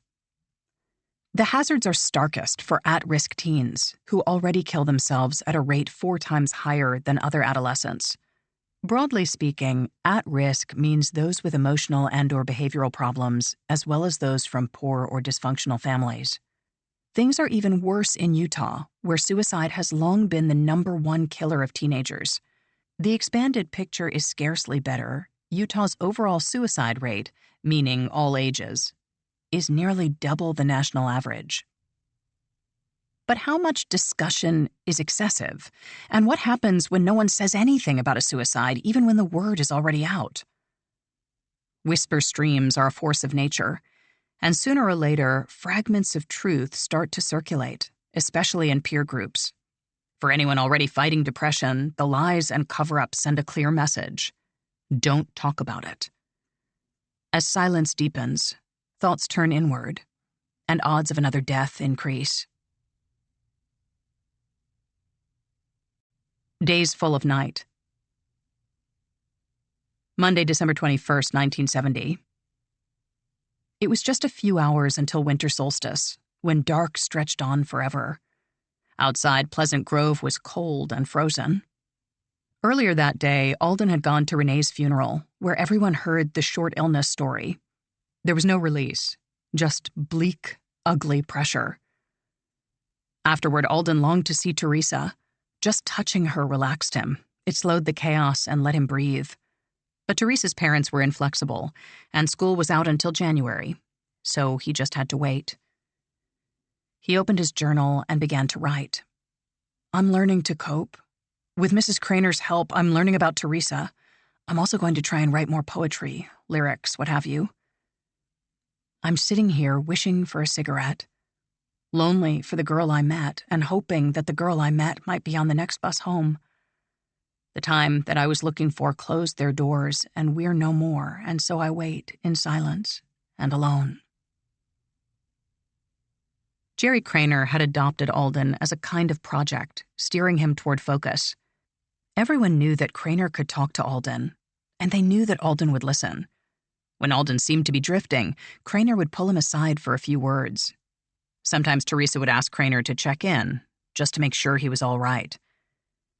Teresa would sense it, or Alden would say something to me, remembers Craner, and I'd say, Alden, promise you'll call me. Before grief counselors and school therapists and online support groups, this was how it worked. A loose coalition of friends and teachers, all doing their best to keep each other upright. Now and then, Craner would stop by the Barrett's house. She'd talk with Doyle and Marcella. Then she and Alden would walk or drive through Pleasant Grove, Alden mostly griping and Craner trying to give some perspective. It's not enough to obsess about Teresa, Craner told him. You've got to build your own life. Give Teresa some breathing room. Let her figure things out. If it's meant to be, she said, it will be. If not, you've still got to live. Teresa, meanwhile, was doing her best to please everyone. Her parents, Mrs. Craner, Alden. It was easy to put herself last. Over the Christmas holidays, she tried to placate her parents by going on a date with someone else. It was no big deal, or shouldn't have been, but Alden heard about it secondhand. Now his anger and grief had a partner. Jealousy. The hours alone gave him lots of time to imagine all the worst things, and his brain turned in on itself. Word got back to Teresa, who felt terrible. She should have told Alden about the date herself before it happened, but things just felt so complicated. Talking with Alden was never casual. Everything churned. A part of her liked it, his balance of joy and anguish. It was beautiful in a strange, dark way, until it went haywire.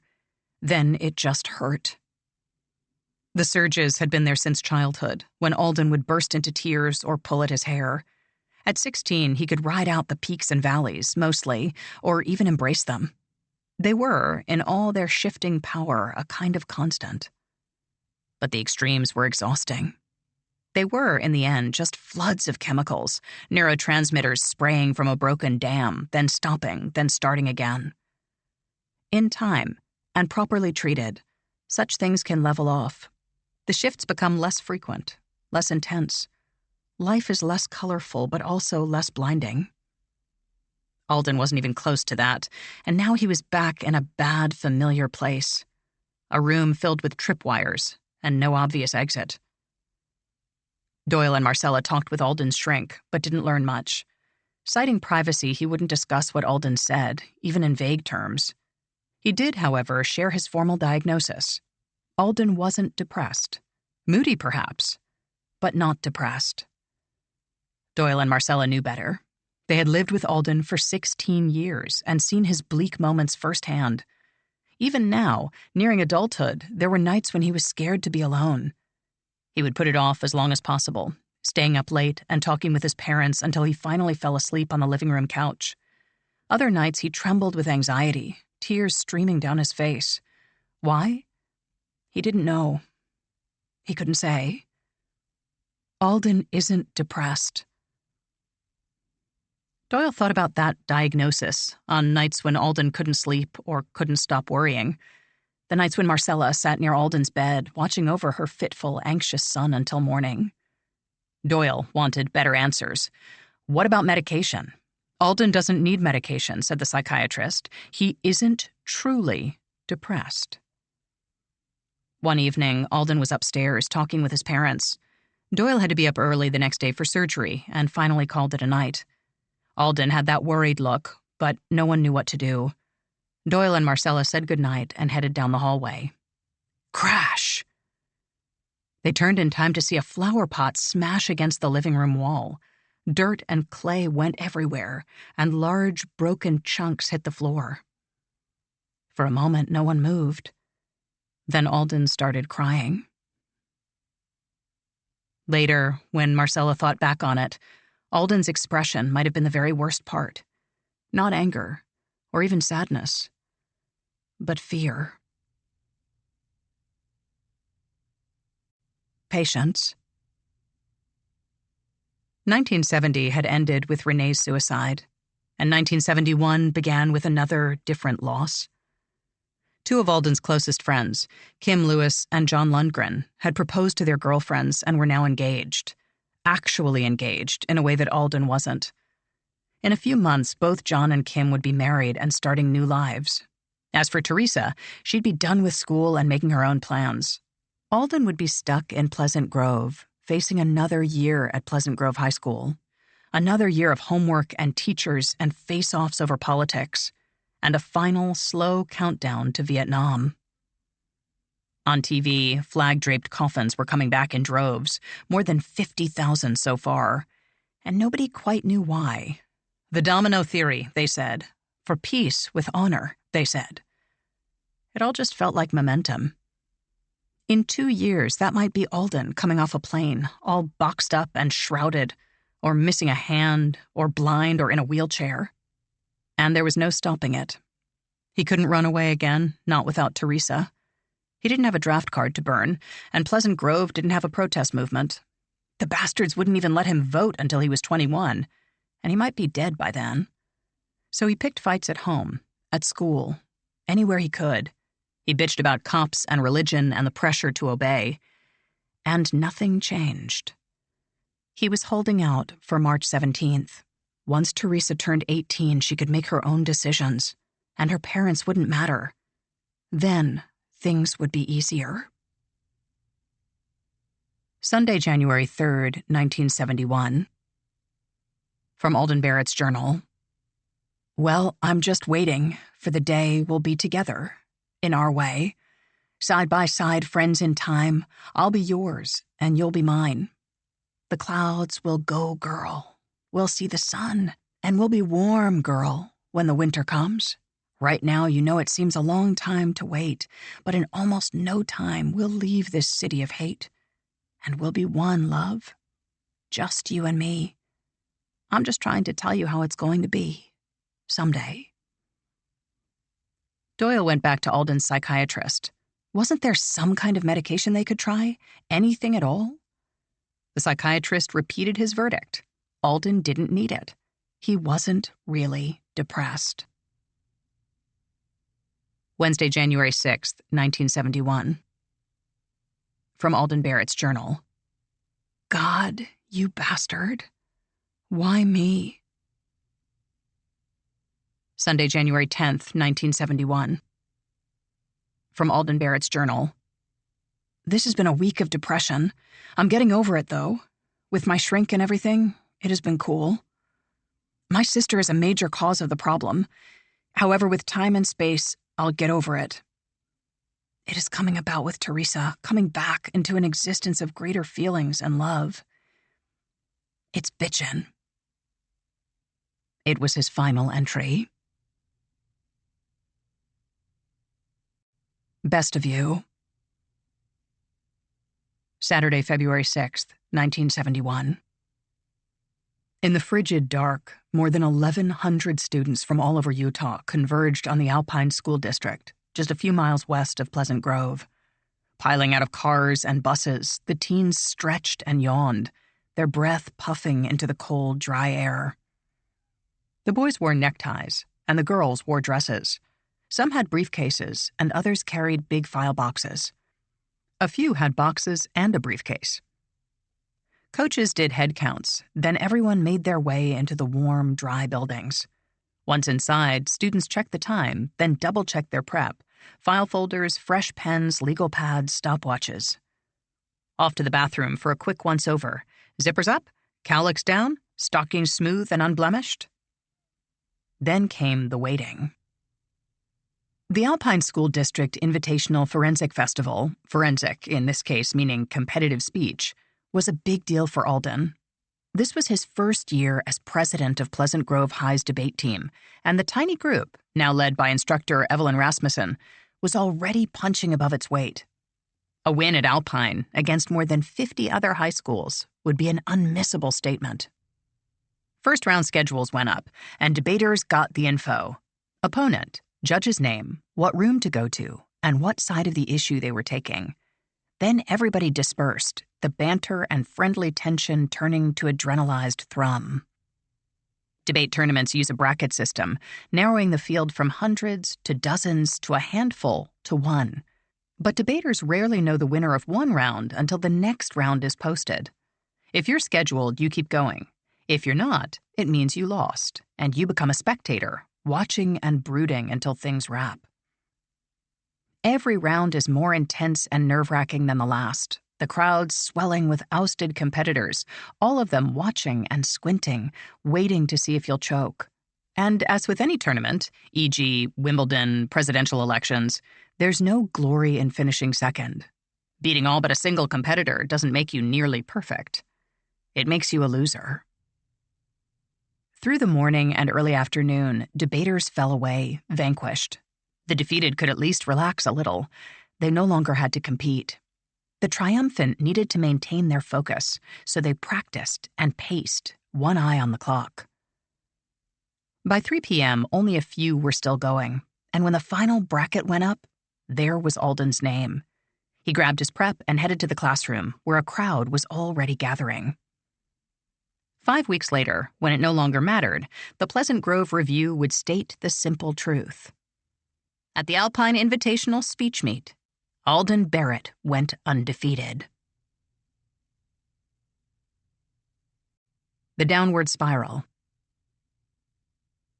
The sense of elation didn't last long.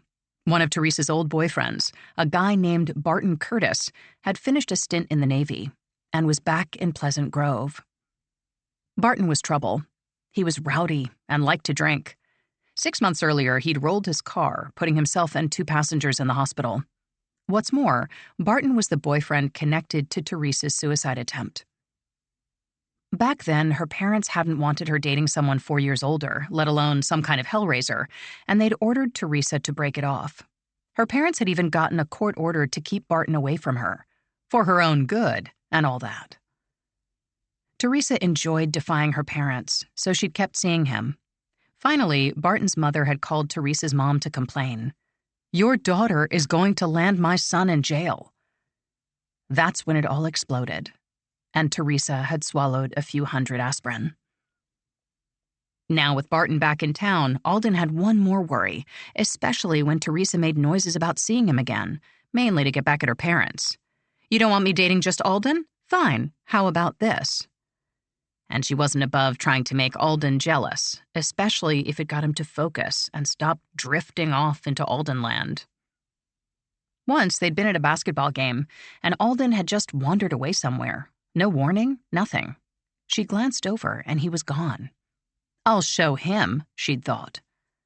It was halftime, and 2 guys were playing ping pong at the back of the gym, so she went over and asked to join in.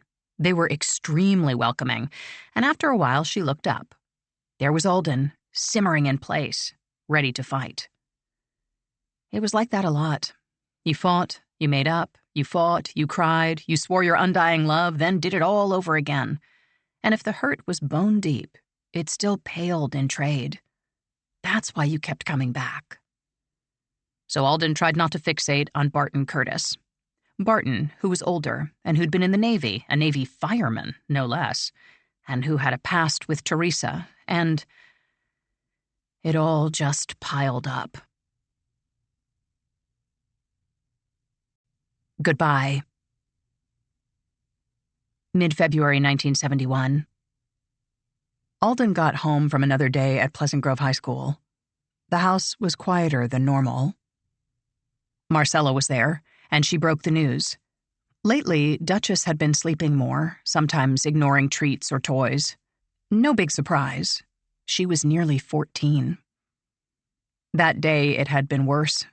She'd had trouble standing up, and there was a nasty lump on her sternum. It was cancer, said Marcella, and Duchess had been in a lot of pain. pain that couldn't be stopped. The vet had put her down. Alden listened. Duchess was dead, and he hadn't been there for her. It wasn't fair. It wasn't fucking fair. The end. Friday, March 12th, 1971. As the sun descended, it lit the horizon, and for a moment, Utah Valley was circled in fire. On every side, mountain peaks glowed orange, then faded to an icy, muted violet. The March air sharpened with the coppery smell of a final evening freeze. Far below, dwarfed by mammoth walls of rock and snow, Utah County looked like an outpost or a city in a bottle. Pinpoints of light, from porches, restaurants, cars, glittered and swarmed, moving with the slow pulse of winter. On Center Street in Provo, Alden and Teresa walked toward the Paramount Theater, a large movie house with fake marble pillars and deep red carpets. After the stress of the past few weeks, it was a relief. For one thing, Alden and Teresa were on an actual date, their first in quite a while. Forget her ex-boyfriend and all the recent doubts. Teresa was here, holding Alden's hand, and that said everything, especially tonight. Teresa's 18th birthday was just a few days away, which meant things would soon be better. This was still Provo, so it was a double date. Alden and Teresa were joined by Alden's friend Steve and another girl. At the box office, the two couples bought tickets to Love Story, one of the year's biggest movies, right behind Fiddler on the Roof and The French Connection. Inside, they found their seats and had a moment to settle, their eyes adjusting to the dim light. Then a crackle, and the Paramount logo filled the screen. Right away, you knew things wouldn't end well. The music sounded like a funeral parlor's lobby, all dripping piano and slow violins. If you still had any hope, the movie's first words erased it. "What can you say about a 25-year-old girl who died?" asked Ryan O'Neal as Oliver Barrett, a scruffy Harvard preppy. That she was beautiful and brilliant, that she loved Mozart and Bach, the Beatles, and me. There was weirdness here. For one thing, that last name, Barrett. Just a coincidence, but still. And Ally McGraw, who played doomed every girl Jenny Cavallari, was a dead ringer for Teresa Blaine. For the next 100 minutes, Alden watched an autumnal Ivy League version of his relationship with Teresa, the boy and girl who long to be together but are cursed by timing and class-conscious parents, the breakups and reunions, the tearful declarations, the vows to never, ever give up. "I give you my hand," says Oliver, quoting Walt Whitman as he slips a ring on Jenny's finger. "I give you my love more precious than money. I give you myself before preaching or law. Will you give me yourself? Will you come travel with me? Shall we stick by each other as long as we live?" Then fate steps in and steals everything. Jenny has cancer. There's no cure, no hope, only a last few days together. Then time runs out. The final scene is desolation. Oliver sits on the frozen steps of an empty, run-down skating rink, the snow and sky trapping the gloom. The camera pulls back, reducing him to a tiny, immobile speck in the distance. There is no one else. He is cut off, a young man facing the future alone, unable to connect with others. Trapped inside his grief, he sees only the bleak, lifeless present, with no hope or memory of the sun. The movie pulled every string, took every cheap shot. By the end, you were either crying or heartless, and Alden Barrett had a soft, unprotected heart. He also had hope. In a little over 4 days, Teresa would turn 18, and she could make her own decisions. She could tell her parents to go to hell, say she'd be with Alden no matter what. Then, after leaving the theater, Alden and Teresa got into a fight. The movie hadn't helped. Everyone's nerves were raw, emotions at the surface. Teresa also knew what Alden wouldn't acknowledge. Her birthday wasn't a magical fix. Alden was only 16, with more than a year of high school to go. What were they supposed to do, elope? And live where? On what? It would take time to figure things out. For that matter, Teresa had another 3 months at Pleasant Grove High School. which meant at least 3 more months of living at home, skirmishing with her parents. Adolescence had pushed that relationship into the red. Even now, as she entered adulthood, they were still on her case, pressuring her to see other people. Alden on one side, her parents on the other, and nothing she did would please everyone. So she would split the difference and go out with Barton Curtis. She didn't love him, so it was no threat to Alden, and it would buy some time while maybe teaching her parents to back off. Talking to Alden after the movie, Teresa tried to explain. For the rest of her life, she would insist it wasn't a breakup. "I was crazy about him," she says. "I loved him, and I'm sure he loved me." But Alden heard Barton Curtis and going on a date and see what happens and God knew what else, and felt the ground slide away. He got upset, then angry, and then they were fighting. Before long, they were all in Steve's car, Alden and Teresa and Steve and his date, and everything was awkward and tense, Alden's dark silence killing the mood. They dropped the girls off, then Alden and Steve just drove around for a while. Steve was 17, an age when every day brought new horizons. The world was bigger than Pleasant Grove. The world was out there, waiting to be seen. But Steve also knew about Alden's internal weather and how he could vanish inside, walled off by gloom and frustration. Steve tried to coax a response, and it all came pouring out. At 16, Alden was exhausted. He'd been arrested, spent time in jail, run away from home, and kicked a drug habit. He'd lost his religion and tried to replace it with a mash of Eastern ideas, but Pleasant Grove was Mormon as mayonnaise, and no one wanted to hear that Hare Krishna bullshit. He still dreamt of following in his father's footsteps and working in medicine. Sure, his grades had tanked, but that was only schoolwork. That was not caring. That was booze and dope and everything else he'd finally beaten.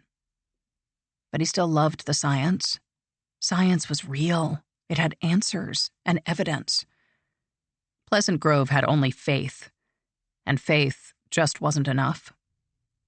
Since childhood, Alden's brain had felt pressured, ready to explode, and he couldn't always explain it.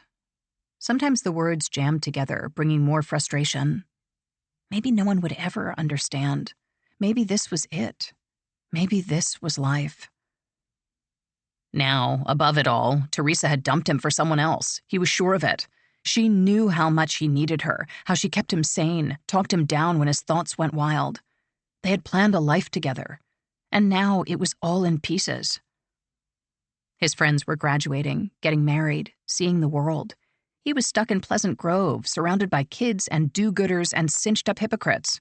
He couldn't even have a cup of coffee without risking trouble. All those scolding, wrinkled looks. Another 2 years. In this place. And then what? With shitty grades, it wouldn't matter how smart he was. Vietnam was full of smart guys, all walking through the same dense, biting jungle.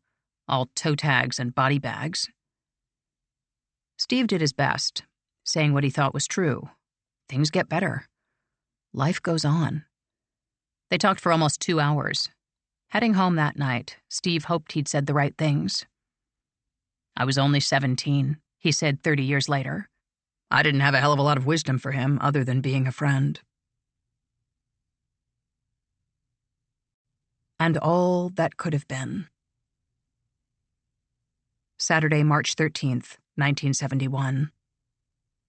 The morning sky was a wet wool blanket. Rain and ice pelted the Barrett's house as Alden dialed Teresa's number. When she answered, Alden wished her an early happy birthday. It came out flat. He'd already bought her a present. Maybe if she was home later? The call fizzled out with no plans made. Teresa figured he would come over with the gift and they'd talk things through. Or maybe just talk on the phone again. At home, Alden stayed in his room with the door closed. His parents had driven to Logan, 2 hours away, for an NCAA playoff game, so Alden was in charge of his younger siblings, Elaine, 9, and Scott, 11. Outside, things were wet and mushy, so Elaine and Scott were inside, playing with a few neighbor kids. Before heading to Logan, Marcella had written a chore list for Alden. 1, replace burned-out light bulbs. 2, clean up your room. 3, get haircut. He did the first 2 and crossed them off. The hours ticked by.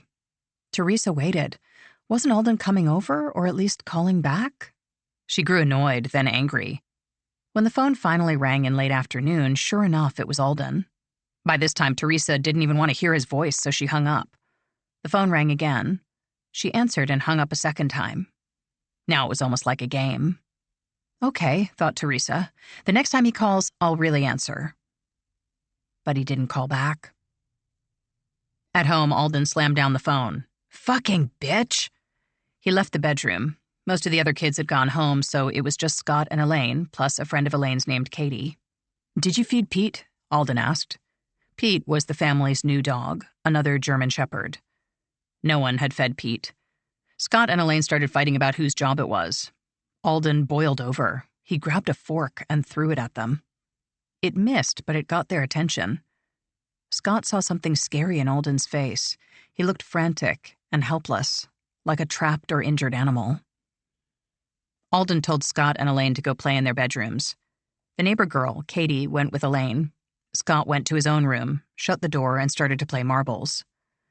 A few minutes later, Scott heard the front door close. Over on Locust Avenue, Teresa waited for Alden to call back. When he didn't, she finally gave up. Her mother was taking her shopping for a birthday present, so Teresa bundled up and the two of them headed out. Later, when Teresa got home, she saw something on the front porch, a cardboard box. Inside was a pair of gold earrings, plus some things she'd given to Alden, a small framed picture of herself and a lock of her hair. Teresa started to panic. Something was wrong. She could feel it. She wanted to phone Alden, but her parents were nearby, and though she was nearly 18, she wasn't allowed to call boys. They could call her, but she couldn't call them. And anyway, she didn't want her parents listening in. So she waited. Scott was still playing marbles in his bedroom. He heard the front door open and close again. Alden was back. A few minutes later, Alden came to Scott's room. Scott figured he was still in trouble for fighting with Elaine, so he didn't say anything or even look up. Alden just stood there, watching Scott shoot marbles. After a long while, Alden spoke. "How you doing?" Scott kept his eyes down. "Fine." More time passed. Finally, Alden said, "I love you." Scott didn't answer. Alden said, "Well, goodbye," and walked away. After a while, Scott wondered about dinner. His parents had left Alden enough money to take everyone to the Purple Turtle for burgers and fries. Scott figured that wouldn't happen now, not with all the yelling. Alden had probably left again anyway. Maybe I'll take some money from Alden's room, he thought. It's what he deserves for being so grouchy. Scott found a bobby pin and went to work on Alden's bedroom door. Elaine came out of her own room, followed by her friend Katie. "What are you doing?" asked Elaine. Scott said he was picking the lock to Alden's room. To Elaine, this seemed like trouble. "Don't go in there," she said, as Scott opened the door. Untitled. Dear world, I don't want to get my hair cut. I don't want to tend kids. I don't want to see Teresa at school Monday. I don't want to do my biology assignment or English or history or anything. I don't want to be sad or lonely or depressed anymore, and I don't want to eat, drink, eliminate, breathe, talk, sleep, move, feel, or love anymore. Teresa, it's not your fault. Mom and Dad, it's not your fault. I'm not free. I feel ill, and I'm sad, and I'm lonely. Into the void. From the doorway, Scott saw Alden in profile. He was slumped in a chair, motionless, his head and face obscured. Stepping inside, Scott saw that one of Alden's shoes was off. Then he saw the hole in Alden's right temple. Later, they'd see the gun, a small silver pistol from Doyle's home office. On the carpet, a dark pool was spreading. Scott heard something behind him. Elaine. He turned and yelled, "Don't come in!" But it was too late. She started screaming. At a house just down the street, Scott and Elaine's older brother, Brian, answered the phone. It was Elaine shouting, "Help us! Alden's bleeding!" Brian dropped the phone and bolted out the front door with his wife, Judy, close behind. Scott met them halfway, yelling, "Hurry up! Alden's bleeding bad!" Brian sprinted to the house and went downstairs. When he saw Alden, Brian shouted at Judy to get the kids out of the house, now. Judy corralled the frantic children, steering them outside and down the sidewalk. Once they were gone, Brian picked up the phone. 120 miles away, in the 10,000-seat Assembly Center arena, Doyle and Marcella Barrett watched BYU battle Utah State for a playoff slot. A message came over the loudspeaker. "Dr. Doyle Barrett, please come to the main office. You have a telephone call." Doyle excused himself and threaded his way through the surging crowd, down the bleacher stairs, and toward the office. After getting the kids into her own house, Judy tried to calm them down. As she spoke, her own young sons realized that something terrible had happened, and soon everyone was hysterical. In the chaos, Judy didn't see Scott slip out the front door, headed back home. He was running, praying, pleading. "God, I'll do anything, anything. I'll do anything you want. Please don't let Alden die. Please, God. Please." He crept into the house and stood at the top of the stairs. He heard Brian on the phone saying that Alden had shot himself. Scott had a flash. "We have to pray," he thought. "We have to pray. We have to pray. We have to pray." He ran back to Brian and Judy's house. As sirens wailed and children screamed, Scott tried to get everyone to kneel down. The din was deafening, so he tried to show them what he meant, knees against the floor, hands together, begging for Alden's life. At the basketball arena, Doyle came back from the office. He had to shout over the cheering and whistles and told Marcella they had to leave right away. "What? Why?" "We have to go home." "Why? What's wrong?" A long moment between two lives. Alden's been shot. It was all he knew. He got Marcella to the car, and they roared toward Highway 89, heading for American Fork Hospital. Doyle drove as fast as he could, but the trip still took 90 minutes. At Brian and Judy's house, everyone tried to pray. Judy left for a moment, then came back. She gathered all the children close to her. She just said, "Alden's gone." The crying had reduced to sniffles, but came back even harder, except for Scott. He couldn't explain it, ever, but something went quiet. He felt separate, behind glass. The others sobbed and shook, but Scott just watched from someplace far inside. Doyle and Marcella arrived at the hospital, where they learned that Alden was already in the morgue. No need to identify the body. The children had seen it. Brian had seen it. There was nothing to do but go home. As Doyle and Marcella left the hospital, family members converged on the house. Alden's body might have been gone, but the bloody evidence remained. Brain and hair and cooling muck. A couple of the older siblings were downstairs trying to wipe away the mess. Doyle's medical partner, Dale Murdoch, had already heard the news, and he arrived to check on everyone, especially the kids. He gave Scott a sedative. Scott's body drooped. His heart slowed. Marcella and Doyle finally made it home. Scott and Elaine ran to their parents, buried themselves in the warm scratch of clothing and familiar smells. They were sobbing again, shaking and silent. Doyle was a big man with a doctor's assurance and control. He pulled his children close and promised them, "I will never neglect you again. I will spend more time at home. I will be here. I promise. I promise." Another rainy night without you. Teresa was still at home. Alden had never called back, just left the earrings on her porch, plus the picture and lock of hair. She wished her parents would go somewhere. Then she could call him. Someone knocked at the front door. Was it Alden? This late? Her parents didn't like him, and this wouldn't win him any points. Teresa opened the door. It was the police. They barraged her with questions. No explanation, just a bunch of things rapid fire. What had Alden been doing earlier that day? Had the couple fought? So, she thought, he ran away again. The police told her Alden was dead. He'd shot himself. This can't be happening, thought Teresa, as everything went swimmy. Then she was in the backyard, where a scream tore out of her. She went to her knees, her voice going raw, shrieking and sobbing. Then her father was there, reaching down. He wrapped his arms around her and said, "I wish you'd never met him." She wailed and couldn't speak, couldn't form the words. "No, that's not it. Not at all. I loved him." The Indifference of Heaven. Sunday, March 14th, 1971. At the Barrett house, the long, awful night gave way to a glaring, shell-shocked morning. Outside, the world made love and danced and laughed, told jokes, took naps, and worried about insignificant bullshit.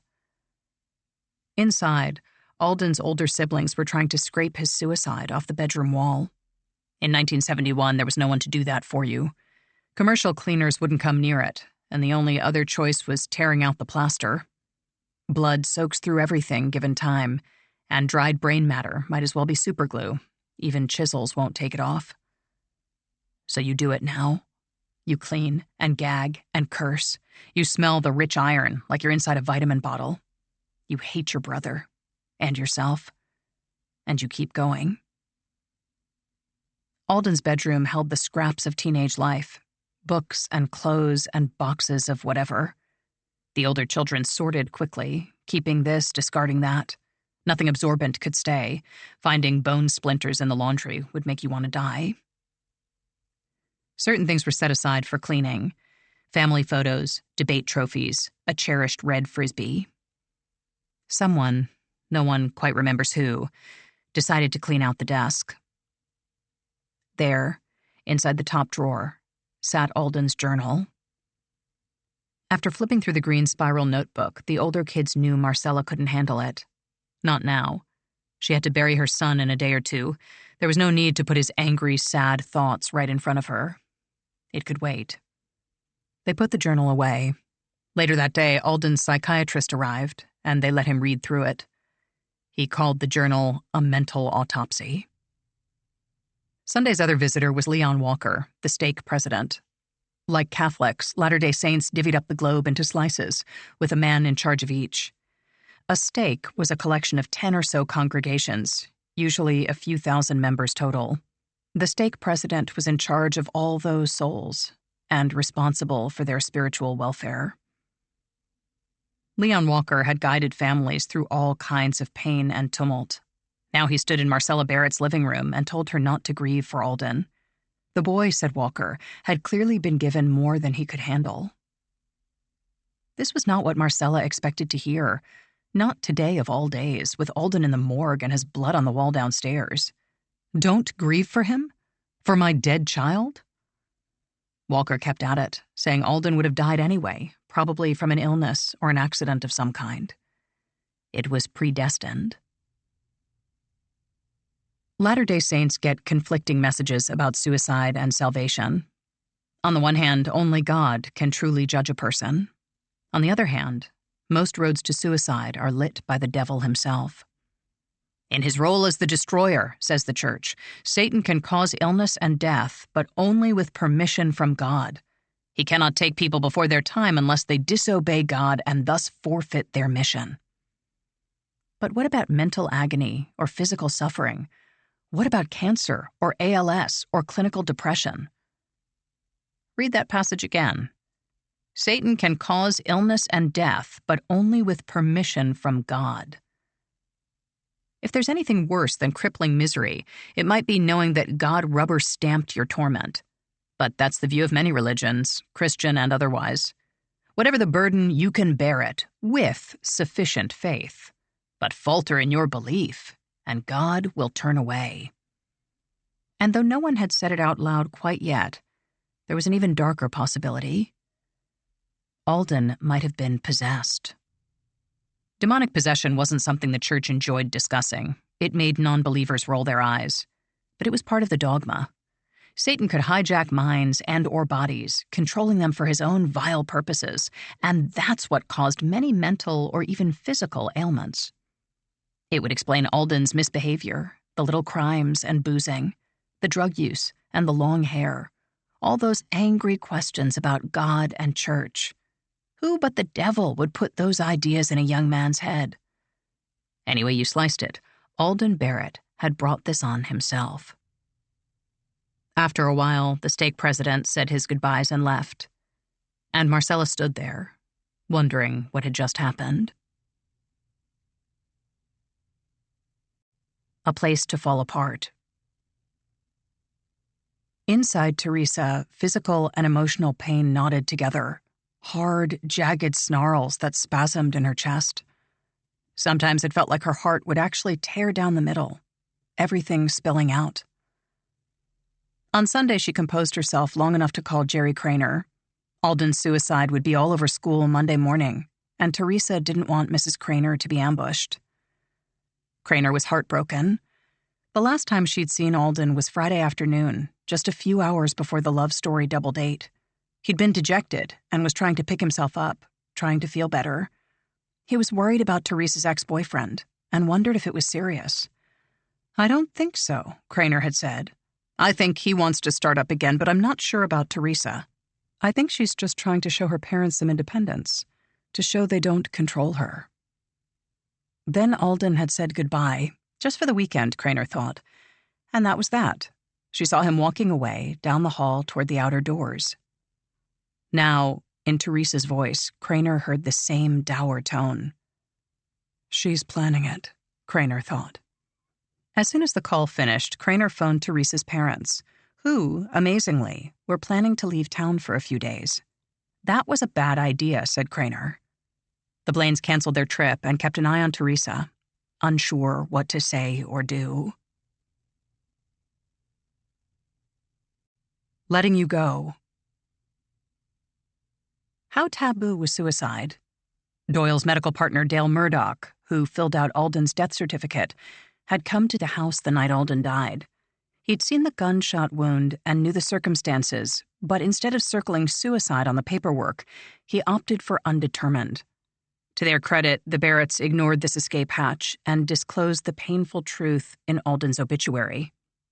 From the Daily Herald, Pleasant Grove youth dies. Dateline Pleasant Grove. Alden Neil Barrett, 16, 1035 East 550th Street, was found dead of what police said was an apparently self-inflicted gunshot wound Saturday evening. He was a member of the LDS Church, living in the Pleasant Grove 8th Ward. On Saturday, Alden had been alive. On Tuesday, his body was on display. By one estimate, more than 900 people attended the viewing, nearly 20% of Pleasant Grove's entire population. Wednesday morning was the funeral, and it felt like one. Damp and cold, just a few degrees above freezing. Still, the church was packed to overflowing, with people standing outside. Sitting with her parents and hearing all the choked voices, Teresa made a pact with herself. I will never commit suicide, and I will live to be 80. Afterward, Alden's casket descended into the airless, root-filled darkness of Pleasant Grove City Cemetery, and everybody went home. Later that day, the older kids gave the journal to Marcella. Reading through it, she realized how little she'd actually known about her fitful son. It wasn't just the poetry or the drawings, but the ideas. In his clumsy teenage way, Alden had been searching for something beyond himself, for another kind of life. Marcella thought about this bright, sensitive boy who had felt so alone. If she'd known all of this, would things be different now? In 1971, people didn't talk much about depression, especially in children. What did children have to be depressed about? Even worse, no one seemed to listen. Marcella found that out when she talked to Alden's former psychiatrist. He was all defense, saying he hadn't realized that Alden was truly depressed. The journal was short, just 67 entries, and she read it over and over. Even the hurtful parts, where Alden lashed out at the church or the family, were an ugly kind of comfort. Her son's voice, preserved and safe. You could run your finger over the pages and feel the imprint. As the days passed, her mind circled, homing in on a rough idea. Watching Alden slide toward oblivion, Doyle and Marcella had felt so isolated and trapped. They'd had no one to confide in, no one who had been there. It was like drifting out to sea, alone and unmissed, as darkness swallowed the sun. Maybe Alden's diary could help someone, a teen or a worried parent. It might even help the Barretts themselves. Marcella was no writer, but she tried. The words went around in her head, stacking up in piles and drifts until she was exhausted. And wading through Alden's final months, again and again, was a special kind of hell. For her own sake, she finally stopped trying, and she stopped reading the journal. If there was an answer, God would show her. In the meantime, she had to keep living. The notebook went into storage, and for a while, it stayed there. Carry that weight. In the days after Alden's funeral, the bright, twisting pain in Teresa's chest was worse than before, like a heart attack that just kept going. Someone had given her a sympathy card with a quote from the Gospel of Matthew, "Blessed are those who mourn, for they shall be comforted." She went to her knees and prayed for relief. Blessed are those who mourn, for they shall be comforted. Blessed are those who mourn, for they shall be comforted. Something like a ripple went through her, and the physical agony wavered. Her heart was still pounding, but the horrible jags got smaller and smaller until they were gone. And that's when the grief rushed in, full strength, filling everything to the bursting point. It was pain beyond pain, like nothing she'd ever imagined. She started crying, and the tears came for hours. Teresa needed something to cling to, and she needed to get away from her parents. Even before Alden died, Barton Curtis had been hovering around, hoping to get back together. Teresa didn't click with Barton, not like she had with Alden, and she told him so, saying point blank, "I'm not really in love with you." Barton didn't care. She'd learned to love him. Wasn't that how it usually went? 4 months after Alden's funeral, Teresa married Barton in a beige-on-beige chapel just 800 feet from the site of her midnight wedding. The Daily Herald's announcement showed her in 2/3 profile, both eyes closed. Barton's hell-raising days, it turned out, weren't quite over. A month after marrying Teresa, he was in court for trying to outrun a police vehicle. 8 months later, the state suspended his license for unlawful operation of a motor vehicle contributing to serious damage. More charges followed: auto theft, eluding an officer, falsifying a registration. Teresa stuck it out until 1975, when Barton stopped coming home. To hell with this, she finally thought, and filed for divorce. Back on her own, she drifted from the church and started smoking pot. That and some drinking made things easier, or at least that's how it felt. Now and then she talked with Marcella Barrett. They'd always gotten along, and the calls were helpful reminders. You're not in this alone. But then they'd say goodbye and return to their own small prisons, with nothing ahead but time. Ghost of a chance. There is no right way to process a loved one's suicide, but there are millions of wrong ways. Some people fall to pieces, which makes as much sense as anything. Others clench down and try to outlast it, the misery lashing like nuclear rain. That's what therapists aim for. Just make it through a day, then one more. That can work sometimes, but not because the rain ever stops. Instead, you just learn to live with less sunshine. This hideous murk can swallow whole families. Parents face a lifetime of self-hate and second guesses, giant red asterisks at the corner of every good moment. Marriages teeter. Siblings face a doubled risk of suicide. And the only people who truly understand can seem like awful reminders. On the night of Alden's suicide, Doyle Barrett had pulled his children close. "I will never neglect you," he said. "I promise." But now everything was a horrible echo, and that included his family. He started living in the past, a place where Alden still existed. First, he sketched headstone ideas, something to replace the grave's small marker. He settled on a slab of charcoal granite, 700 pounds and polished smooth, with one of Alden's poems engraved in big letters. Set into the front was a photo of Alden in a blue suit, his hair neatly combed, looking serious and handsome. After finishing the headstone, Doyle found other ways to be absent. The easiest was to just keep working. No one expected a doctor to clock out at 5 p.m., so he pushed it as long as he could. Home was a living morgue, and every moment away was a moment of relief. In time, he began an affair and hoped it wouldn't get back to Marcella. Scott and Elaine, still just 11 and 9 years old, didn't have jobs to go to. Their lives were home, school, and home again, breathing the same joyless air day after day after day. Worse, they'd lost their roles in the new, reordered family. Who were they supposed to be now? One night, as the family knelt in prayer, Doyle asked God to bless the children with some of Alden's abilities. Then he started crying. Scott was frightened but kept it to himself.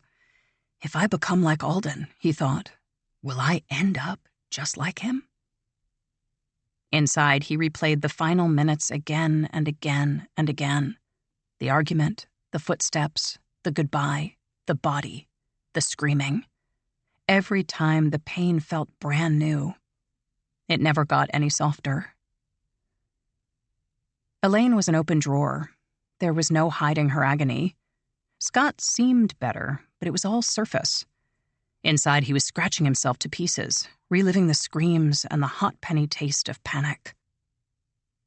Doyle and Marcella enrolled the kids in therapy, but options were scarce, so they settled on Alden's former psychiatrist, which didn't allay Scott's fears. They want me to take Alden's place. For the next 3 years, Scott and Elaine had regular sessions with the psychiatrist, but Scott feels little was accomplished. To this day, Scott says, I don't recall a single word he said. I do, however, recall the feeling of how pointless and unproductive the sessions were. So he turned inward, initially fixating on the gunshot. Why hadn't he heard the sound? It was probably a trick of acoustics, but all the same it nagged at him. One more thing to chew on, over and over and over. He read books about addiction and pestered Alden's friends with questions about death and mental illness. At school, he wrote essays about drug abuse and sobriety. He wanted to understand. He wanted to fix it. He also wanted to fill Alden's role, the questioner, the student, the star.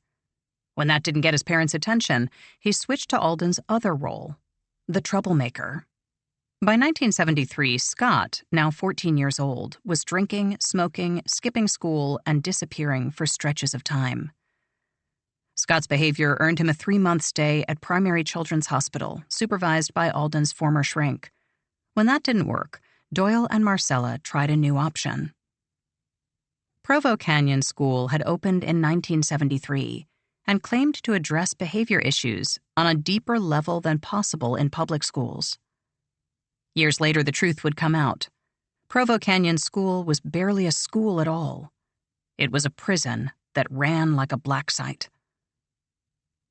But those revelations were still in the future. Doyle and Marcella sent Scott to PCS shortly before his 15th birthday, and he was there for more than a year. The rest of the family drifted along, everyone in their own bubble. Doyle went to work, Elaine went to school, and Marcella prayed for some daylight. Religion isn't big on explanation. The divine plan unfolds, and your job is to follow. Through thickets of pain, you keep on moving because there is a reason. At least there'd better be a reason, or someone is playing a cosmic joke at your expense.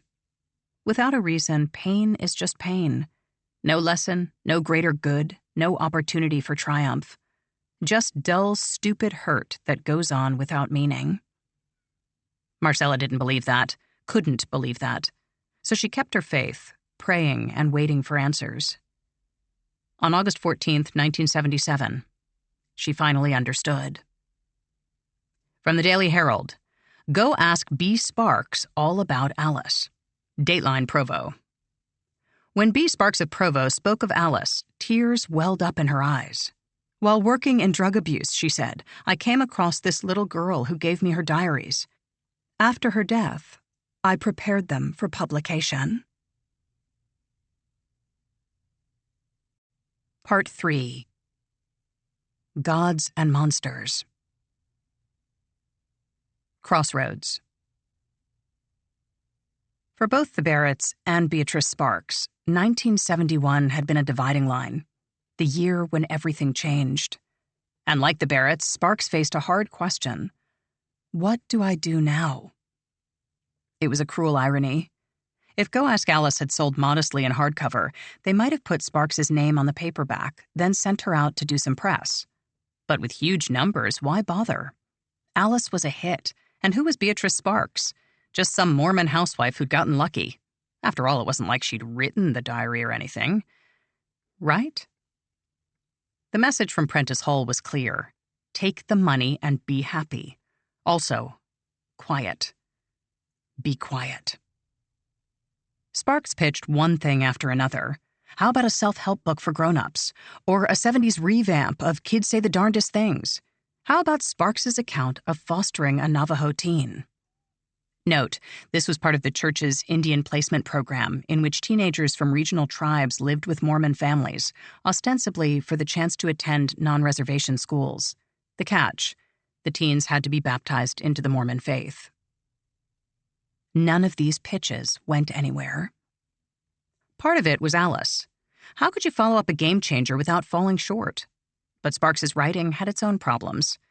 Everything read like a first draft, with lots of flailing and repetition. Exclamation marks clogged the page, often in 3s and 4s, ditto for all caps shouting.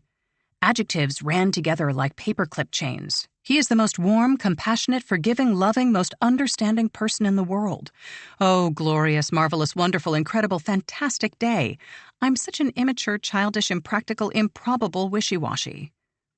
Worst of all was Sparks's tone, which clucked and scolded like an angry bluebird, equal parts cheer and fury.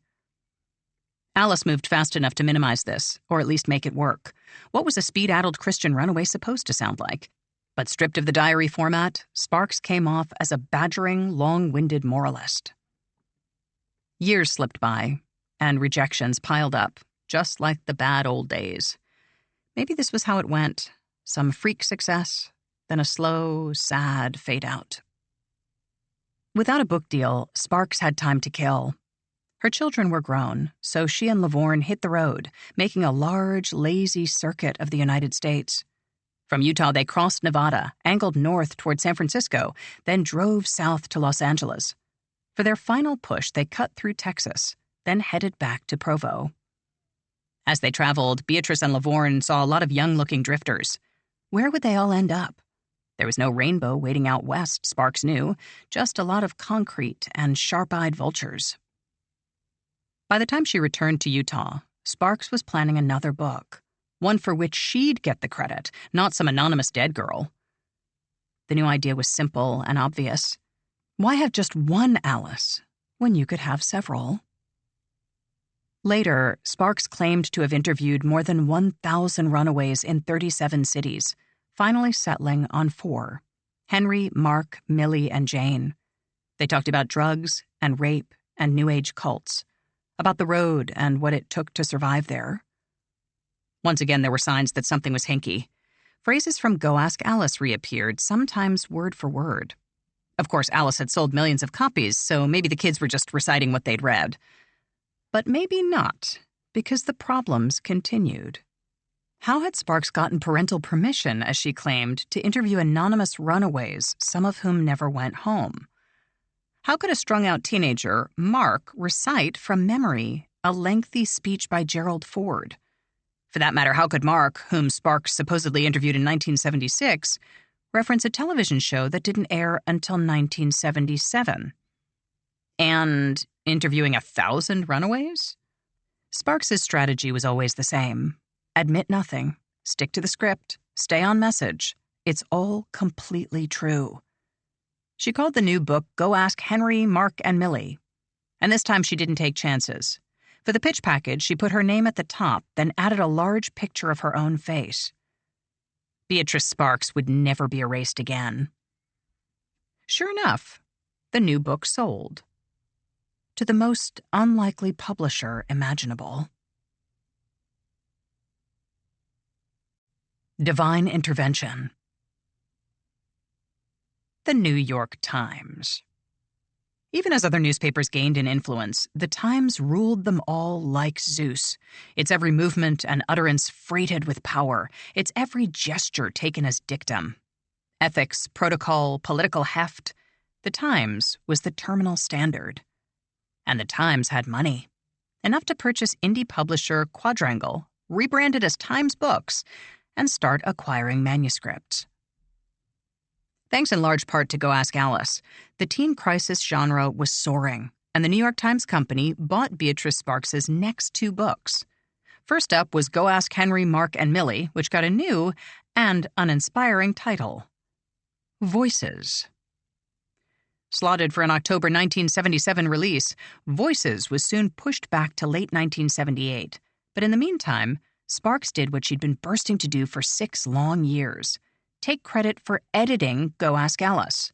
The agreement with Prentice Hall kept her name off Alice's cover, but didn't stop her from talking about it, something she finally seemed to realize.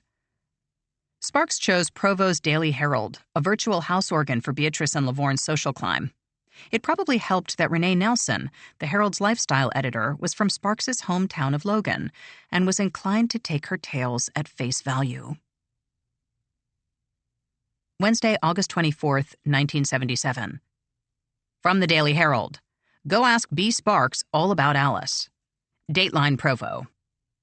When B. Sparks of Provo spoke of Alice, tears welled up in her eyes. While working in drug abuse, she said, I came across this little girl who gave me her diaries. After her death, I prepared them for publication. The diaries ultimately